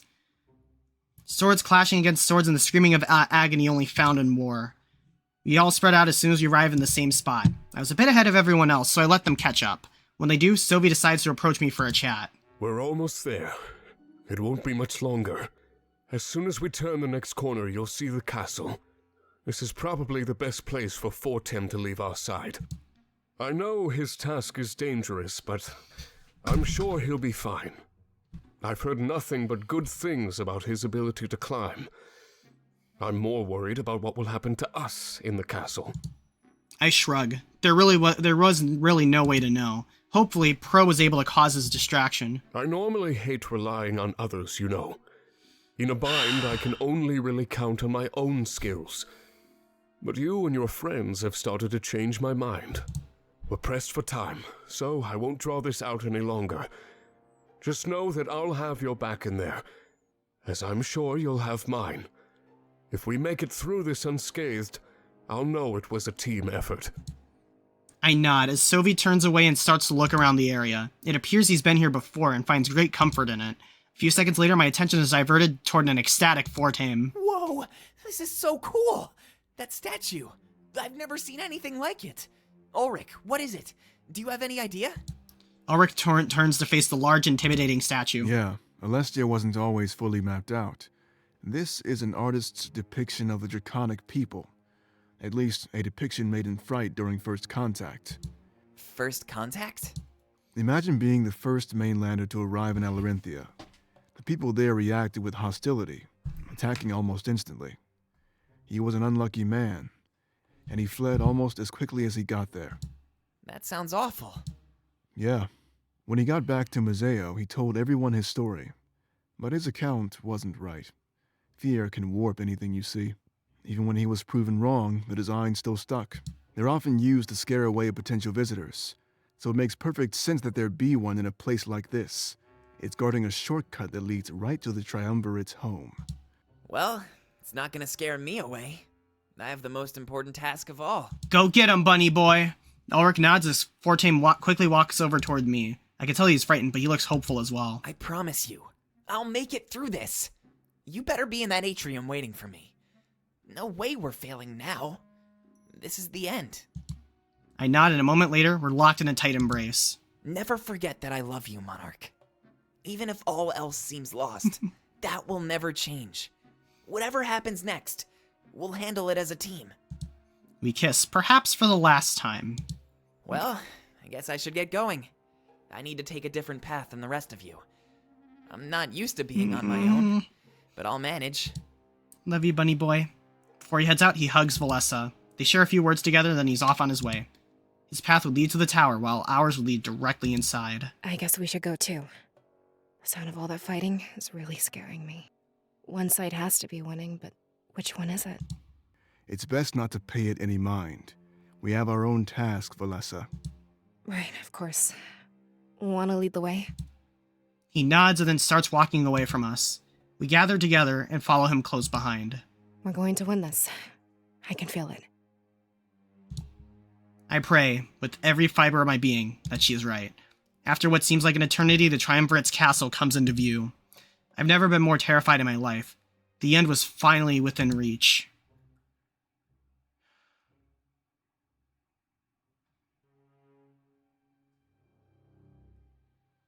Here we go. The castle looks just as corrupt and decaying as everything else. Almost even more so, like it could be the source of all this death. As we get closer, I look over the exterior. Then, I see Fortame. He's climbing the tower just as directed. It's a sight to behold. If he could get to that bell tower, then the war would surely be ours. But I see him struggling. This castle was clearly his hardest climb. With no safety nets, any slip up would be fatal. I try not to think about it as we arrive at the bridge to the castle. Much to our dismay, the bridge is completely covered in suits of armor. They turn to face us as soon as we approach. A few seconds later, they start to march toward us. They're slow. Our presence took some time to register. Normally I'd be confident. These things are easy to slay, but this was a veritable horde. Hundreds, maybe even 1,000. It must have been another group en route to the burning Grand Library. Stay behind me. We can use this bridge to our benefit. They can't get around us or sneak out from behind. It's almost like a funnel. This should be easy.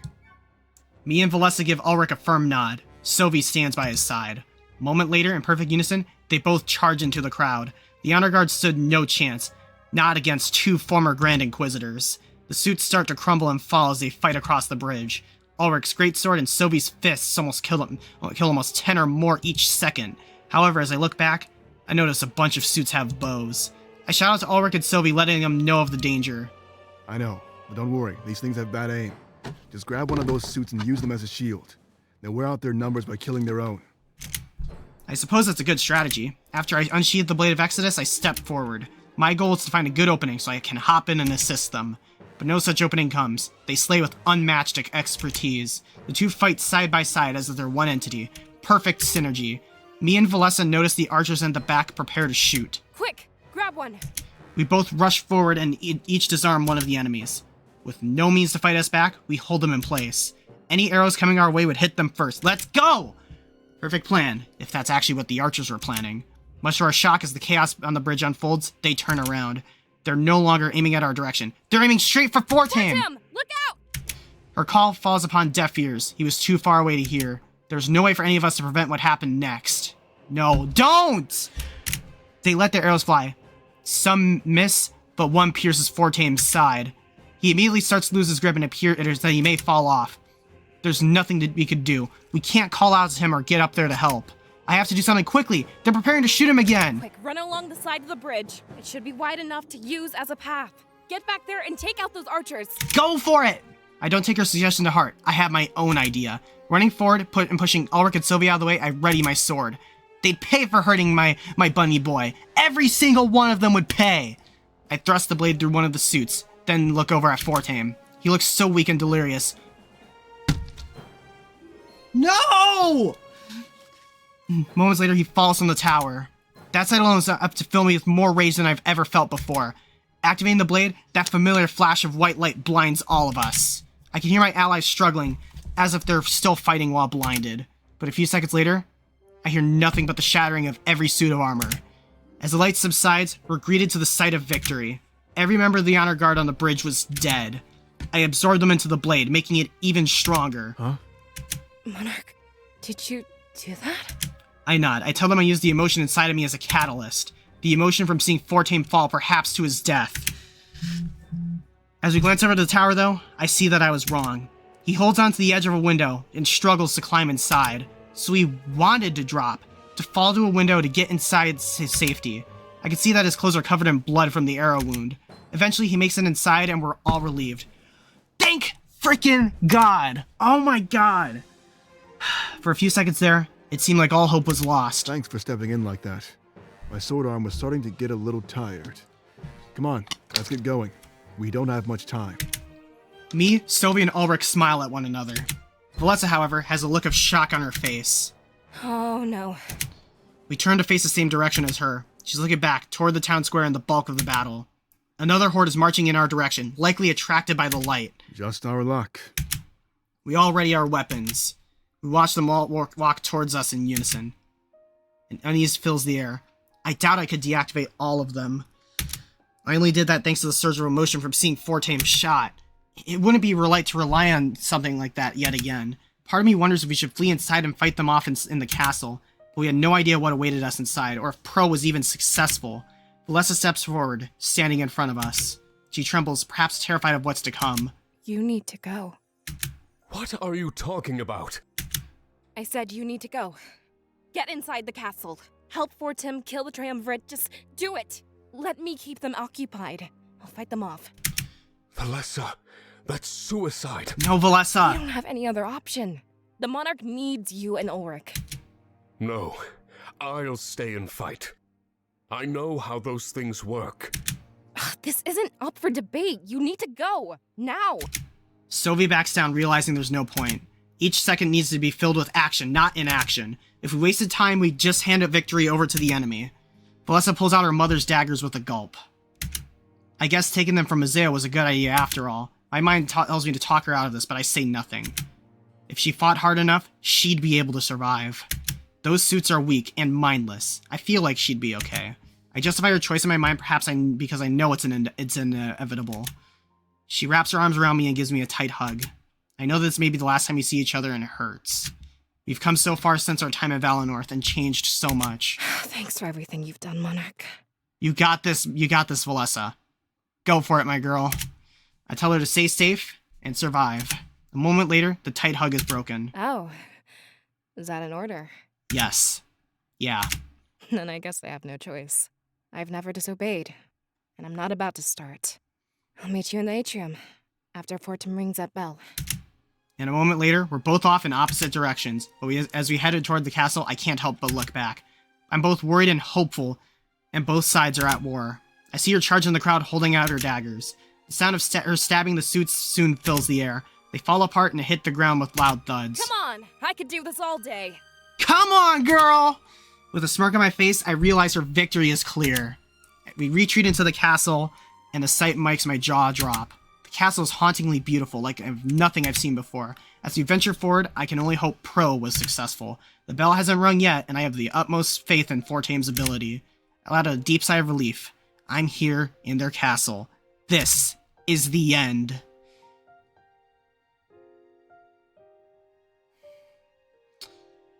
Oh my god. Eventually, Pro and Grizz's path led them to a large hallway. Plenty of open space to fight and destroy the horde in pursuit of them. The distraction worked perfectly. Now they just had to deal with the company. Pro, what weapons do you have? Grizz readies his large warhammer. Daggers. My favorite. Up close and personal. He draws them and stands beside Grizz. So, you've fought these things before? Yeah, plenty of times. It'll be a piece of cake. Trust me. Right. A few moments pass, and the honor guard finally catches up with them. The horde seems to have tripled in size. Everything was going their way. At this rate, the monarch should have almost no opposition at all. Be mindful of where you stand, Pro. If this hammer is good at anything, it's crowd control. I don't want to hit you while I'm fighting off the enemy. Yeah, got it. I'll stay low and out of your way. Grizz nods and they stand side by side as enemies fill the room. Ready? Let's get it. Pro gulps. Let's do this. They charge into the crowd and the fight begins. Pro makes sure to stay below the shoulder height as Grizz swings his hammer. He takes about 10 or more suits with every swing of that mighty weapon. Pro rolls on the floor, taking them out with precise stabs to the abdomen. Shattering like glass, the suits are falling at a rate that guarantees their victory. Both men pant from exertion as they fight was hopefully their last fight. For peace in all of Celestia, all they had to do was prevail. As the crowd thins out, they press their backs against one another. The enemies may be swinging their swords, but they landed no hits. So, this is what I was meant to do. Huh? Grizz swings his hammer, taking out 10 more. Then seconds later, they're back to back once again. Back in Mazeo, I was ready to throw my life away. You know, to atone for what I did in the Triumvirate's name. I'm glad that I didn't. I was meant to end them, not myself. Pro smiles at his ally. I'm glad you made the right choice then.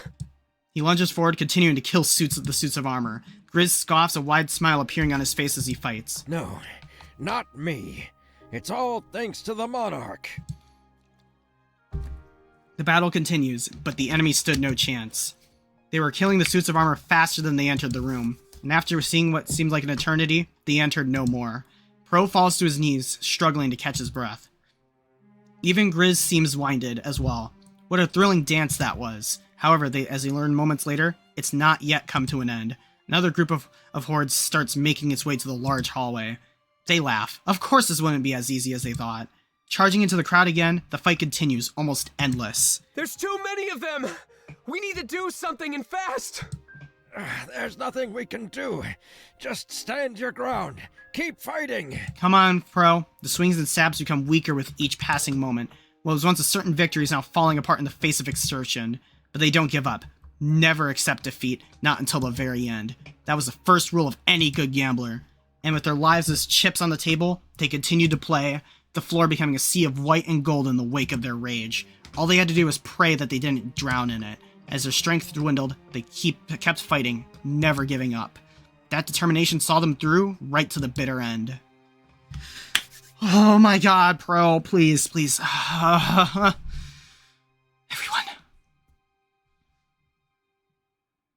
Hal was completely surrounded, fighting to the best of his efforts. A one-on-one fight would be no problem, but this was too much. In total, there must be tens of thousands of honor guard here.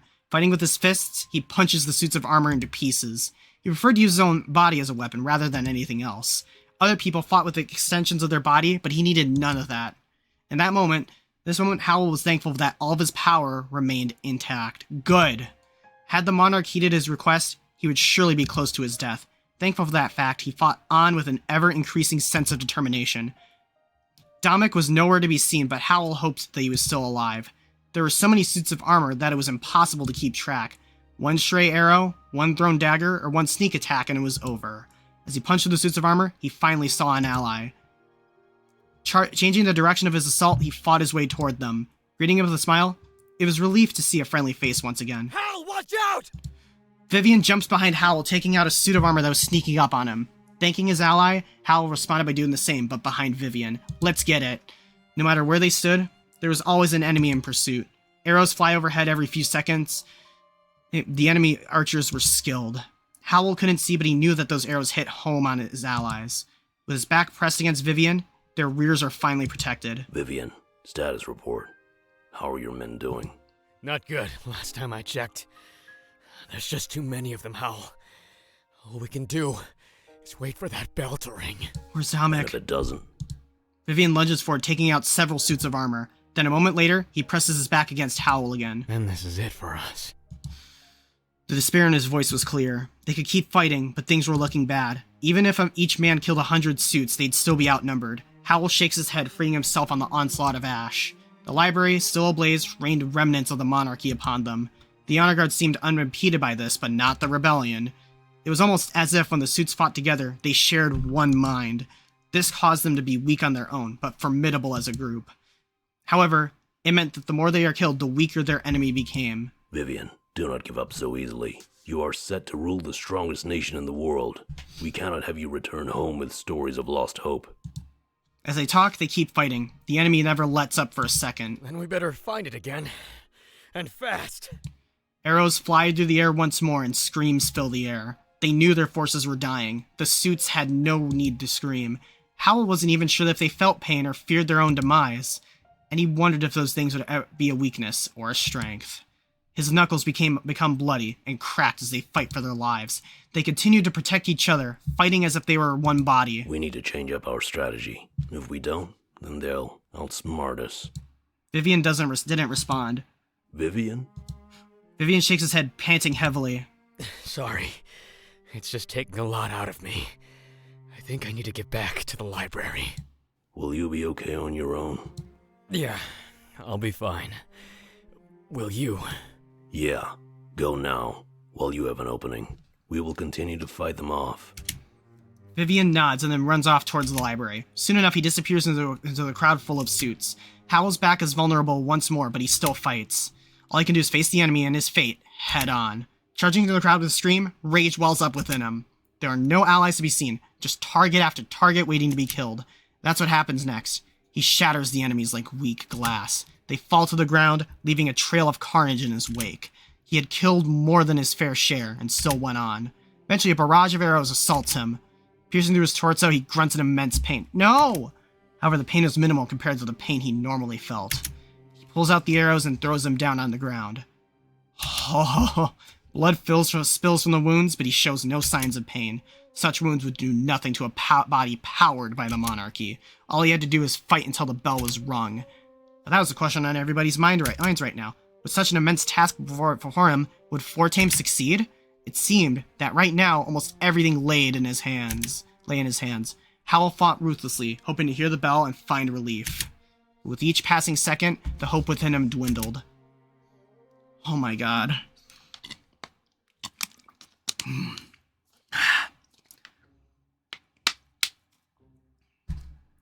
Fortame pants heavily, panicking with an arrow in his side. He knew that if he pulled it out, things would only get worse. It would be the best to keep it inside until he could find some help. It wouldn't be fatal, so that gave him great relief on its own. Hiding in a spare room he found, he needed to take a breather. It was perfect timing as suits started to scurry around outside. It can't be too far away. How high up does this castle even go? He shakes his head, realizing there was only one way to find out. But as he goes to sneak out of the room, he bumps into a table. A bottle of wine falls off the side and it shatters with an echo. His entire body tenses up as he hears the honor guard stop moving. He runs to the other side of the room and hides behind a curtain. It would have been easy to sneak around them, if not for the wine. Oh my god. Now every single suit of armor in the hallway would know that he's here. He remains as still as possible as one of them enters the room to scout. The suit kneels down to inspect the broken glass, then looks over to the curtain. His cover was blown. He made a small trail of wine with his footsteps. He holds his breath as the suits of armor makes its way to his location. And a few moments later, it plunges its sword right in the curtain. Fortame dodges to the left, then rips the curtain down from the wall. Wrapping around the suit of armor, he has it in a strong chokehold. He hesitates for a few moments, then snaps his enemy's neck. That's my bunny boy! Hey, the suit crumbles, but has nowhere to fall, being held together by the curtain. He slowly rests it on the ground. This was his first real fight, his first kill. If he survived to ring that bell, he knew he would never be the same. He slowly unravels the curtain, grabs a sword belonging to the suit. As soon as he does, more of them enter the room to check up on their ally. As Fortame wondered if they felt emotion, if they'd mourn the suit he killed.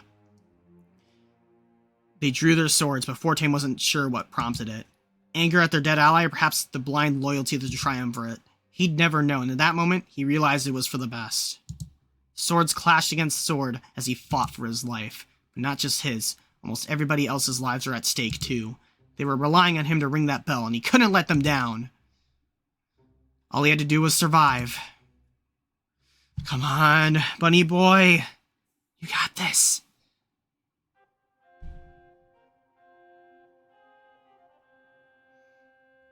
When you get inside the castle, I notice that it's completely empty. I'm filled with hope. Pro must have been successful with this distraction. Otherwise, this place would be teeming with those suits of armor. All we had to do is make sure we make our way to the top and take them down.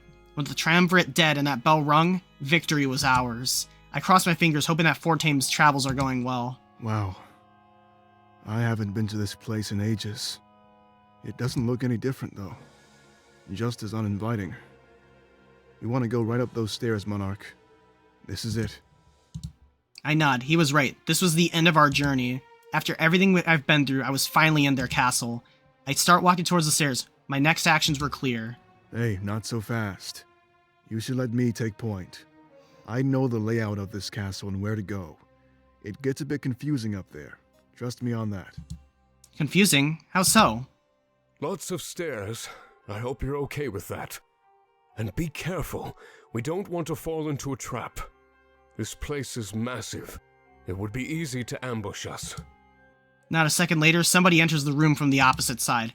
It's that man from our HQ, the one with Sovi, clad in white and gold. Halen! He descends the stairs, laughing at us. A horde of suits follow. Ambush? No, I don't play cheap, not like Sovi. I'd merely like to call this a welcoming party of sorts. An ambush is unexpected. Surely you knew I'd be here. I unsheathe my blade and hold it out toward our enemy. There was no time to argue semantics with the likes of him. But as if to guard me, Ulrich and Sophie stepped forward, getting in their way. Halen, don't you think it's time you gave up? You've been bound to their will, following orders for so long. Let us remove that curse. We can give you your freedom back. Clearly an act. Sophie wanted Halen dead. At that, and he could never agree. It was under their thrall. A moment later, Halen disappears into the crowd of suits. Freedom? I don't need freedom. I exist to serve the Triumvirate, and that is final. You did too, but you threw it away in your folly. The suits of armor reach the bottom of the stairs, but Halen is nowhere to be seen. We just hear his voice. He must have used the confusion of the crowd to escape. You stand in the realm of gods now. It is time you spoke with your resolve. If it is strong enough, then you will find me. The honor guard draws their swords as Halen's laughter fills the room. And if it is not, then you will perish. So do it. Show me the determination of your rebellion. Speak against your gods and see how they answer. At Halen's command, the honor guard charges in our direction. Sophie and Ulrich are the first to fight, making sure that I'm protected, but I make sure to play my part. I take them down with similar ease. The suits of armor stand no chance against the Blade of Exodus. Same can be said of Ulrich's greatsword and Sophie's fists. I'm confident in our victory, but I try not to get too cocky. It seemed like there were almost 1,000 suits of armor here. Though they were doing good now, our bodies could easily weaken. A viable tactic. Wear out your enemy with excessive numbers. As we fight, we find ourselves surrounded more and more. The honor guard seems to have almost herded us to a specific location. I stand back to back with Sophie and Ulrich, and we're all panting heavily. Ulrich, put away your sword. Huh? Don't you remember? They both look at me. Yeah, of course. He sheathes his massive blade as the suits close in on us. Monarch, open your mind to us. Treat us as extensions of your body. I'm confused, but I nod. We need to take action, and now. I lunge forward and destroy one of the suits. Good. Now it's my turn. Go get him, boy! Then the blade moves from my hands to Sophie's. He does the same as me and destroys several suits. As if passing a baton, Ulrich is up next, swinging the blade. It's been too long, Sophie. Then, almost instantaneously, it's back in my hands. I keep fighting. We're pressed back to back, exchanging the blade with our power. Phasing it from person to person as needed, we're almost one mind. Yes, really gets my blood boiling. As if it's an intricately choreographed dance, we continue to fight. In this moment, we really did command the blade. We were its owners. I feel unstoppable, but then I realize, could the Triumvirate do this as well? If they could, then we're in for a difficult fight. Over here! I let Ulrich take the blade and we continue passing it around. It isn't much longer until the horde is thinned out. We're winning! This is true teamwork, unlike anything I've ever seen in my entire life. Monarch, look out! I take back the blade and destroy the suits in front of me. Their numbers have easily halved in just a few short minutes. At this rate, we'd be free to take those stairs at any second. They mean to kill us with mindless slaves. I wish they had the courage to meet us face to face. The triumvirate must have been scared. I could feel it. In the end, all tyrants have left to do is cower in fright. Whatever game they were playing, it would soon be over. We continue our dance until the last suit of armor has fallen. Though we're reduced to exhausted messes, we had won. Taking deep breaths, we try and regain our composure. So, up we go? Yeah. I phase the blade back into my hands and sheath it. Looking toward the stairs, it seems our next goal is clear. When we got up there, we'd make him regret taunting us. We make our way upstairs in pursuit of Halen. After what just happened, I was certain we'd win this. With our strength combined, nothing could stand in our way. Hope you all enjoy the longer stream.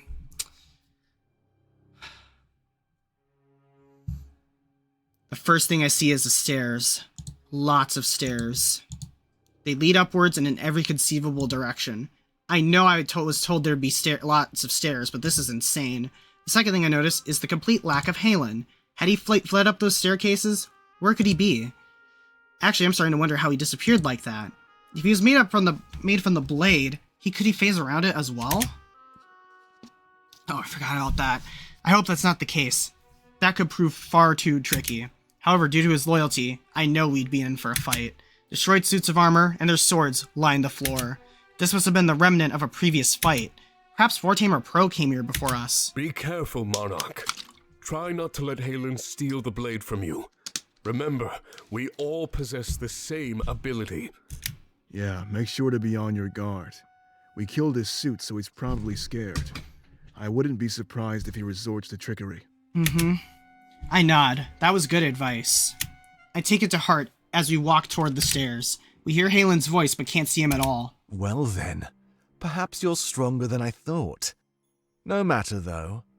I've been waiting for a worthy opponent. I'll savor killing you, Monarch. Every single moment.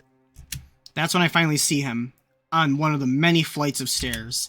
He's slowly making his way down, almost as if he's buying some time. I move to meet him halfway, but suddenly, there's no need to move at all. Monarch, look out! Almost instinctively, I lower myself as close to the ground as possible. From behind, a massive sword is swung. It came closer, removing my head. I turn around, greeted to the sight of Halen. So he can move around like that. Saved by your friends, as always. I wonder how you'd handle things on your own. What do you say? Want to put that to the test? Ulrich steps forward, interrupting before I can respond. We don't have time for your games, Halen. We will give you one chance. Surrender or die. And who says you get to call the shots?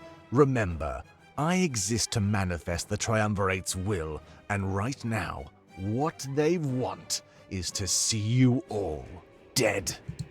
Halen draws another sword, holding out two large blades. I've never let them down, and I don't plan on starting. You think you're special? That you're here to seize your destiny? No, you're nothing more than another insect for me to crush. You may have made it farther than most, but it doesn't matter. Even atop the highest mountain, an insect is still an insect. A being that exists for one purpose. To be exterminated! He charges towards me and I do the same. Pulling out the Blade of Exodus, our swords clash as we meet. They meet again and again, the echo filling the room as we fight. His strength is astounding, as well as his speed. I've never seen a man fight with two swords quite so gracefully. He tries to trick me with fake swings and sudden movements, but I'll have to try harder than that. I counter him with these. This dance continues and we show no signs of tiring out. At this rate, death would come to whoever slipped up first, but I can't slip up. I have to win and take down the Triumvirate. This world belonged to me. I was the rightful heir to the throne. Halen was just a lackey to some power-hungry group of three. If there was any justice in the world, then I would prevail. Perhaps I let that get to my head. This allows Halen to land a blow. Thrusting his blade into my shoulder, he twists it, then pulls it out. It was a wound that would prove to be harmless in the long run, but the pain is so intense, all I could do is stand there, stiff and motionless. My blood drips to the floor, and I take a few steps back, losing balance. Monarch! Sylvie lunges forward and pushes me to the ground. Facing the blade into his hands, he blocks Halen's next attack. I bleed on the floor as I watch Sylvie fight his former apprentice. There's something different about you, Sylvie. Where was this passion when we worked together? Swords continue to clash, and Halen is right. I've never seen Sylvie quite so determined. The Triumvirate doesn't allow passion, Halen. They take everything away.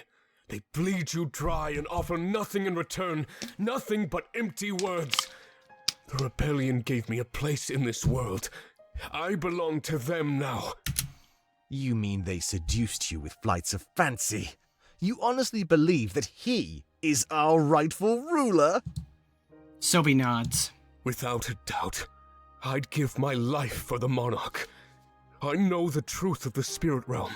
The Triumvirate told me. This isn't some dream or fantasy. They told me themselves. Halen seems surprised, but as if he still trusts Sylvie. You mean? Yes, that's what they told me before we left from Azeo. It's why I didn't kill the monarch when I had the chance. I told myself I'd never harm those in charge of this world.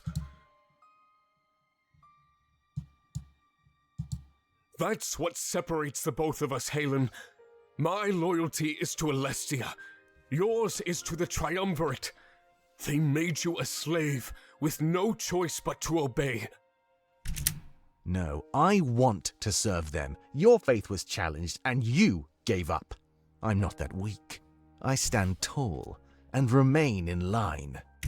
Sylvie lowers the blade, signaling his intent to stop fighting. Then let the monarch remove the curse they've put on you. If you still want to serve them, then we can continue to fight. And if not, then you'll realize that you were wrong all along. Halen reacts with anger to that last part and charges towards Sylvie. They're fighting again, just when things started to turn around. No, I'm not wrong. I'll never give up, Sylvie. Never. If you want to pay with your life, then I'll accept that toll. But know this. It brings me no pleasure to... And a moment later, Sylvie thrusts his blade through Halen's gut. Sylvie looks horrified as he harms his former apprentice and friend. No turning back. This was the exact moment his defection was complete. Sylvie. Halen grunts his pain as Sylvie removes the blade. A horrific wound, but I don't think it would be enough. Created from the blade, Halen was surely resilient. Halen, I'm sorry. I didn't want it to be this way. I can hear such sadness in his voice. He's conflicted. Looking down at the floor, Sylvie shakes as he watches Halen bleed out. A moment later, he falls forward and Sylvie catches him in his arms. On the verge of tears, Sylvie turns Halen around. Lowering him to the ground, he puts him in a strong chokehold. Halen struggles, trying to escape, but the wound rendered him too weak. Monarch, do something! I don't care what it is, just do it! I look over at Ulrich and he watches in shock. I know that wound wouldn't kill Halen, just temporarily incapacitate him. Sylvie must have known, but the sight and what he did was still too much for him. There's no way Halen could fight back right now. I could kill him with no difficulty at all, but I could also save him. If I remove the curse on his mind, maybe he'd serve our cause instead. But was that worth the risk? Something tells me I don't think I have too much time to decide. If Sylvie held him like that for far too long, he'd be dead for sure.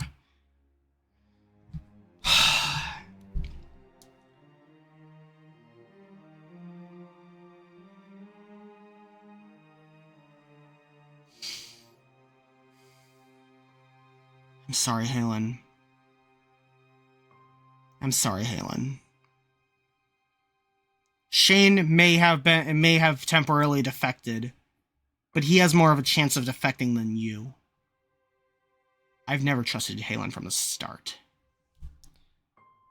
You're good, Sinbad. I know I said I wasn't going to kill some people, but I think this is the right choice.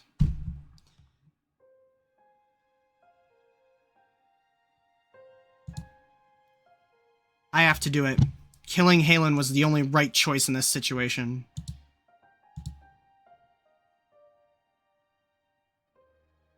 Yeah, Halen. We spared Shane though. With free will, Halen could act in any way he wanted. I know what that would mean. Sovi was the one who defected first. Sovi gave it his choice. Halen has not. It would just confirm his allegiance to his masters and make him even stronger. Even if it was born from denial, we couldn't afford it right now.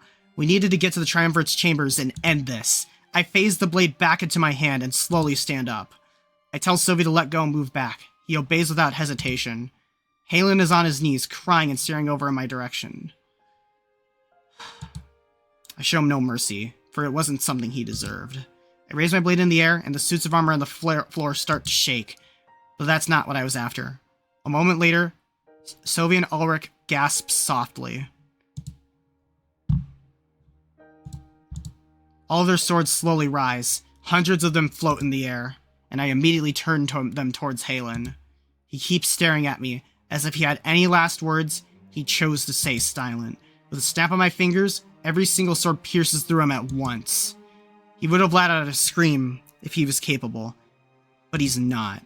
His head slumps down and he stares in the blades in his body. Trying to pull them out, he realizes very fast that he's too weak. But this wasn't enough to satisfy me. Halen needed to suffer. For every rebel he killed, I would make him feel all of my fury. He was created by the blade, so I used that fact against him. If I could control a blade, then I could easily control him as well.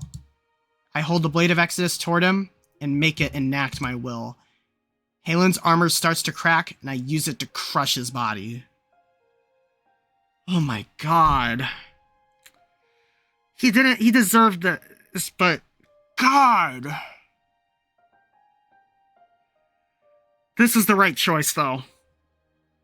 Purity. We need more purity. I make it squeeze so tight around him that I hear his bones crack.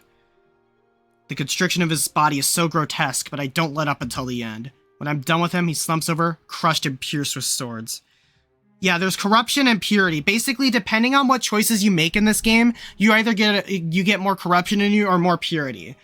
Corruption, I do believe that both are necessary in my eyes, but yeah. Yeah, like as you can see here, we got purity and corruption, and then morale. The morale is our troops' morale. It's at 100% right now because I made friends with every single one of my party members. With that out of the way, we had to make our way up those stairs. Every important decision you make in this game ups either your purity or your corruption. Actually, I do believe my purity is up 50% because I spared Shane. I spared Shane because he has a chance at redemption. He has a chance at redemption. Halen did not, I think. And I think that means my purity is going to be going up as well. So I'm basically half and half at this point. No. That's not what it means. My corruption has been going up based on a couple other decisions I made throughout the playthrough. I'll probably explain during the credits, if I can understand. Within a few more minutes, I'd be face to face with our enemy. It was time to rise to the challenge and change this world. You know what? I'll stay behind. Pro and Fortum should be at the atrium any minute now. I want to make sure I'm there to greet them and fill them in. Yep, that's exactly correct, Sinbad. Are you sure? Yeah. It's not my place to face the Triumvirate. Not again. This fight belongs to the both of you. So go and see it through. We both nod at him as he makes his way back to the atrium. I know. But we're fighting here for a better future. For the monarchy. On his way out, he picks up a sword from the ground. Sovi scoffs and does the same thing soon after. A good idea, actually. Something tells me we'll be fighting even more. Say, can you do me one favor before we head up? I nod. Here. Just trust me. He reaches behind me and adjusts my scabbard. I'm not sure why, but he switches it to the other side. I'm not left-handed, so that only made things awkward. But I choose to trust him. Thank you. And a second later, we're up making our way up the stairs. All we had to do was dethrone the triumvirate. Simple enough. After that, I'd meet my friends in the atrium. At least, the ones that survived.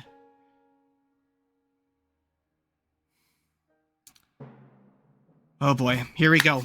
Did Dominic make it? Because we don't know where Dominic is right now. Dominic fights for his life in the town square, surrounded by suits of armor.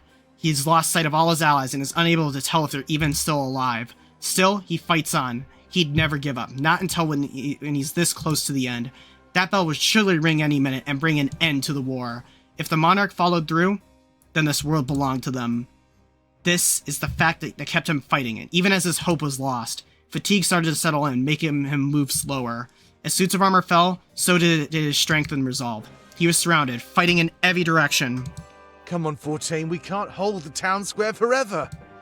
And just then, an arrow pierces through his shoulder. He stumbles back and falls to his knees before pushing it out. This pain was minuscule compared to what he felt back in Mazeo. Rising up, he starts to fight with anger, as well as determination. In a rage, he takes down suits of armor even faster than before. Another arrow pierces his upper body, but nothing could stop him now. Keeping this arrow in, he grabs another sword that laid on the ground. Fighting with two of them, he's able to guard himself more efficiently. The suits of armor are arriving faster than he kill him, however. Soon enough, he was surrounded by more suits than he could hope to kill. No, come on, Dominic! With no allies around him coming to his aid, he knew things were dire.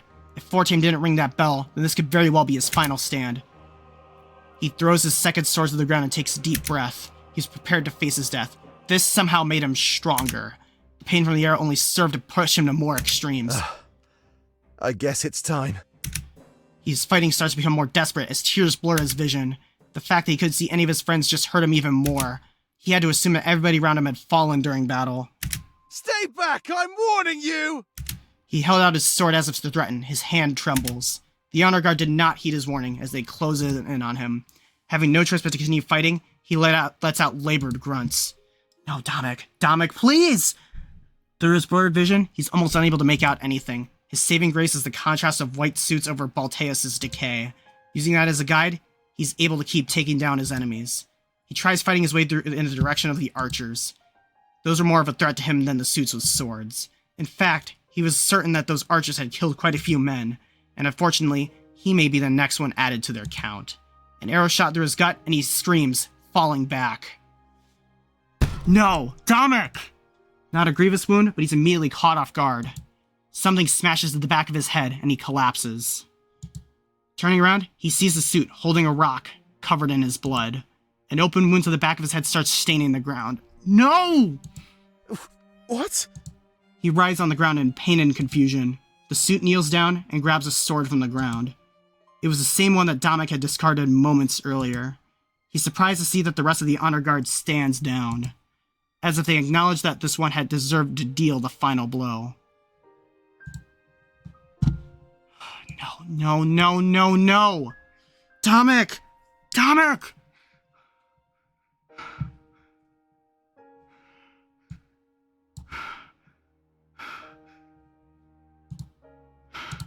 Dominic cries, looking up in horror as the suit raises up the sword. But before they can follow through the thrust, something happens. An arrow pierces through the suit of armor, and it crumbles to the ground. Dominic looks around in confusion. Had an ally finally come to his aid? Dominic, give me your hand! Shane! Shane? Dominic cries out softly, not sure what's going on. I told you Shane could be back! Last time he saw Shane, he tried to kill him and basically succeeded. But here he was now, offering his hand. What was happening? Dominic, quick! You don't have much time. Dominic shakes his head, but then he realizes he has no other option. Grabbing Shane's hand, he accepts the help and rises to his feet. He stumbles forward, almost falling back down. But he doesn't. He presses back against Shane, still a bit delirious. But his friend supports him as he draws a set of daggers. Confusion assails Dominic as everything was happening so fast. There. We're even now. Dominic nods. So what do you say, Dominic? Fight? Just like old times? Shane is on our side again! Shane is on our side! Let's get it! Dominic nods again and he raises his sword. A moment later, they both charge towards the suit of armor. Like a team and like friends, they fight together once more. Just keep it up, Dominic. I'll patch you up as soon as we're safe. Shane, talk to me. Why are you doing this? but Shane doesn't answer, at least not before the bell is rung. For Tame! A loud ringing fills the air, delivering the sound of hope to Domic's ears. Fortame had achieved his goal. That means his allies still lived. Domic goes to keep fighting, but Shane holds him back. Domic, no! Look! It's over. The honor guard turns to stare at the source of the ringing. Then, they throw their swords to the ground without hesitation. Starting to march away, they abandon all their previous efforts. We did it. I can't believe this. Let's go, guys! Let's go, chat. Without a word, Shane stands there along with Domic. Together, as the ash rains down upon them, they watch their foes flee. Domic smiles, a few tears running down his face. Was it really all over? No, that wasn't the right way of looking at it. Things had just begun. The Monarch had to finish it all. Domic looked in the direction of the castle as hope rises within him. Monarch, good luck. We're all counting on you. The town square is soon devoid of all foes, but now without obstructed vision, Domic can see all of his allies. They raise their swords in the air and start cheering. Balteus was theirs. And soon all the lives of the Triumvirate would be theirs as well. They cheer the Monarch's name, then, and that's all Domic can hear. But that's all he needed to hear. For the name of the Monarch meant hope. This game is so good! Oh my, that's a lot of gears. The ringing of the bell echoes my ears. It's almost deafening. I'm relieved to know that Fortame survived and succeeded. Me and Sovi stand in darkness, and it's hard to see. Here, you'll be needing this. He hands me a torch that was hung against the wall. And watch your step as we go up those stairs. If you fall off the edge, well, you know how high we are. I nod, the thought filled me with fright. I hold out the torch and see the bizarre sight before me. The walls are lined with gears, just like those on the blade. They spin and rotate in directions that they shouldn't. It makes no sense to me, but then again, neither does the blade. The gear on... Yeah, you can see these games are Gears of War. Okay, I'll give you a +2 for that one. And... the gears on the blade spun in a way that was physically impossible. Fog lines the stairs leading up to the Triumvirate's chambers. I was confident a moment ago, but this sight fills me with unease. I've never seen anything like it, and it's very concerning to me. I couldn't see off the edges of the stairs, and there was no railing. The slightest stumble could send me back down to the atrium. I do need to go back down there, but that's not the way I'd do it. I have one piece of advice for you, Monarch. Don't let them talk to you. Just kill them with no question. All they'll do is try to justify their actions and earn your sympathy. They prey on the minds of the weak, of those that they can mold. I know you're strong, but they just have this way of convincing you. I'd hate to see that happen to you. So remember, kill them all. I tell them that I don't care what they say to me. I'm here to kill them. They could speak to me all they wished. They'd accomplish nothing. An easy goal to have in mind, but in practice, I guess I had no idea. I'd have to find out, however. Someone steps out of the room ahead of us. As they move towards us, I could see the white and gold of their cloak. One of them left their chambers? I thought they didn't do that. Sylvie, you've returned. Were we not clear enough? A permanent exile is non-negotiable. But you said... He turns to them and motions as if he's pleading. You said I could come back if I brought the blade. Is this not what you wanted? Was it not a test? The Triumvir looks down at both of us and sighs. You think that you can fool us so easily? We know where your allegiance lies, Sophie. There is nothing in this world we cannot see. Sophie gritted his teeth. I could tell that he was angry. I'm confused, but I trust him. I knew that he was on my side. At least that's what I thought. Everything changes in an instant. Everything I did for you. Were you really too foolish to realize that?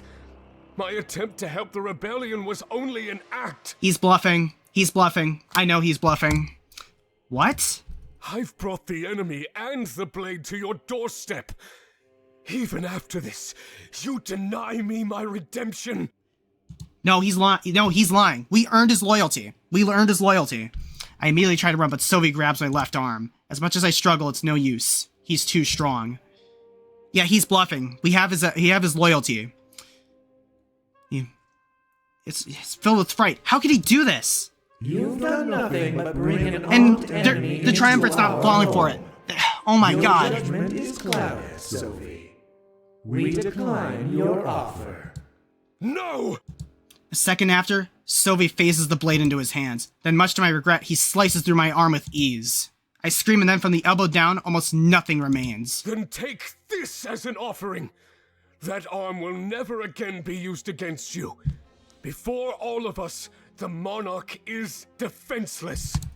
I don't feel anything, almost as if my body numbs itself from the trauma. But the sight is all too real. My lower arm, limp and dead on the floor. Blood spurts in the wound, and I look at Sylvie in disbelief. He makes direct eye contact with me and then looks at the torch. I'm still gripping it tightly, and that's when things make sense. Was he trying to fool them? I still have use of my good arm. I slump against the wall and use the torch to burn the wound shut. A disgusting smell fills the air, and I can hear crackling and sizzling. Yeah, left arm.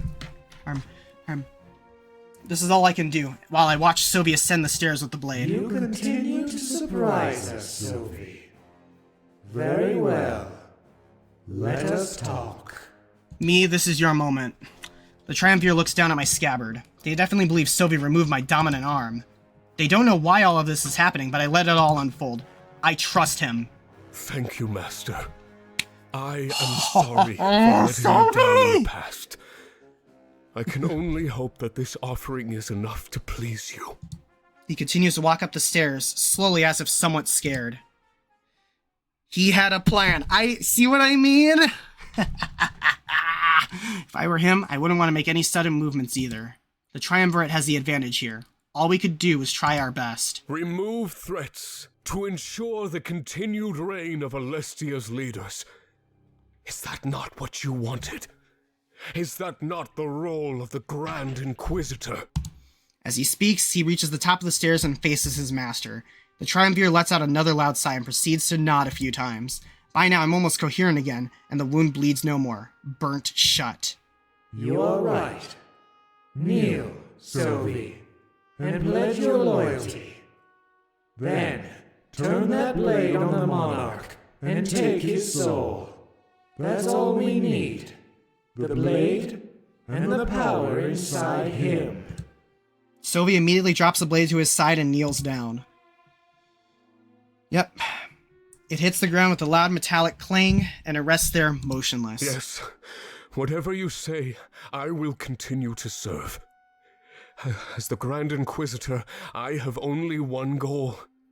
Removing threats to the throne of Alestia.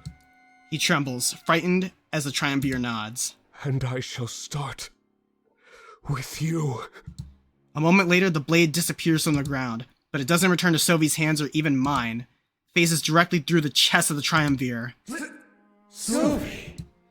He rises to his feet and grips the handle of the blade. I can see the tears streaming from his eyes, sad at what he's done. He's shaking, as if he almost refuses to believe that this is real.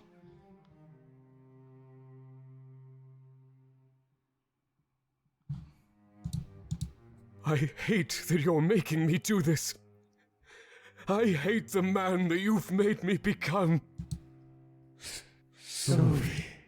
And a moment later, he pulls out the blade. And then with a harsh kick, the Triumvir falls off the edge. I can hear them scream as they fall, and then the screams fade. Sylvie drops the blade and drops back down to his knees. I start walking up the stairs, shocked at what I just saw. One of them was dead? Now only two more remain. Monarch, take the blade and go. End this foolish war. Please. I summon the blade back into my hand and walk up the stairs. I stop as I arrive beside him, but he simply shakes his head. I consider placing my hand on his shoulder, but it's no use. Just go. With a sigh of regret, I realize there's nothing I can do. I wouldn't even have time to chastise him. I decide to enter their chambers. His cries fill my ears and dissipate with each step I take toward the end.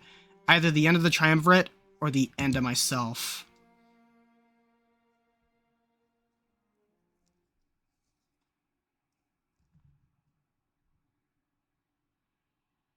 When I enter their chambers, it looks like just as like I remember it. I've been here before. I've had visions of standing in this very spot. In those visions, I remember walking toward the idol in the back. I could feel the blade respond to this room, but I'm not sure why. It's not moving or anything. It's just a feeling deep in my gut. As I go to grab the blade, I hear a loud voice call out to me. Stop! Then, out of nowhere, I see two cloaks appear by the idol. One of them stays in place and the other walks towards me.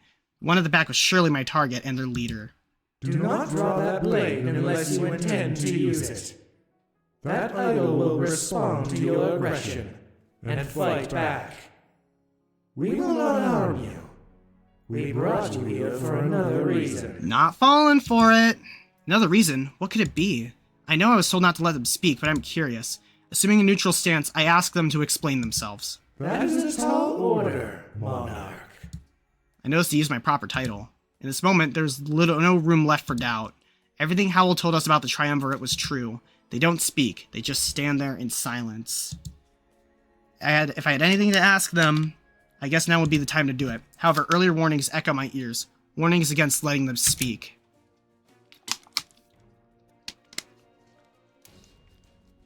I am gonna ask them, but I'm not falling for any of their... Who are you? We are nobody, and yet we are everyone. We are the same, and yet we are different. There is really no way to answer that question. Like you, we are simply beings capable of wielding that blade. When the sun sets on this era and rises again, we will be forgotten. Reduced to cosmic dust, we will become even less than a memory. It matters not how the cycle ends, only how the cycle began. The ones who created that blade could never comprehend what they started. An endless war of life against death, of purity against corruption. As long as that blade exists, there will be beings capable of wielding it. And as long as those beings exist, they will inevitably meet, just like us. Where did the blade come from exactly? Long ago, a group of three. I think this is the moment where they're just going to be lore dumping, so I'm curious. They were able to prevail, and they thought they had won peace. All of the worlds, once closed off, became united in one large universe. You see, that blade was created from the clashing of conflicting ideals. Life against death, purity against corruption. It feeds off of that imbalance. What they held after the battle was only a portend of more strife to come. We do look fondly on those who created the blade, but we also hate them. Were it not for them, neither of us would be standing here right now. But because of them, we stand here at odds instead of peace. Memories of their exploits linger through the core of that blade. But no matter how strong they were, one fact remained. They were nothing but foolish men. Men who thought themselves worthy of delivering justice. Whoa. Men who, with all the power in the world, still remain short-sighted. They knew not what they trifled with, Monarch. They thought that the blade was a symbol of victory. But no. After what you've been through, we both know what it truly means. War and death. Why are you doing this to Alestia? Well, true evil can almost never be fully defeated. Though heroes of the past stood victorious over evil, it was temporary. In the future, sometimes even millions of years ahead, the evil returned. And now it stands before you, corrupting the very heart of Alessia. But this is not the first world it has harmed, and it plans to keep moving. We follow it, with that blade, and save innocent worlds from its wrath. Look at the dying Balteus. It would deliver that fate to every single world. Rather than temporarily cast the idol away, we decided to settle down on this planet. Our goal was to find a way to destroy both the idol and the blade, for good. Doing so would liberate the universe from this eternal war. But we did not hold the power required to destroy the idol. Not yet. If we could make the blade stronger, though, then we might stand a chance. If it could match the strength of the idol, then that could be it.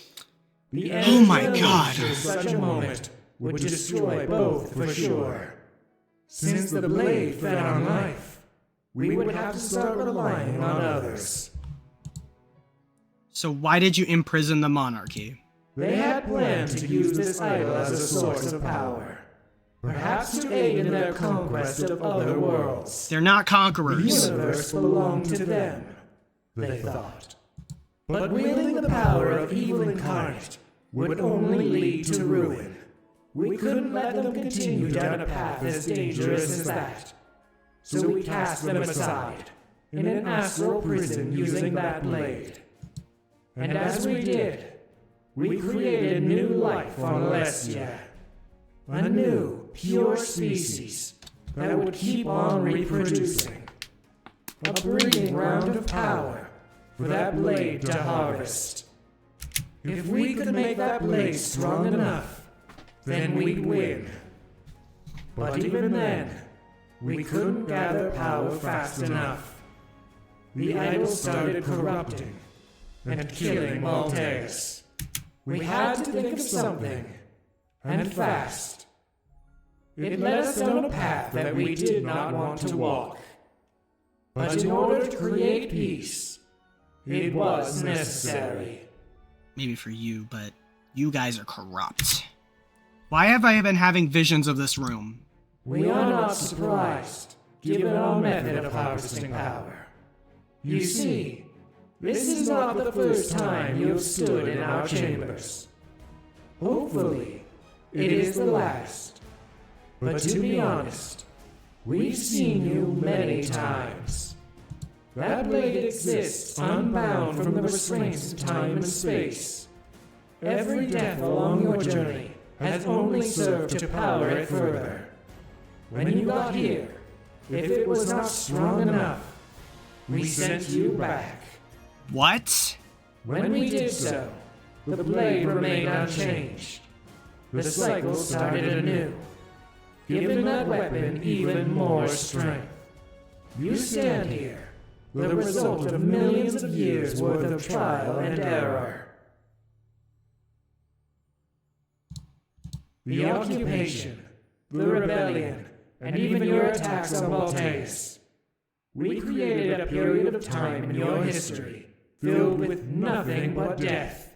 Over and over, you and your friends have lived it, only to power that blade. You monsters. When the final cycle came along, we would have you carry out your goal. The destruction of both the idol and the sword is what you were meant for. You may have come to kill us, but your virtues are simply misplaced. They're not. What makes me so special? Nothing does. Well, at least, not at first. Originally, we hoped our champion would come from Alarinthia. That's why we kept our nation separate and focused on strength. If each ruler was stronger than the last, well, as time passed, we might find someone strong enough. Someone with the will and power required to wield that blade. Of course, it became clear that this would never work. Just as we started to give up hope, those idols appeared. the monarchy was somehow able to reach out of their prison. The growing nation of Valinor developed their culture around this, and as a reward for reverence, the concept of the seer was created. A special citizen of Valinor, with the power of the monarchy inside of them. Even then, none of the seers were as strong as we needed. Until you. The monarchy gave you everything they had. We assumed that they did this so you would kill us. But it would seem that they played right into our hands. You were led down a path that only gave you more and more power. In all of the universe, you are the only one who can use that blade effectively. You house not just your own will, but the will of billions of spirits.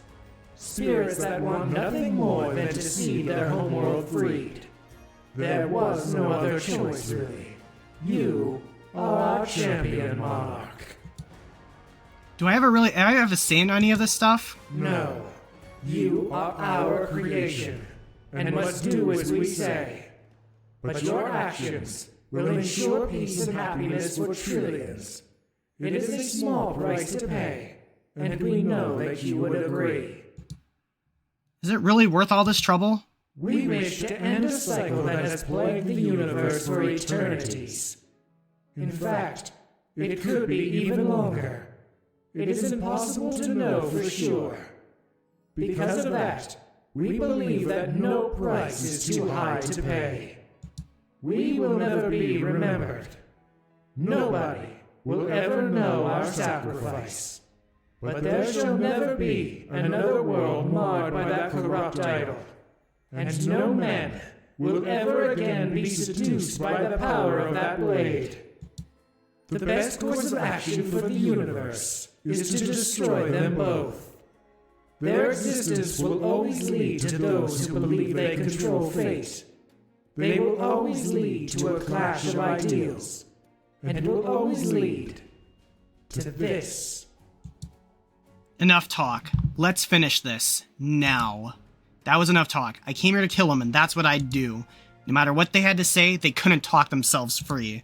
They hurt my world and my friends. I would make them suffer. The mind can suffer when stuck in the same time and place. History repeating itself can be far more than maddening. We try to break free from the cycle, but only perish. This member of the Triumvirate is talking so differently. The one back in the previous room had an almost completely different story. If being caught in a cycle could drive them mad, I had to wonder which one was mad. This is why we will not stop you if you wish to kill us. That blade has kept us alive long enough to see things through. Our final rest would only be a sign that we have finally won. No. So go ahead. Kill me, and kill my master. Turn that blade on the idol, and see what happens. See if you can free everybody from its wrath. Not just us, or Alestia, but all worlds, and all people. If you are not strong enough, then the cycle will just start anew. Before you know it, you may be facing us here once more. I don't believe But you. know that we are not your enemy. All we've done to... I'm sick of hearing it. I'm sick of hearing this weak justification. I phased the blade in my hand and thrust it through their chest. But just as I was warned before, the idol responds to my aggression. The room is engulfed in a blinding darkness. It must be the idol. The blade usually causes a white light. I feel immense warmth around me and hear the crackling of flames. The darkness fades and the entire room is engulfed in fire. The Triumvir stands before me, bleeding and crying. These were no gods, just weak, arrogant people. Very well. I turn left and face the flames, forcefully taking them with me. I hold them there with the blade, tempted to absorb their soul. But no, they don't deserve it. They don't deserve the satisfaction. I pull the blade out and watch as the wound oozes blood. Then, I grab them by the cloak and pull them close to me. In their final moments, I curse them and condemn them. And then I push them back into the idol's flames. I hear them scream and writhe as they're slowly burned alive. In my opinion, they deserved a punishment for far worse than that. Now, just one more to go. As I turn back to face the idol, the final triumvirate stands before me. I hold out the blade toward them, showing my intent to kill. That was my goal. Kill the triumvirate, destroy the idol. Stop! Think about what you're doing. Everything we've done in the name of freedom. Freedom? You think this is freedom? They get down on their knees and look up at me. Normally, I'd send you back to start the cycle anew. But now, your strength surpasses mine. This must be the end. I beg for your mercy. Let me live to see what I fought for. Without hesitation, I swing the blade and cut off their head. They fall to the ground and blood stains the white of their cloak. I'm not sure what to believe, as they all had something different to say. Perhaps they meant to use that doubt as a weapon when I got here. I throw away that nonsense and stick to the goal I originally had. With them out of the way, it was time to destroy that idol for good. I take a step forward and my body is assaulted with pain. I can tell the idol is fighting back and I fall to my knees. The flames are so hot that I feel as if I'm melting away too. But no. Something else is happening. It's not just the flames. The idol is trying to kill me, but I'm not the only one here. Inside of me is the monarchy. Billions of spirits wanting to help. It's almost as if they're shielding me, sacrificing themselves for me. I stand up. Up. And I take another step forward. The pain is even worse. I fall to my knees and hands and knees and cry in agony. It's too much. Oh my god. My vision blurs, but after a while, things return to normal. Though the pain has gone away, I start to feel weaker and weaker. I know the souls inside of me are giving their lives for this. If I could go back to the idol and attack it, I might be able to win. That was a big maybe, but there was one thing I knew for sure. I might not live through this, and there was no other option. Every step I took could easily be my last. Just click the idol to step toward it. Determination rises within me, and I take another step forward. My body is racked with pain, and it's almost impossible to walk.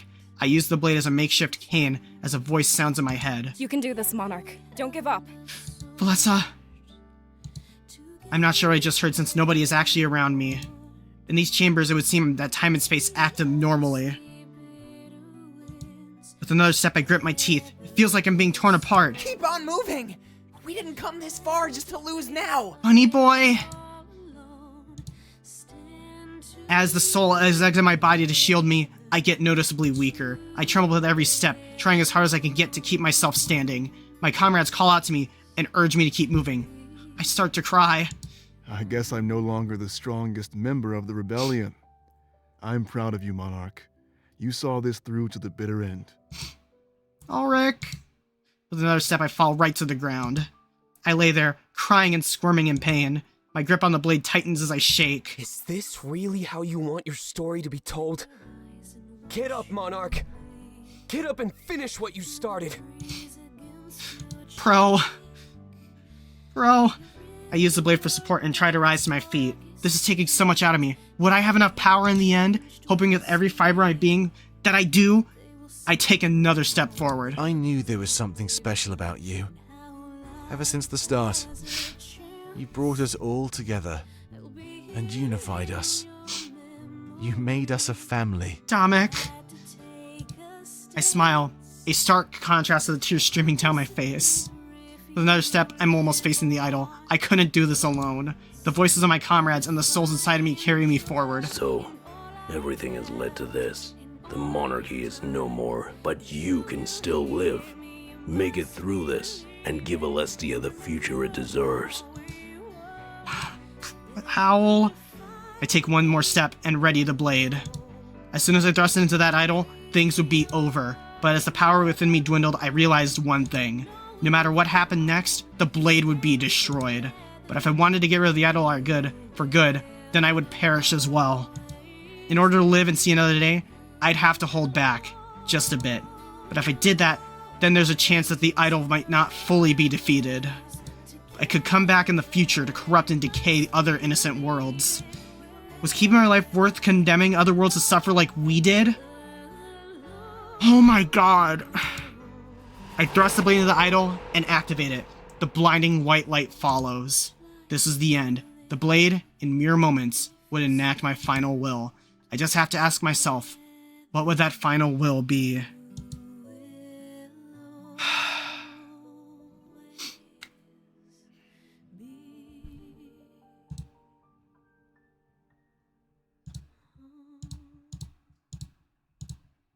Just for this, I need a happy ending myself too. With my friends, the family, and who knows? I'm sparing myself.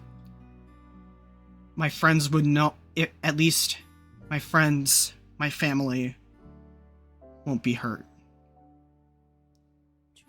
I want to live a life with them and rule this land. Yep. Spare my life. I had a world to rule. I couldn't just let myself die. I was the monarch, and I needed to live up to that role. If I died during this war, this world would be thrown into disarray. At least, that's the justification that I give to myself. I just know that deep down inside, I deserve to see the world I fought for. That Triumvir wanted the same, but I denied them. What gave me the right? I guess it didn't matter now. I could see myself fading away. After I command the Bladen to conserve power and save me, I close my eyes. No matter what happened to me, I could rest knowing one simple fact. Alessia had been given the future that it deserved. In the hands of the people, they were free to live as they pleased. As everything fades away, I wonder what that future might bring my allies.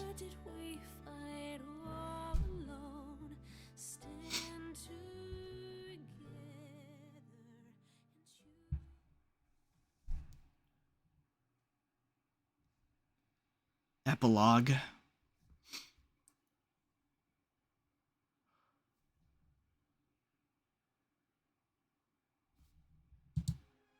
After the war, Valessa dedicated her life to philanthropy. She helped the people of Mazeo move on from the Triumvirate. Undoing some of the damage her parents had done was her new calling. As pirates, they inflicted wounds upon the culture and people of Mazeo. Being their daughter, she felt qualified to try and make up for what they did, and so she would go down in history as one of Mazeo's greatest public figures. That's my girl. She didn't ignore Valenorth, however, and still paid frequent visits. Trusting Fortem to take care of her home, she did the same for Mazeo. Together, they helped ensure that both nations lived strong and in harmony. You maintained a close relationship with Valessa from your throne. Paying frequent visits to Mazeo, you ensured that your bond never weakened. Aiding her efforts to repair a fractured Mazeo, the wounds of the occupation soon healed. And so too did any wounds her family inflicted on the innocent nation. By the time she passed away, she had achieved her lifelong goal of reparation. Her gifts to society and the world far outweighed her parents' heinous crimes. Because of your efforts and choices, Valessa survived. When the whole world stood against her, she faced it and prevailed. You gave her a gift of a happy, peaceful life, one not lost to senseless war. Fortem returned to Valenorth and took on the role of elder. He stayed true to his word and united his nation with the rest of Alestia. At the loss of some culture, Valenorth merged with the monarchy for good. A small price to pay, many would say. Valenorth let go of its dead beliefs. No more spirit realm, no more seers. Valenorth was just like every other nation. Trade routes were opened, and Valenorth was no longer closed off to outsiders. Yeah, I hope you get well soon, Sinbad. In a way, his nation became almost an extension of Mazeo. Upon his passing, he left behind the world he dreamed of creating, a unified Alestia, each nation resting on another for strength and purpose. You stayed in close contact with Fortem during your reign. After merging with the monarchy, Valenorth was under your jurisdiction. However, honoring Fortem's wishes, you let him direct the nation in his own way. Your love never waned, despite the distance between you. A small ceremony was held to solidify your bond and have it last forever. Frequent visits ensured that things stayed afloat. This lasted until the end of his days. We got married! We got married! But he left behind a legacy of love and happiness. A statue of him was erected in Valenorth to honor his memory. Because of him, the nation entered a new era of peace and prosperity. Fortem survived the war despite all odds. His strong love for everything around him kept him afloat. When all hope was lost, he stood up and challenged death in the face. And for that, he was never forgotten. Living a long and full life, he was happy. Alestia was forever better because of him. That's my bunny boy. After the war, Pro settled down in Museo and started to write. He wanted to chronicle everything about the major players of the war. Working with any rebel survivors, he pledged that their story would never be lost. His works would go down in history as the most detailed records of wartime. People would aspire to write like him, but to this date, none have come close. Considered one of the greatest historians in Alestia, he retired and lived a peaceful life. He knew that his writings could influence the people's perception in a large way. To this end, he constantly wrote you letters to ensure he had your approval. These monarch-approved writings were the highest seal of quality to Alestians. Almost operating as a team, you ensured that only the true history was written down. As the victor, you could have told the people anything, but you were a just and honest ruler. You helped Pro achieve his dream of using information for good. He never harmed with it again. Pro's identity as the mole within the rebellion never came to light. However, even if it did, he had done enough to make up for his actions. Many aspired to write like him, but none could achieve such prowess. After the war, Ulrich did his best to assist the throne and serve the monarchy. There was much to take care of, and things were chaotic after the fog of war settled. But he was up to the task, and he did everything in his power to make the world a better place. In his spare time, he would visit New Alarinthia and assist Vivian as well. Having achieved his dream of a changed nation, it made sense to help out. It would take a while before every Alarinthian adjusted to this new lifestyle. During your reign, you had never known a more loyal ally. Though his past was with the Inquisition, his future was with the monarchy. You were seen as the best of friends, and that made working together a joy. It was his job to help the world adjust to your leadership. He spread the news of the Triumvirate's fall and helped people understand. It was a task as monumental as it was long to complete, but he did complete it. I loved Ulrich so much. I'm gonna miss these characters. The world embraced your rule, and Alestia was forever better because of it. Insurrections were rare and insignificant. The world was at peace, all thanks to you. As your right hand, Ulrich did everything in his power to help keep it that way. Thanks to your efforts in lifting his curse, Ulrich was finally able to grow old. Though death was now capable of taking him, he seemed happier than ever before. Perhaps because he knew he'd leave behind a changed world, happy and peaceful. Thanks to your efforts, Ulrich was able to live a happy life, free from the Triumvirate. The shadows of his past soon dissipated, and he turned into a new man, truly loved by the people.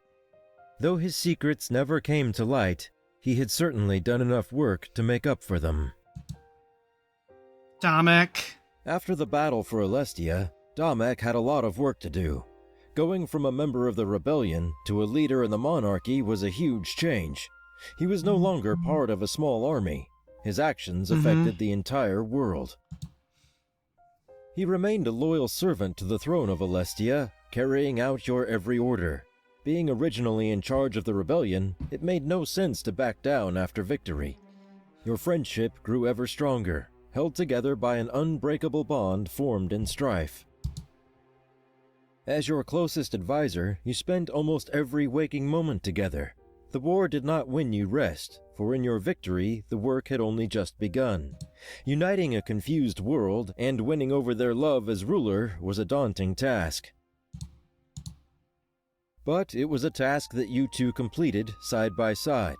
Damek was just as important to history as you, and he was never forgotten. The tale of his growth from orphan child to world leader inspired generations to come. Damek eventually got over all of the fears that controlled him. He paid visits to the spot where he lost his mother, but it held no power over him. Speaking as if she were there with him, he told her stories of everything that happened. And he was able to leave without feeling sad. Instead, he was happy. He knew that if she were really there, she would be proud of him.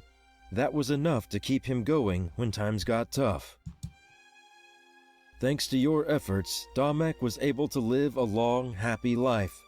He served the throne for the rest of his life, remaining forever loyal. The tale of how far he'd come would go down in history and become legend. Sophie's past crimes were pardoned after his exceptional performance in Balteus. His defection from the Triumvirate and his advice regarding them were seen as invaluable. Were it not for his actions and his change of heart, the war would have been lost. True to his word, he used his eternal life to serve the monarchy. He was able to tell stories of your battles and keep your legacy alive. Every ruler in the future would know exactly who gave them their power. You never forgot what he did, and your love grew ever stronger. Though you started out on shaky ground, things only got better. Using his immortality, he protected your legacy indefinitely. Howell survived the war, despite several grievous wounds. His body mended them with ease, and his life continued as normal. He dedicated his life to assisting the throne and recording history. But not current history. He wrote about the old monarchy and their ways. It was almost as if the spirits inside him felt regret at their actions. Nobody knew why Howell had this change of heart, but it was for the better. Redemption arc? Oh my! As he wasn't appointed as your advisor, he had plenty of time to complete that task. His writings would be placed in the Grand Library and go on to be read by almost everybody. It helped solidify that the rebellion was correct. The Triumvirate did not deserve to rule Alestia. Thanks to your efforts, Howell was able to live a happy life. He was rarely seen outside of the castle and mostly stuck to writing. But to him, it was worth it in order to teach the world more about his kind. Aaron personally oversaw the transition of his home from a tavern to a barracks.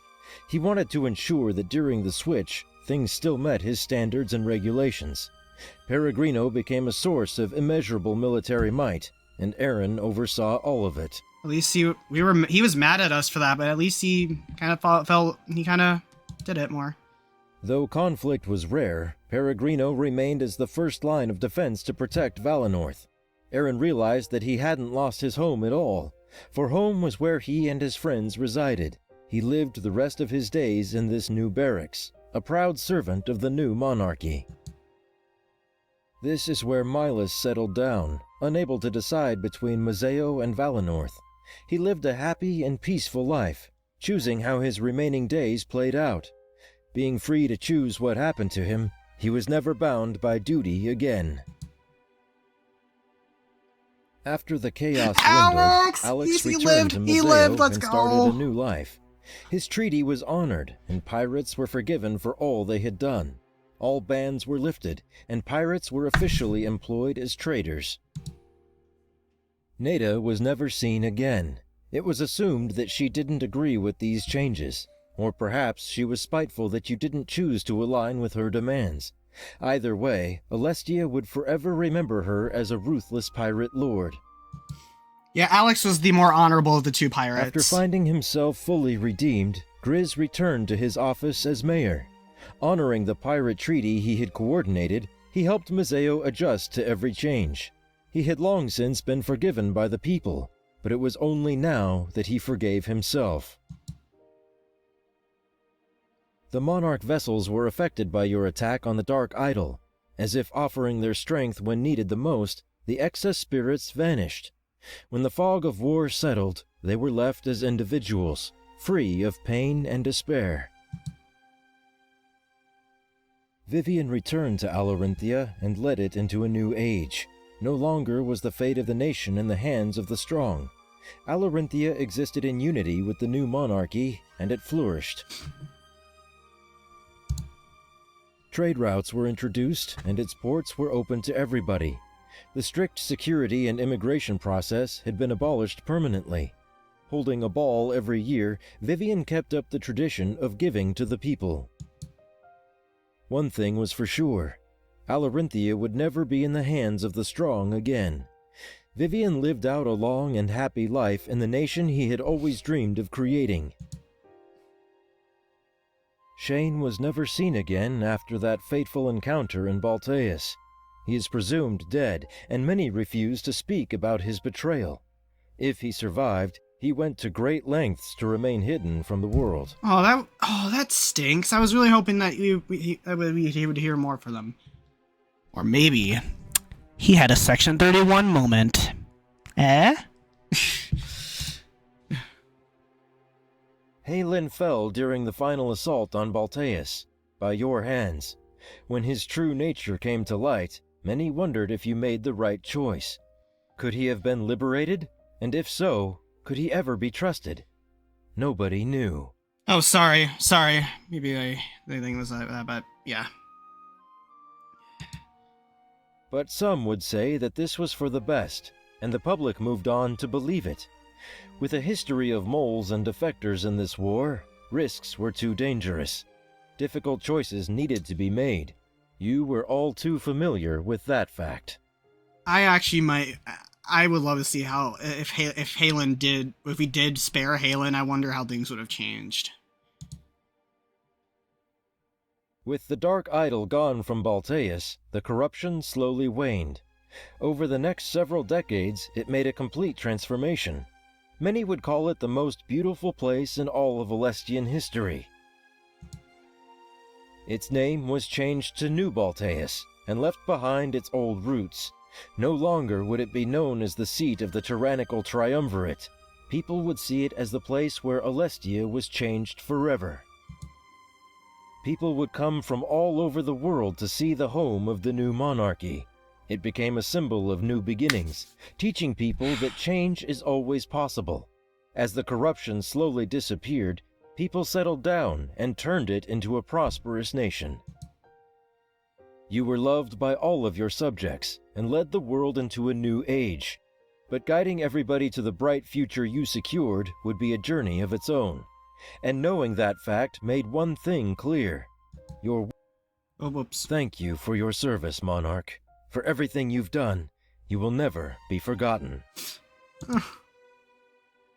All comrades survived. All alliances survived the final battle. Oh, my God.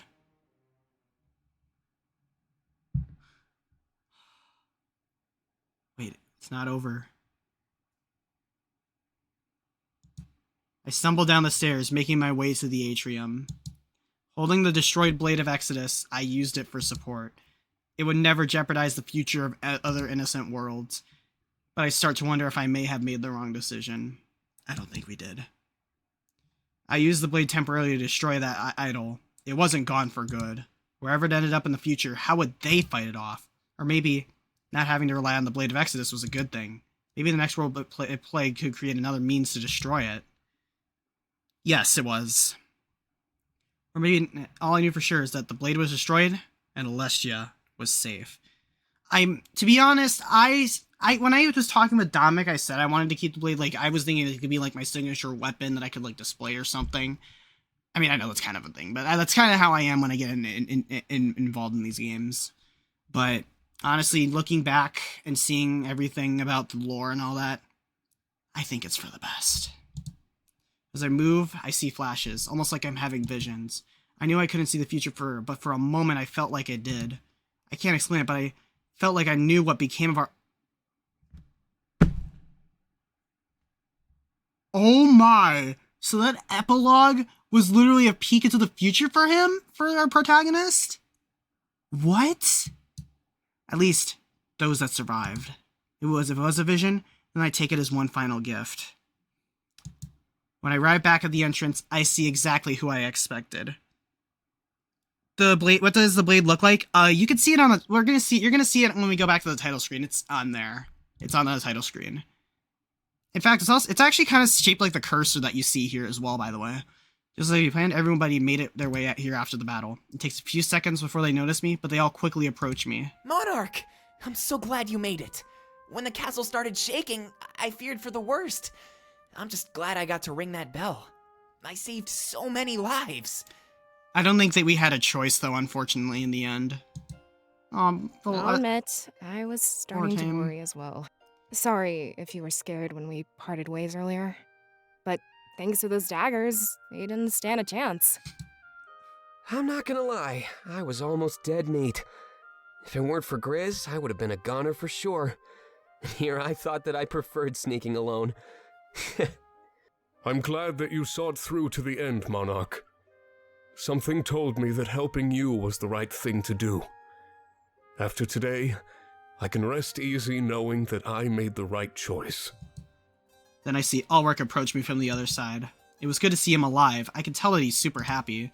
All the stress and worry seemed to melt away from the room when he arrived. Everything went as planned. I bet you have some pretty interesting stories to tell. Save it for later, though. There's a lot of work to do. Seeing you again is certainly a welcome surprise, Monarch. You hold the honor of being the one who took down the Triumvirate. Wear that badge with pride. You've guided the world to a perfect future. You'll never guess what happened, Monarch. Just as I was about to fall in battle, Shane came to my rescue. I'm not sure where he is now, but I've sent out a search party. Everybody gathers around me, looking at the broken blade. I guess there was no point in holding on to it anymore. I throw it to the ground.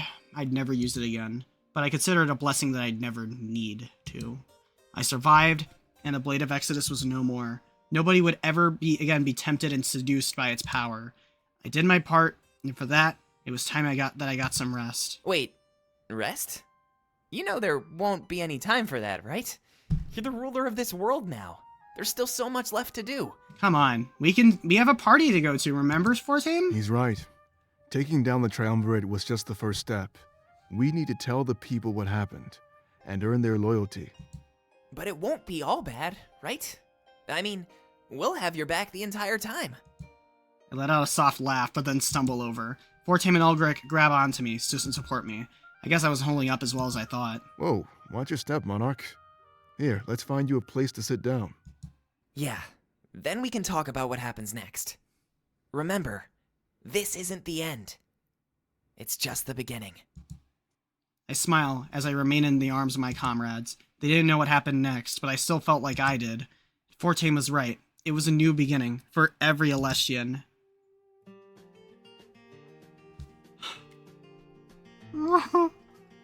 What a great game. Written and directed and developed by Claes.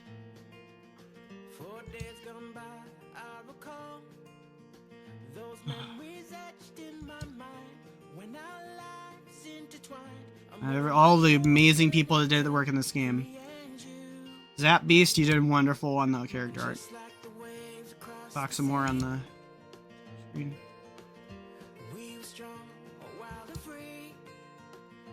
Featuring lyrical songs. Oh my. Starring Anarius Quinones as Valessa. Claes. DJ Horn? Okay, so my bunny boy is voiced by a DJ? Unless it's his real name, of course, but shout out DJ Horn, you did my favorite character justice. Jordan Moore as Ulrich.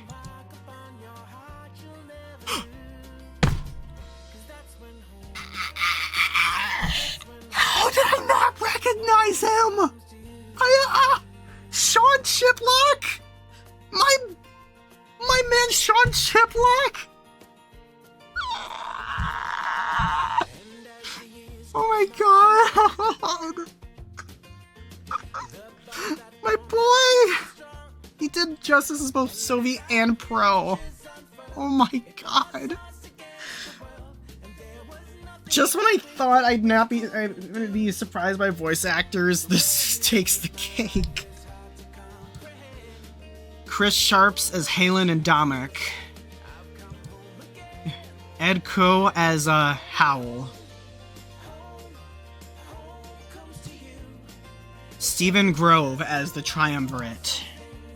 Michael Malconian as Shane. Jonathan Cook as Grizz and Aaron. Tom Bauer as Alex. Why does that name sound familiar? Marissa Lenti as Nada. She's the other pirate that we would have encountered. Jeremy Smith Sebastio as Draku, the former ruler of Alestia. Kevin Gomez as Vivian. Another name that looks familiar. Callum James as Zamira and Vance. Additional voices. Andrew Chan, Andrew NBE, Dylan Taylor. Sean Chiplock also voiced Pommy and Milas as well. Oh my god.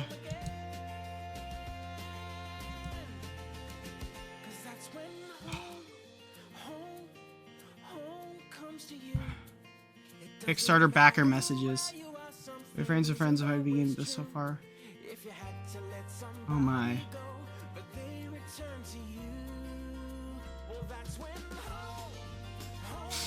Oh my god. What a great game.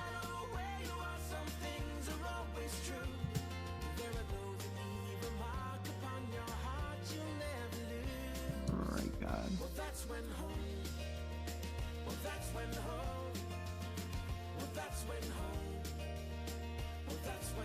Oh, some of these characters were cameos? Or team is best. That sounds like definitely a Sean Chiplock thing to say. All Kickstarter supporters. Any names I recognize? I doubt it, but always worth a shot. Oh my. Error 1315, I know that name.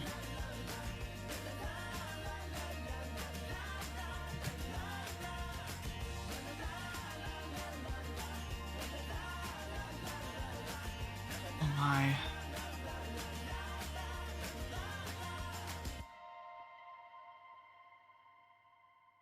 And Sean Chiplock, of course.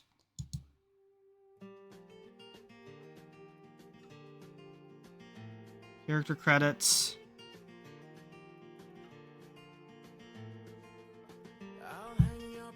Oh my.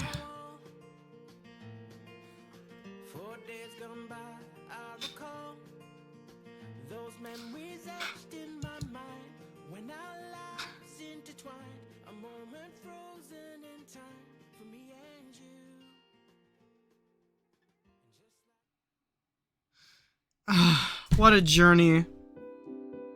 What a journey that was. I am gonna miss playing this.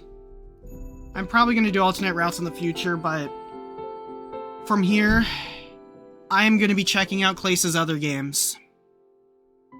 I'm gonna check out the other 2 games that he's made, because this was an absolutely wonderful ride. Easily in the top 10 games I think I've ever played. Easily in my top 10. An emotional ride. Characters, I love them all. This literally is on the same boat as Promises to Keep for me. Yep. Yeah. You can tell me in DMs, Sinbad. But yeah. Thank you all so much for tuning in tonight. This stream went way longer than I wanted to, but honestly, I think it was worth it. What a great way to end this game, and I think this was probably the happiest ending that could have happened. I really do wish that we had to see conclusions to the character arcs from our perspective and not through a narrator. But I'm not complaining. We all had a happy ending. I got a happy ending with my bunny boy. I'm happy. So that said, thank you all so much to yeah, PTA special because we feel the characters, we slip into the characters' shoes so quickly. Yeah, that's true, especially me for Leo, because like in this game, clearly the main character is meant to be an avatar for us, and only a little bit of lore is that Fortane was his best friend and he knew like Valessa and all others in Valinor, but they gave him to be a very important character in the end. But yeah, thank you, Clace. Absolutely wonderful game. I can't wait to check out your other games. But yeah, I got stuff to do tonight, so let's wrap things up and find someone to raid. Alright, who is live right now?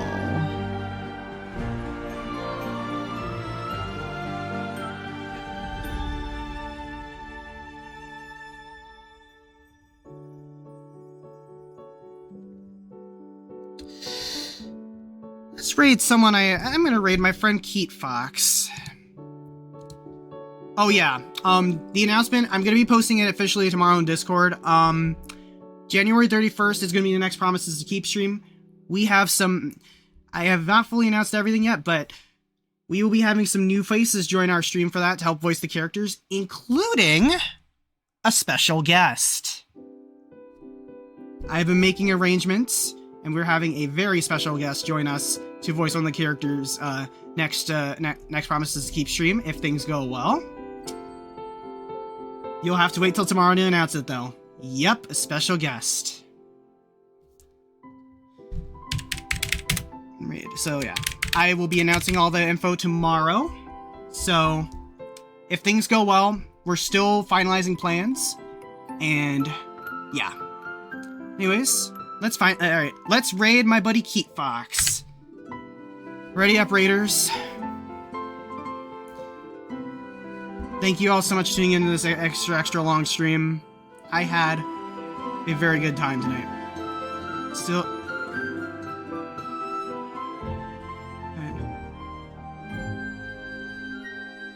Hey, thank you so much. Let's go. Bye-bye. Have yourselves a darn good night, everyone. Yeah, I knew you meant Theo. Alright, see ya all later. Thank you all so much for the emotional support throughout this game. I needed it.